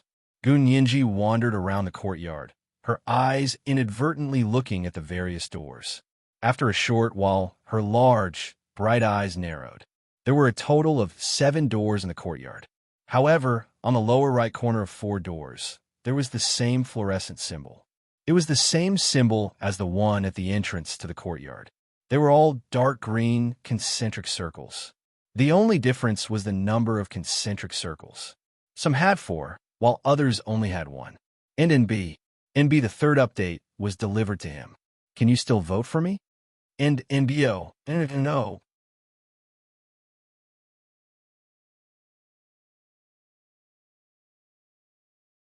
Chapter 61. Gun Yinji's eyes swept over the concentric circles, but she didn't go any further. The hostess of Dufeng Mountain Resort Villa came out from the main house with Little Temptress in tow. She showed Little Temptress a list of names. This is the list of rooms for your class. Please check it. The rooms have all been assigned. Just follow the list and check in. Little Temptress accepted the list with a smile. That's not my responsibility, but I can give it to our class rep on your behalf. Then I'll have to trouble you. The hostess said with a smile and led them out. Gun Yinji lagged behind, continuing to look around as she walked. This was different from when she had first arrived. She was now looking for the dark green concentric circles with a specific purpose. She didn't see the same concentric circles, but she did see other symbols. For example, she saw the fine scratches of a bayonet on the bamboo along the way. There were arrow-like markings. So the arrowheads pointed forward, some backward, some up, and some down. They looked like the messy graffiti of a child. But Gun Yinji gradually found pattern. It was like a math competition question. Find a pattern in the seemingly irregular numbers. Gun Yinji remembered that she was the best at this when she was 12. Chun Lai had often made her do these math problems when he was giving her psychotherapy. Before she knew it, she had gotten separated from the hostess and Little Temptress. She had actually walked half a circle around the perimeter of Mingyue Court, pretending to be lost and looking around like a curious baby. As she followed the red lantern-hung promenade to the little mirror lake behind Mingyue Court, Gun Yinji caught a glimpse of a figure darting past, then silently jumping into the water. The person was very agile, almost as fast as a professional diver. Gun Yinji noticed that the splash he made when he jumped into the water was very small. The surface of the water quickly returned to normal, as if what she had just seen had been an illusion. Again, if it weren't for Gun Yinji's excellent eyesight, normal people wouldn't have been able to see that someone had just jumped into the water from the side of the promenade. Gun Yinji pretended not to see it. She picked up a small stone and threw it into the little mirror lake. It made a splash, then turned around and walked back with a smile on her face. The sky gradually darkened, and the moonlight was obscured by a cloud. The hazy moonlight seeped through the cloud and shone on Little Mirror Lake. The surface of Little Mirror Lake was calm and tranquil. Occasionally, there would be the sound of fish jumping up from the bottom of the lake to take a breather. Gun Yinji wiped her forehead and found that she had unknowingly sweated and her hands were sticky. The weather is getting hotter. The cool breeze from earlier had disappeared, and the bamboo forest was motionless. The bamboo stood erect, not far away, like a pole in the quiet night. Not long after Gun Yinji left, a man in a black diving suit popped his head out of the Little Mirror Lake. He stuck up his middle finger at Gun Yinji's back and cursed her under his breath before diving back into the water and swimming away. Gun Yinji quickened her pace and walked back to the main road. She found Little Temptress and the hostess of the resort looking around anxiously. Seeing her coming out from the depths of the bamboo forest, Yao Ji pounced on her and patted her back, whispering, Where did you go? I was so anxious just now. Little temptress, sis. I saw the scenery here and couldn't help but look around. I forgot to follow you guys. I almost got lost in the bamboo forest, but luckily I have a good memory and walked back the way I came. Gun laughed softly and squeezed Little Temptress's hand.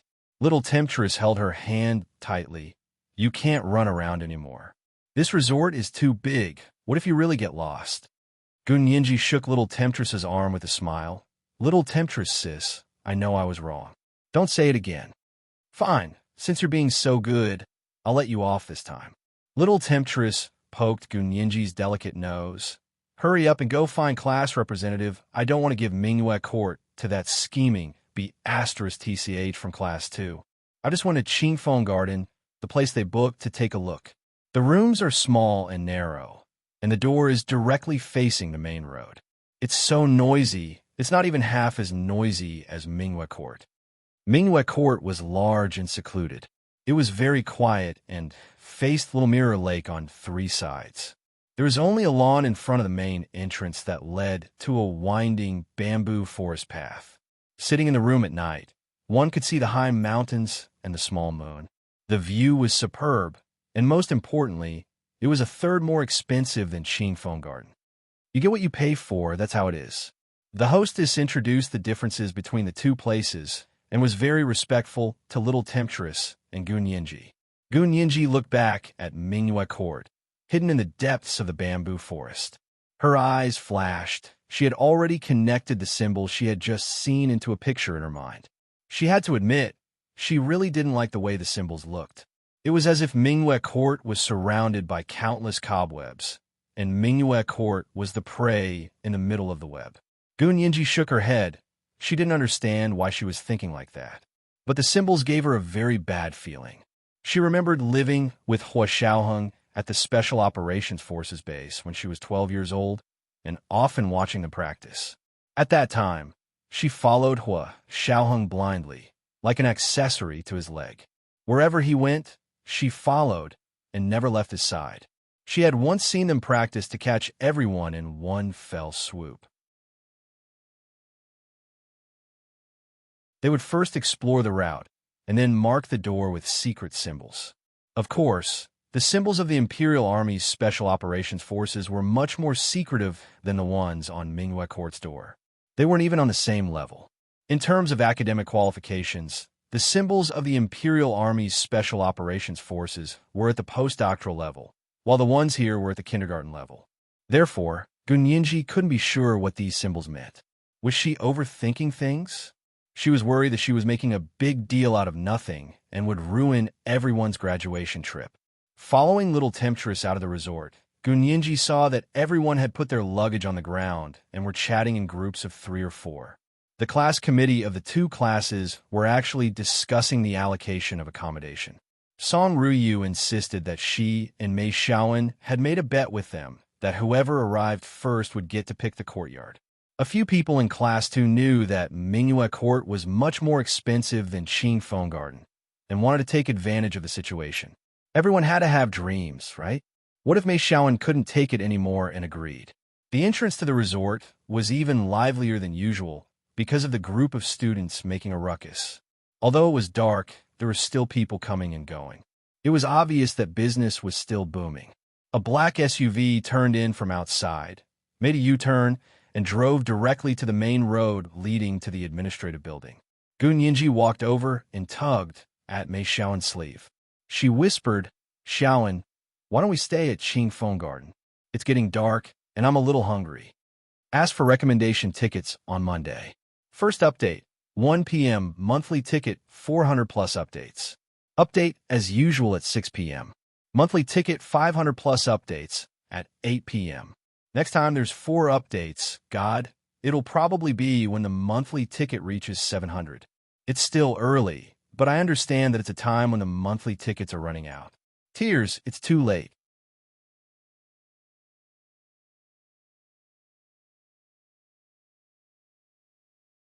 Chapter 62. But Mingyue Court is better. Little Temptress stomped her foot in disagreement. Don't listen to that scheming B*TCH. I'll go fight her. Third sister. Gunyinji's voice trembled like she was about to cry. Just listen to me this once. Don't stay in Minghua Court. She turned to Song Ruyu, who was watching the show with her arms crossed, and whispered, I advise you not to stay in Minghua Court either. It's too secluded. Huh, what a country bumpkin. They came to the resort for this seclusion. Why would they come to the mountains if they wanted to have fun? Wouldn't it kill you to have fun in the city? Song Ryu seized the opportunity to taunt Gunyinji and refused to let it go, her eyes rolling so hard they were about to cramp. Song Ryu was telling the truth. So, Minghua Court, the most secluded place in the resort, was the most expensive. Mei Xiaoan had been here many times and always stayed in Minghua Court. Now that he heard Song Ryu taunt Gunyinji, Mei Xiaoan was not happy. He took Gunyinji's hand and said gently, Don't be afraid. You can stay wherever you want. We'll listen to you. Gunyinji was speechless. Listen to her? But she wasn't the class rep. Gunyinji looked at Little Temptress for help. Little Temptress glared at her, but reluctantly came to the rescue. Fine, fine. Since the class rep made a bet with her, we'll accept our loss. We'll stay in Qingfeng Garden. I hope you guys have a good time in Minghua Court. This kind of advantage doesn't come often. You have to take advantage of it so you don't regret it for the rest of your life. Little Temptress's sarcastic words infuriated the entire Class 2 class. Haha, your class rep was the one who agreed to the bet, and now that you lost, you're reneging on it, and you're mocking us with all sorts of connotations. You don't think it's embarrassing, but we do. Most of the students in Class 2 didn't really care. They didn't care where they stayed, and it was only natural for them to take advantage of Little Temptress. However, Yao Ji's words were too harsh, and they were filled with anger. It would be a waste if they didn't say anything. She patted Mei Xiaoan's shoulder. Treat the top student of our grade well. Class 2's class rep smiled and nodded at her. Nianji, thank you for letting me win. He then patted Mei Xiaoan's shoulder. Treat our top student well. If you don't cherish it, we have plenty of people chasing after you. Mei Xiaoan pulled Gunyinji into his arms and laughed. You're too late. In this life, she has already been reserved by me. In your next life. Gunyinji quickly pushed him away and forced a smile. Xiaoan, you haven't even had a drink yet, and you're already drunk? What are you talking about? I'm not drunk. I'm speaking from the bottom of my heart. Mei Xiaoan smiled as he took her hand and turned to walk towards Qingfeng Garden. Many people in Class 1 were dissatisfied when they heard that they had to change rooms. Class rep, why should we pay for them to stay here? Mei Xiaoan apologetically explained to everyone. It's my fault. I'll make it up to everyone when I get back.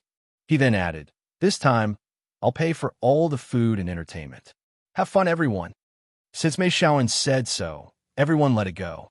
Although they were a little unhappy, after the grill in the yard was lit, everyone threw themselves into the fiery barbecue business.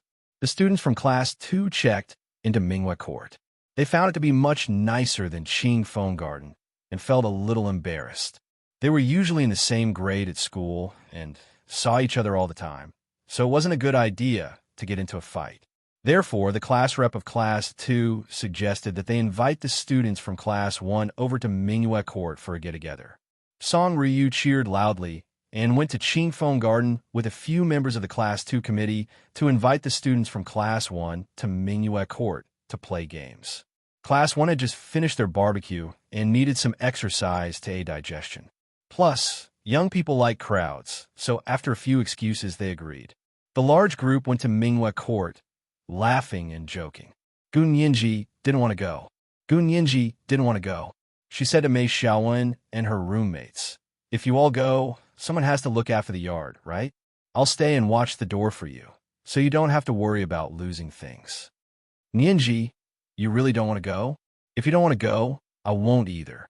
Lady Chow volunteered to stay with Gunyinji. She preferred peace and quiet, and rarely participated in group activities. Mei Xiaoan discussed it with Green Tea Fong and Little Temptress, then agreed. He said to Lady Chow and Gunyinji, you guys stay here then. I have a few Blu-ray discs. You can watch movies or play games. Okay, we'll take care of ourselves. You guys go have fun.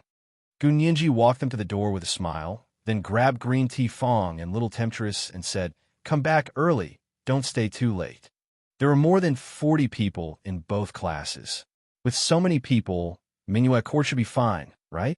Gun Yinji anxiously watched them walk towards Mingyue Court. When they were out of sight, Gun Yinji quickly returned to her room and said to Lady Chow, "Quick, let's change into our swimsuits and go swimming in Little Mirror Lake." "Oh." Lady Chow froze, then quickly understood. She pointed at Gun Yinji and laughed so hard she couldn't stand straight. "So that's what you were planning? You go alone. I don't like to get naked in the water." "Who said anything about getting naked?" Gun Yinji took out her swimsuit from her suitcase and shook it proudly. It was more like a diving suit than a swimsuit. It was wrapped tightly from neck to feet and came with a large diving goggles.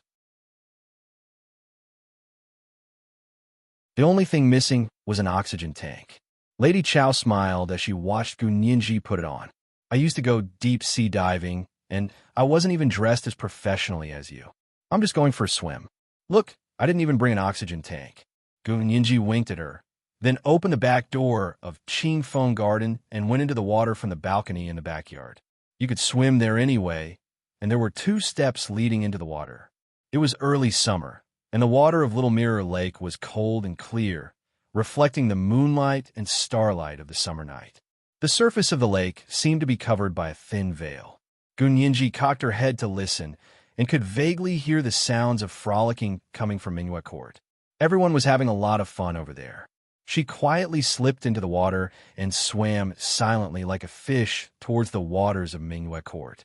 At the same time, in the general manager's office on the 5th floor of the management office of Dufeng Mountain Resort Villa, the smart and capable general manager was tied up like a dumpling and stuffed under his desk.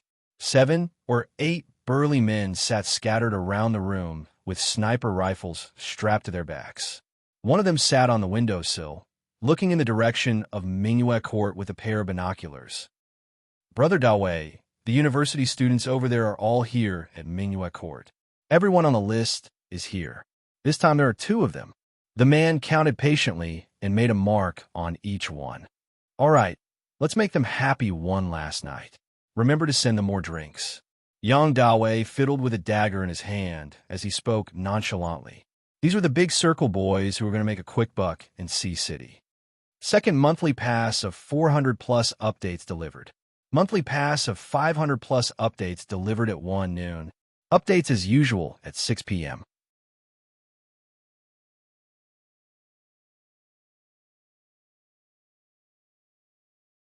Chapter 63. The Big Circle boys had driven the black SUV parked in front of the resort management building.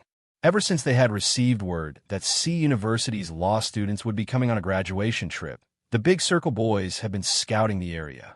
They had done this a dozen times before deciding on a course of action. They had driven here in the evening and entered the management building through the main entrance. The leader of the Big Circle boys, Yang Dawei, had prepared a key and led his men directly to the top floor of the management building, where the general manager's office was located. They quickly subdued the general manager's security, rushed into the office, and took him hostage. The general manager was an unexpected bonus. They had planned to kill him directly, but as soon as they made their move, the general manager immediately offered money in exchange for his life, and even offered 5 million. To the Big Circle boys, they were here for the money. Kidnapping an extra general manager meant they could get an extra 5 million, so of course they wouldn't refuse. So they didn't kill the general manager right away, but tied him up, knocked him out, and stuffed him under a table. With the general manager's cooperation, the Big Circle boys' plan was much easier to carry out. Gun Yinji bobbed up and down in the water. She swam effortlessly and soon reached the waters near Mingyue Court. She deliberately circled the area where she had seen the person jump into the water, but didn't see anything out of the ordinary. What was going on? Was she really overthinking things? It seemed like she had been with the Special Operations Forces for too long that everyone looked like they were up to no good. Gun Yinji laughed inwardly at herself as she flipped over gracefully and began to swim backstroke. As soon as she flipped over, she saw a dark green glow on the back wall of Mingyue Court that faced Little Mirror Lake. Gun Yinji's eyes widened as she looked in the direction of the dark green glow. Sure enough, there were concentric circles there. Gu Nianji's heart sank at this discovery. She was about to swim closer to get a better look when she heard someone jump into the water from Mingyue Court. The students from Class 1 and Class 2 had begun to swim in the lake. She didn't want to be seen, so she quickly dove into the water and swam back to Qingfeng Garden. As she climbed up the balcony steps, a dark cloud floated over and blocked the bright moonlight. The resort villa was pitch black, so Gu Nianji took advantage of the darkness to sneak back to her room. "You're back? Is Little Mirror Lake fun?" Lady Chow had already showered and was sitting on the bed, editing her graduation thesis on her laptop.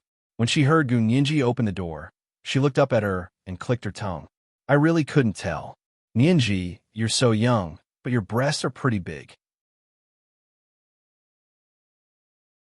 When Gu Nianji had first arrived, she had been quite shy when her roommates said such things. Now that she had practiced it, she didn't take it to heart. She took off her swimming cap with a smile and said, "After a woman becomes an adult, the size of her breasts is only related to her genes and has nothing to do with age. You're not 18 yet, so you're not considered an adult." Lady Chow giggled and argued with Gu Nianji. She pointed in the direction of the bathroom and said, "Hurry up and take a shower before those two come back. I don't think the water is very hot today." "It's fine. It's not cold today anyway." Gu Nianji grabbed her clothes and went to the bathroom to dry herself. When he returned to his bed and sat down, he saw that there were two messages on his phone. One was from Yin Shixiang, asking if she had arrived at Dufeng Mountain Resort Villa. The other was from Mei Xiaowen, asking if she wanted to go to Mingyue Court and hang out with the others. He also said that they were playing Truth or Dare. Gu Nianji hated Truth or Dare, so she ignored Mei Xiaowen's message and only replied to Yin Shixiang, "Brother Xiong, I'm already here. I just finished showering and am going to bed." Yin Shixiang received Gu Nianji's reply and immediately replied, "Good night." This was actually just a routine matter. In addition to having someone specifically accompany Gu Nianji to Dufeng Mountain Resort Villa, they also had other measures in place to ensure her safety. As long as she was within range of their communication, they didn't have to worry about anything happening to her. Gu Nianji smiled sweetly as she read Yin Shixiang's message. Her fingers were itching to keep rubbing her phone. She wanted nothing more than to call Hua Xiaoheng. But when she thought of Hua Xiaoheng's status, she restrained herself. He had always been the one to call her. She rarely had the opportunity to directly call Hua Xiaoheng. Most of the time, it was Zhao Yangze who answered the call and transferred it to Hua Xiaoheng. Gu Nianji's eyelids drooped as she put down her phone. She lay down and muttered to Lady Chow, "Wake me up when they come back." Then she fell asleep. It was a sweet and dreamless night, and when she woke up, it was already noon. Lady Chow was still sitting on the bed with her laptop, but she had headphones on. She was probably watching a drama. Gu Nianji rubbed her eyes and sat up in bed. She saw that Green Tea Fong and Little Temptress's beds were a mess, but there was no sign of them. She covered her mouth and yawned. She asked lazily, "When did they come back yesterday?" "This morning." Lady Chow didn't even look up. "Most of them didn't come back last night. It's a big place anyway. Everyone pretty much stayed up all night and only came back this morning to catch up on sleep." "Where are they?" Gu Nianji pointed to Green Tea Fong and Little Temptress's beds. "Catching up on sleep this morning, it's only noon." "Who's a piggy like you who only knows how to sleep?" Lady Chow glanced at her with a smile. "They woke up an hour earlier than you. Right now, they're climbing the mountain with Class 2. "That's crazy." Gu Nianji shook her head. She put on a long black t-shirt as pajamas and got out of bed in slippers. She grabbed her toiletries and brushed her teeth in the bathroom. After washing up, she copied Lady Chow's studious attitude and turned on her laptop to continue editing her graduation thesis. Gu Nianji worked until it was almost evening and her neck was sore. She told Lady Chow that she wanted to go for a walk. Lady Chow had been in a room all day and was getting bored. She closed her laptop. "Let's go together." Gu Nianji and Lady Chow changed into dresses and left Qingfeng Garden for a walk. There were only a few male students who were still sleeping in Qingfeng Garden, guarding the door. The two of them walked out of Qingfeng Garden's main gate, facing the main road, and walked along the winding path that led to Mingyue Court. Mingyue Court was very quiet. Only 2 boys stayed to watch the yard. The others had gone to climb Dufeng Mountain. Gun Yinji and Lady Chao stood by Little Mirror Lake and watched the sky gradually darken. They sighed in unison. They looked at each other and smiled. In the distance, they saw that their classmates had already come down from Dufeng Mountain. Judging by the weather, it looks like it's going to rain tonight. Gun Yinji looked up at the clouds that were getting thicker and thicker. She frowned. This kind of cloud will affect cell phone signals. The 3rd monthly pass arrived at 500 extra minutes. There was still a 4th night at 6 p.m. Oh, and if no.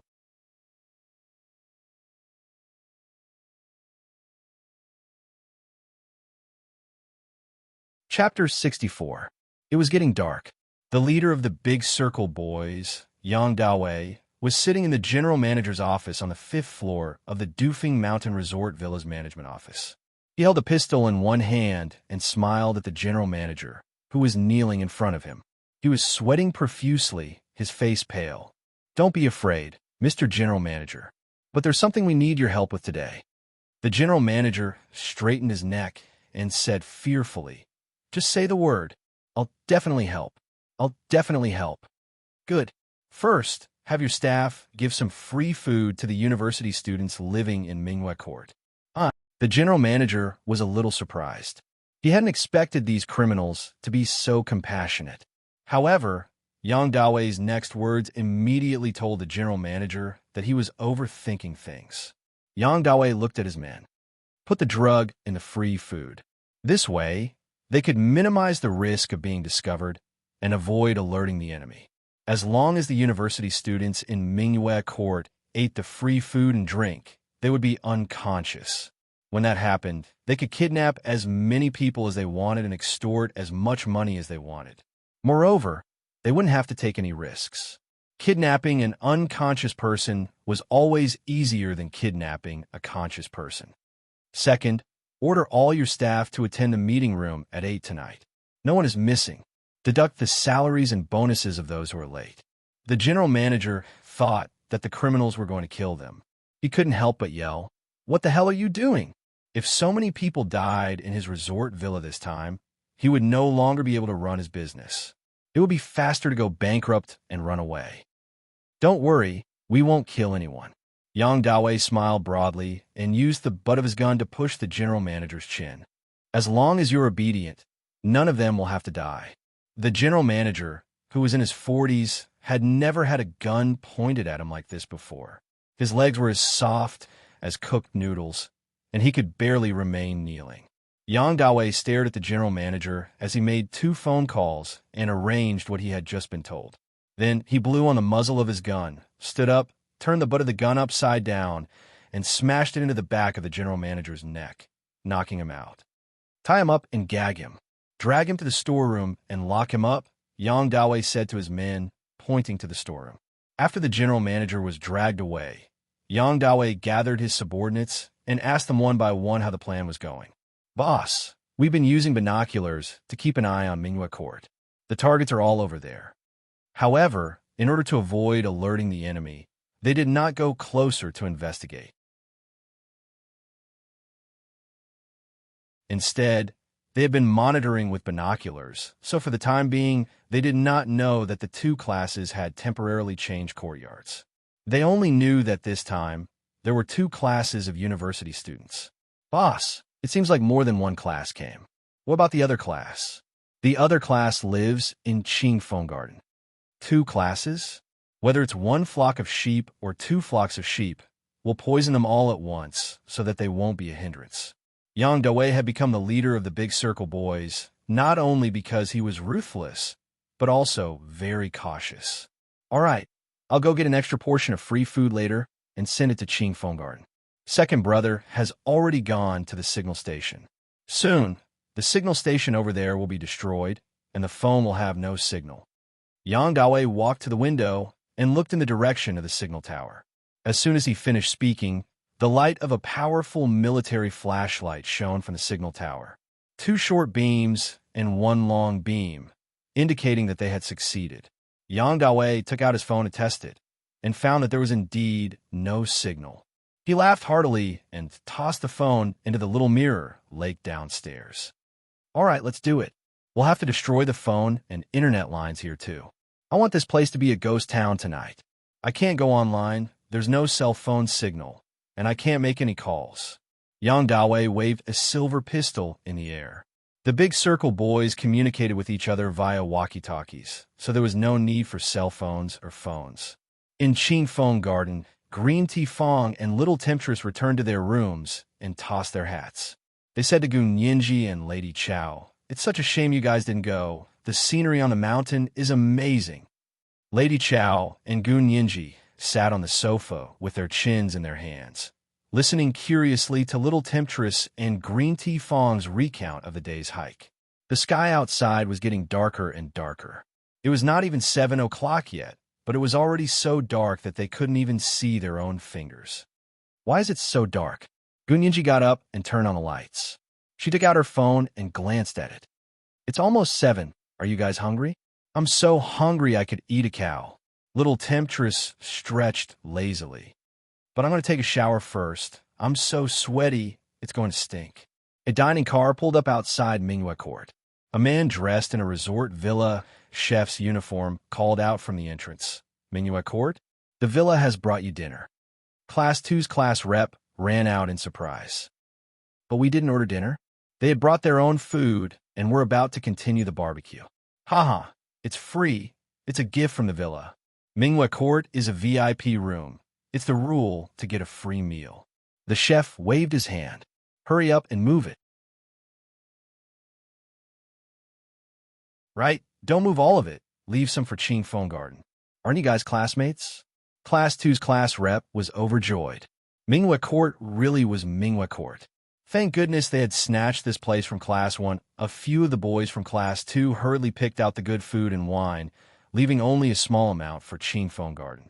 The chef smiled as he watched them enter Mingyue Court, as if they were lambs to the slaughter. After delivering the free food to Mingyue Court, the chef drove the dining car to the entrance of Qing Feng Garden. Qing Feng Garden? You guys are in luck. There's extra food and wine for free today. Do you guys want it? The chef changed his tone at the entrance of Qing Feng Garden. His tone was infuriating. There's free food. Why don't we take it? Strongman rushed out and directed the boys to carry the food in. Unfortunately, there wasn't much free food. Most of it had been taken away by the students from Class 2 in Mingyue Court, and what was left wasn't enough for more than 20 people. Mei Xiaowen came over to take a look and thought the food looked bad. He didn't want to eat it, so he asked Strongman and the others to share it, saying that he had already ordered food for everyone. That won't do. You guys are eating good food, and you're giving us this free crap. I don't agree. As soon as Strongman heard that he had ordered good food and wine, he was immediately annoyed by the free food. He threw his chopsticks and spoon aside and crossed his legs. Mei Xiaowen had paid for all the food and wine for this trip anyway, so the students from Class 1 didn't mind eating something good. You're so good. You shouldn't have moved in just now. You might as well feed this to the dogs. Mei Xiaowen curled his finger and gave Strongman a hard knock on the head. Strongman covered his red forehead and screamed, "Where's the dog? Where's the dog? Go find one quick." It was almost 8 p.m. when the dinner Mei Xiaowen had ordered arrived. The delivery boy said hurriedly, "Hurry up and sign for it. I have to go to a meeting." The general manager said that everyone has to be there at 8 p.m. for roll call. If I'm late, I won't get my salary and bonus this month. Good night, everyone.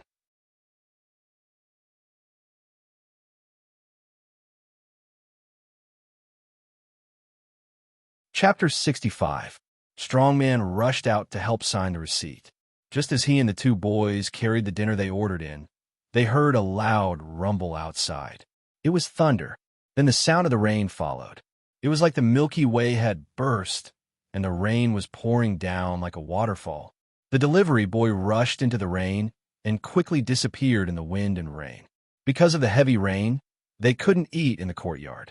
Mei Xiaowen directed everyone to collect their dinners and return to their rooms to eat. Gun Yinji ate her dinner as she habitually looked at her phone. Her brows furrowed. What's wrong? Little Four? What's there to be upset about? I'm telling you, class rep was great today. He ignored that scheming bitch from class 2. Don't worry. Little Temptress thought Gun Yinji was angry at Mei Xiaowen. Gun Yinji ignored Little Temptress and set down her chopsticks. She walked around the room with her phone raised. She tried everywhere and finally went to the door.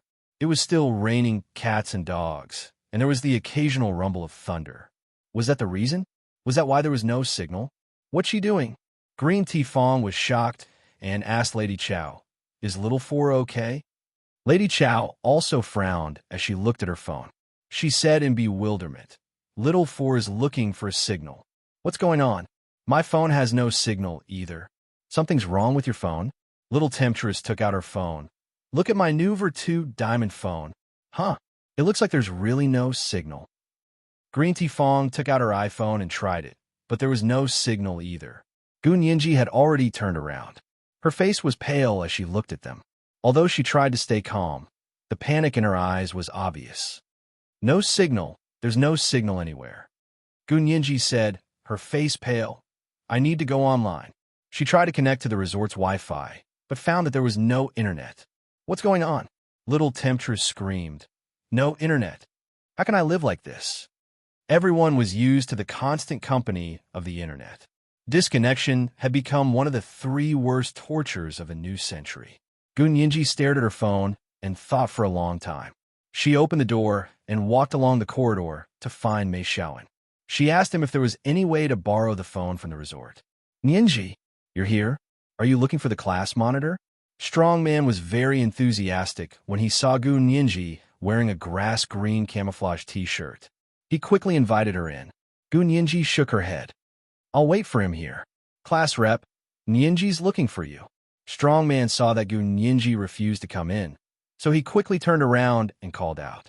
Mei Xiaowen had just finished eating and was about to shower when he heard Strongman saying Yinji had arrived. He hurriedly wiped his hair and came out of the bathroom.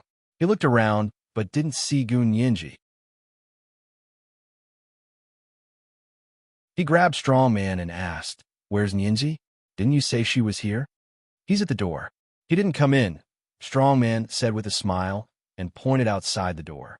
Mei Xiaowen quickly pushed the door open and went out to see Gun Yinji standing gracefully in the corridor in the pitch-black night. The misty rain became her backdrop, and the exquisite platinum lilac earrings on her white earlobes glowed brilliantly. Her skin was smooth and creamy, and she looked so delicate and beautiful that he wanted nothing more than to hold her in his arms and cherish her. He was afraid that if his breath was too strong, he would blow her away in the rain. Mei Xiaowen's heart softened. "Yinji, I was just about to go look for you. Our hearts are connected." Gun Yinji didn't respond to Mei Xiaowen's affectionate gaze. She grabbed his arm and dragged him to the door. She whispered, "Xiaowen, I want to call my family, but there's no cell signal here. The internet is also down. Can you do me a favor and ask someone here to borrow their phone?" A telephone line was much more reliable than a cell signal station in a critical moment. Mei Xiaowen froze. "No cell signal? No internet? That's impossible. I've been here more than a dozen times, and this has never happened." He quickly returned to his room and tried his phone. There was no signal. Then he tried the Wi-Fi. It was the same. Currently unavailable. How could this be? Mei Xiaowen's brows furrowed. People in the modern world without cell phones and internet were like losing half their lives. "I didn't lie to you, did I? Let's go borrow a phone, okay?" Gun Yinji was anxious. Mei Xiaowen looked at her and stuffed his phone back into his trouser pocket. "It's raining heavily outside. Let's go borrow a phone when the rain stops." Gun Yinji looked back at the heavy rain and nodded helplessly. "Okay, I'll go back first." She was about to leave listlessly when she heard a voice in the rain. "Miss Gu, did you drop this plastic bag?" Gun Yinji looked up in surprise. In the dark of the night, in the pouring rain, an ordinary-looking man, who would have been lost in a crowd, walked out in the rain. He was wearing a jumper and carrying a black plastic bag. Gun Yinji was about to say she didn't bring the bag when she looked closely. It was someone she knew. She used to see him often at the Special Forces base. She hadn't seen him since she went to sea university and moved out of the base. Gun Yinji's heart skipped a beat. "Where did you find it?" Mei Xiaowen squinted at the plastic bag. His brows furrowed even more. Nianji, why are you using this? It's not environmentally friendly at all. Gu Nianji was anxious to speak to the man. She pushed Mei Xiaoan inside and said, Xiaoan, you go in first. I have something to say to him. It's someone I know. Don't worry. Mei Xiaoan looked at the average-looking man, then at Gu Nianji, who was as delicate as a spring onion.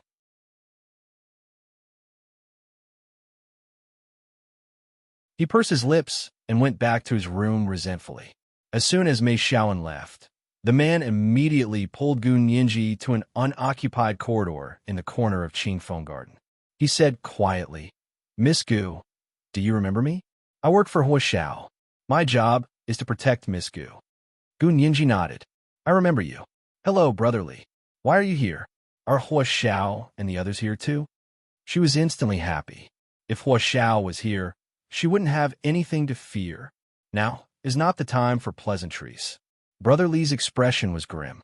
Hua Xiao didn't come. I was sent by Hua Xiao to protect you. I followed you here yesterday. I didn't expect something like this to happen. There's no cell signal and internet today. I thought something was wrong, so I came to tell you. Half an hour ago, he discovered that the cell signal and internet had been cut off at the same time. He quickly went to the cell signal station on the nearby mountain to check. He discovered that it was obviously sabotaged by someone. It wouldn't be fixed in a short time. He had lost contact with the special forces. He didn't know if they'd noticed something was wrong. It was Saturday, so there were fewer people at the base than usual. If the people on duty were to slack off, they would probably only realize something was wrong the next day.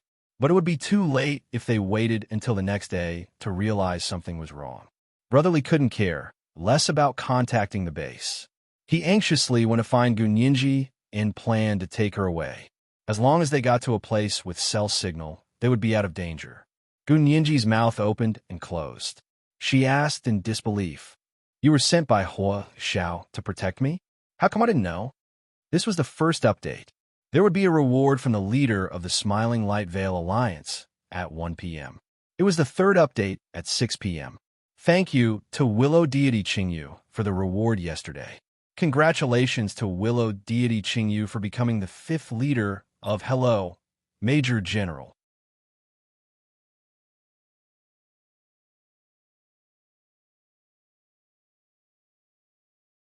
Chapter 66. Why don't you see what we're doing? If even you could tell, then we wouldn't be able to do anything. Brotherly smiled good-naturedly and handed the black plastic bag to her. It's very dangerous here. Put on the bulletproof vest. I'm going out to scout, and then you come with me. We'll leave here early.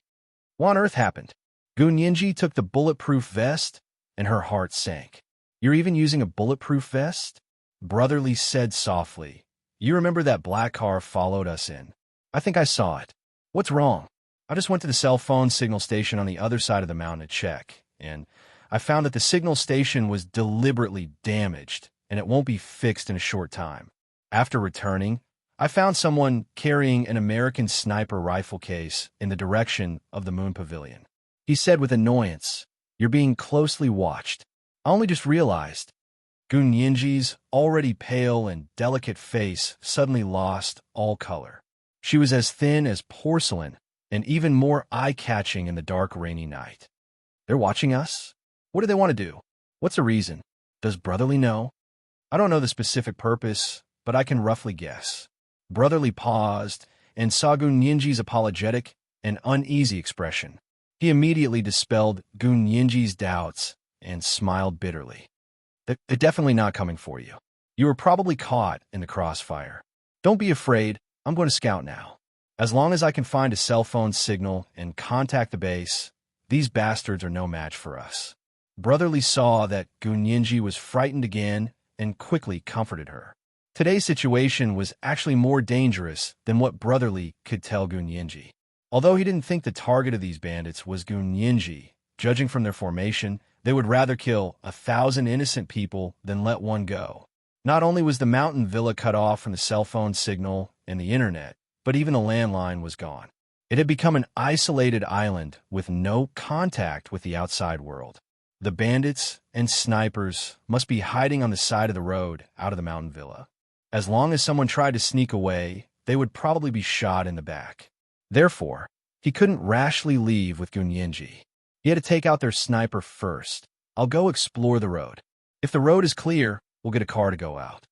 Big Brotherly pointed at the black plastic bag and whispered, "This is a bulletproof vest. Go back and put it on." Gun Yinji clutched the plastic bag tightly and asked worriedly, "Brotherly, what about you? Are you wearing a bulletproof vest?" If there was really a sniper here like Big Brotherly said, then the bulletproof vest was too important for Big Brotherly. Brotherly glanced at Gun Yinji and hesitated for a moment before taking out a letter from his underwear pocket and handing it to Gun Yinji. "If I don't come back, please give this letter to Big Xion." "What letter?" Gun Yinji was confused. "Can't you just put it in the mailbox and send it back?" Nowadays, people don't even use email anymore. They use social media to contact each other. There are even people who use paper to write letters. Brotherly smiled wryly and shook his head. Worried that Gun Yinji didn't know the severity of the matter, he still told her, "This is my suicide note. If I don't come back, please give it to Big Xion. He will pass it to my family. If I come back, please give it back to me." Suicide note? The smile on Gun Yinji's face froze. Her hand gripped the letter so tightly that it almost spasmed. "Don't be afraid. This is a practice in the operations forces. Everyone writes a suicide note before a big operation and gives it to their superiors for safekeeping. This time, I thought I was on vacation, so I had no choice but to trouble you." Brotherly looked at Gun Yinji and smiled wryly again. Patting her shoulder, he said, "You must survive. Think of a way to survive. You must protect yourself before you see our people." Tears welled up in Gun Yinji's eyes. She understood that Brotherly must have given Gun Yinji his bulletproof vest. Gun Yinji quickly stuffed the black plastic bag back into Brotherly's hand. "Brotherly, you wear this bulletproof vest. I don't need it. Be obedient. This is an order." Brotherly scowled and pushed the plastic bag back. "Did you forget how Hua Xiao taught you?" But Gun Yinji was only afraid of Hua Xiao. She couldn't listen to anyone else. "Brotherly, it's because of Hua Xiao that I have to return this bulletproof vest to you. Unless you have extra bulletproof vests." Gun Yinji held back her tears and smiled. Once again, she stuffed the black plastic bag back into Brotherly's hand. "Also, you're going to scout, so you'll definitely be targeted by those people. You'll have a higher chance of success if you wear a bulletproof vest. I'll be safer if I know you'll succeed." Brotherly wasn't a match for Gun Yinji in an argument. He pursed his lips anxiously and wanted to say more, but Gun Yinji already stopped him. "Don't say any more. Brotherly should hurry up if you want to scout. It's raining so hard, it won't be easy to go out." Brotherly also knew that the situation was urgent and that he couldn't afford to waste any more time here. He didn't insist and carried the black plastic bag to Gun Yinji, reminding her repeatedly, "Don't go anywhere.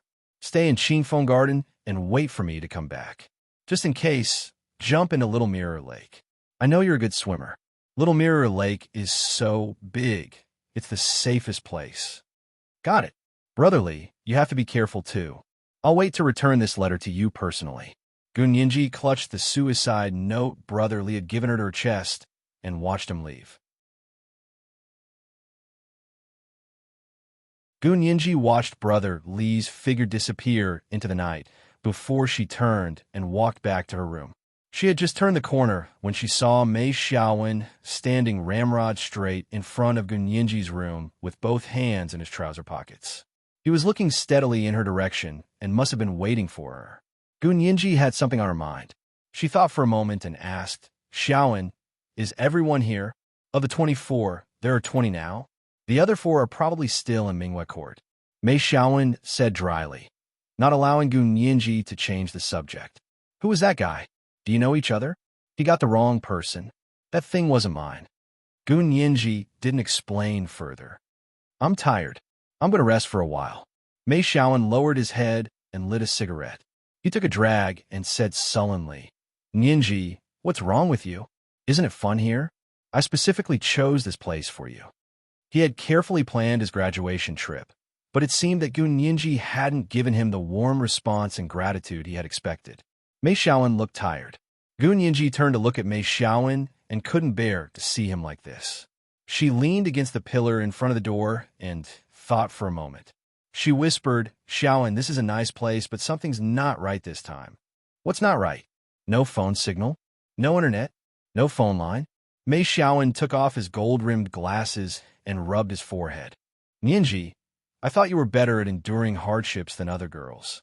Gu Nianji didn't know whether to laugh or cry. She was an orphan, so she should be better at enduring hardships than rich second-generation heirs with both parents alive. But Hua Xiao had never let her suffer when it came to basic necessities. However, Gu Nianji wasn't angry at Mei Xiaoan. Hua Xiao was her source of confidence. She wasn't as sensitive as a glass. Xiaoan, you're not complimenting me. Gu Nianji glared at Mei Xiaoan and looked up at the sky. The rain is getting heavier. Xiaoan, tell everyone not to go out at all costs. Make sure the doors are closed. And NB, this is the first time the spiritual pet's fate rewarded by the guild master, Smiling Muslin, has been sent over. Third update at 6 p.m.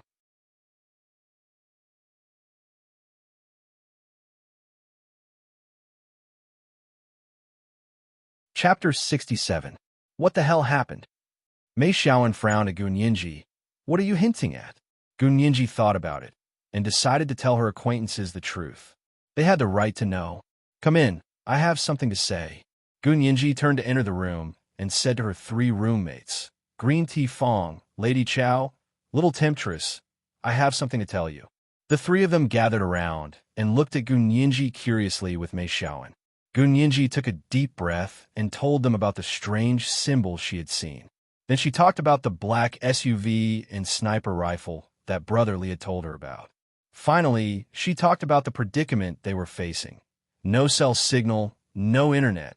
Even the phone lines were down. The only lucky thing for us was that Class 2 forced us to change dormitories. Now I don't know if those people are smart enough or stupid enough to carve a boat for a sword. Gu Nianji took out her phone and used a drawing board to draw concentric circles for them to see. The three roommates and Mei Xiaoan were dumbfounded. They looked at each other and asked in confusion, How do you recognize the sniper rifle case? My distant relative is in the army. He has a sniper rifle case, just like the one that person was holding. Gu Nianji didn't say that Brotherly had told her. She calmly turned her head away, the exquisite platinum lilac earrings on her earlobe drawing a shiny arc under the light. She had learned to be calm after being by Hua Xiaoheng's side for 6 years. Aren't you worried at all? Worried about what? Little Temptress ran her fingers through her hair. I'm more worried about not being able to surf Weibo. Yeah, why should we be worried? Even if someone has ulterior motives, what does that have to do with us? Mei Xiaoan didn't understand. He put on his gold-rimmed glasses. Aren't you overthinking things? You guys are so careless. Gu Nianji was puzzled. She walked around the four of them. You're either rich kids or the children of government officials. Didn't your families tell you that the outside world is very dangerous? Mei Xiaoan finally understood. His thin, pale face paled. You think they're after us? You must have eaten the heart of a bear and the guts of a leopard. Rich second-generation heirs were most afraid of being kidnapped. Although the purpose of kidnapping was to extort money, there were many kidnappers who took the money and then killed the hostages. The Mei family was considered a local tyrant in Sea City. Basically, no one dared to lay a hand on the Mei family in Sea City. Therefore, Mei Xiaoan had never brought any bodyguards with him when he was in Sea City. However, when he left Sea City for other places, he always brought bodyguards with him. Gu Nianji and Brotherly were actually just using common sense to infer that if those people weren't here for Gu Nianji, then they could only be here for the rich second generations in their class.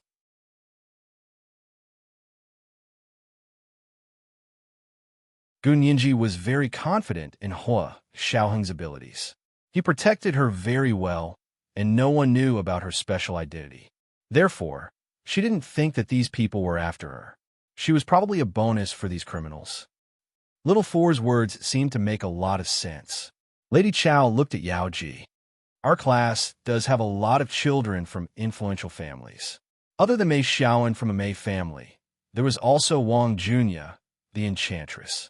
The Wang clan of the empire's capital was no ordinary clan. Green Tea Fong's family was also worth tens of millions. Gunyinji was the only one who might have come from a poor family background and was caught in the crossfire. Then what do we do? Are we just going to surrender? Yao Ji was nervous. Should we tell everyone?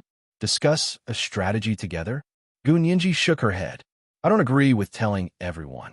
The more people there are, the easier it will be for the news to get out. It will draw the attention of those people. That makes sense. Mei Xiaowen thought of his classmates in class too. But we can't be completely clueless, can we? Should we go talk to them?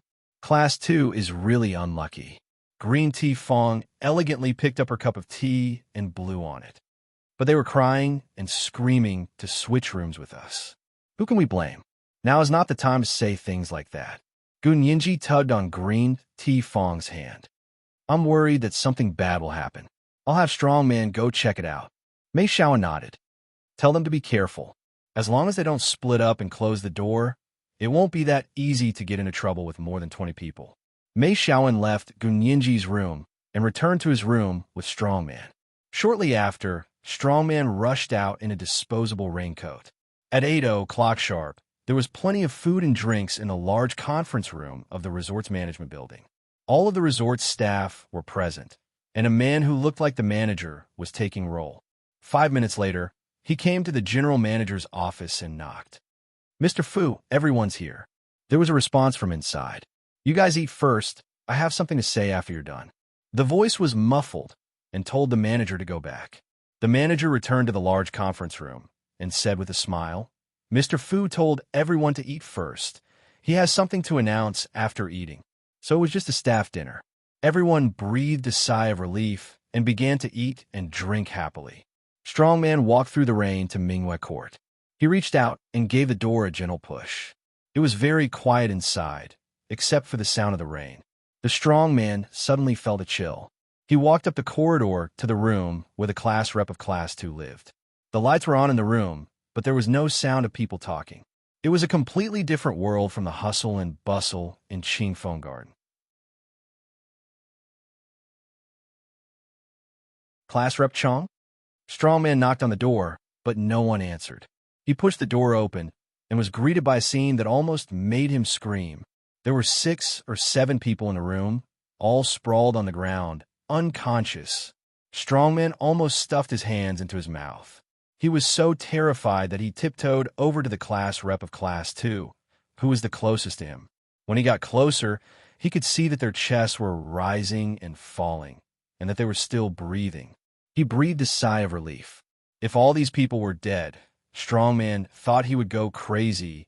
He mustered up his courage and looked from room to room and found that everyone in Class 2 was unconscious. There was unfinished food in every room, and it was obvious that it was the free food and drinks that had been given to him earlier. There was free food at his place, too. It was a good thing he hadn't eaten it.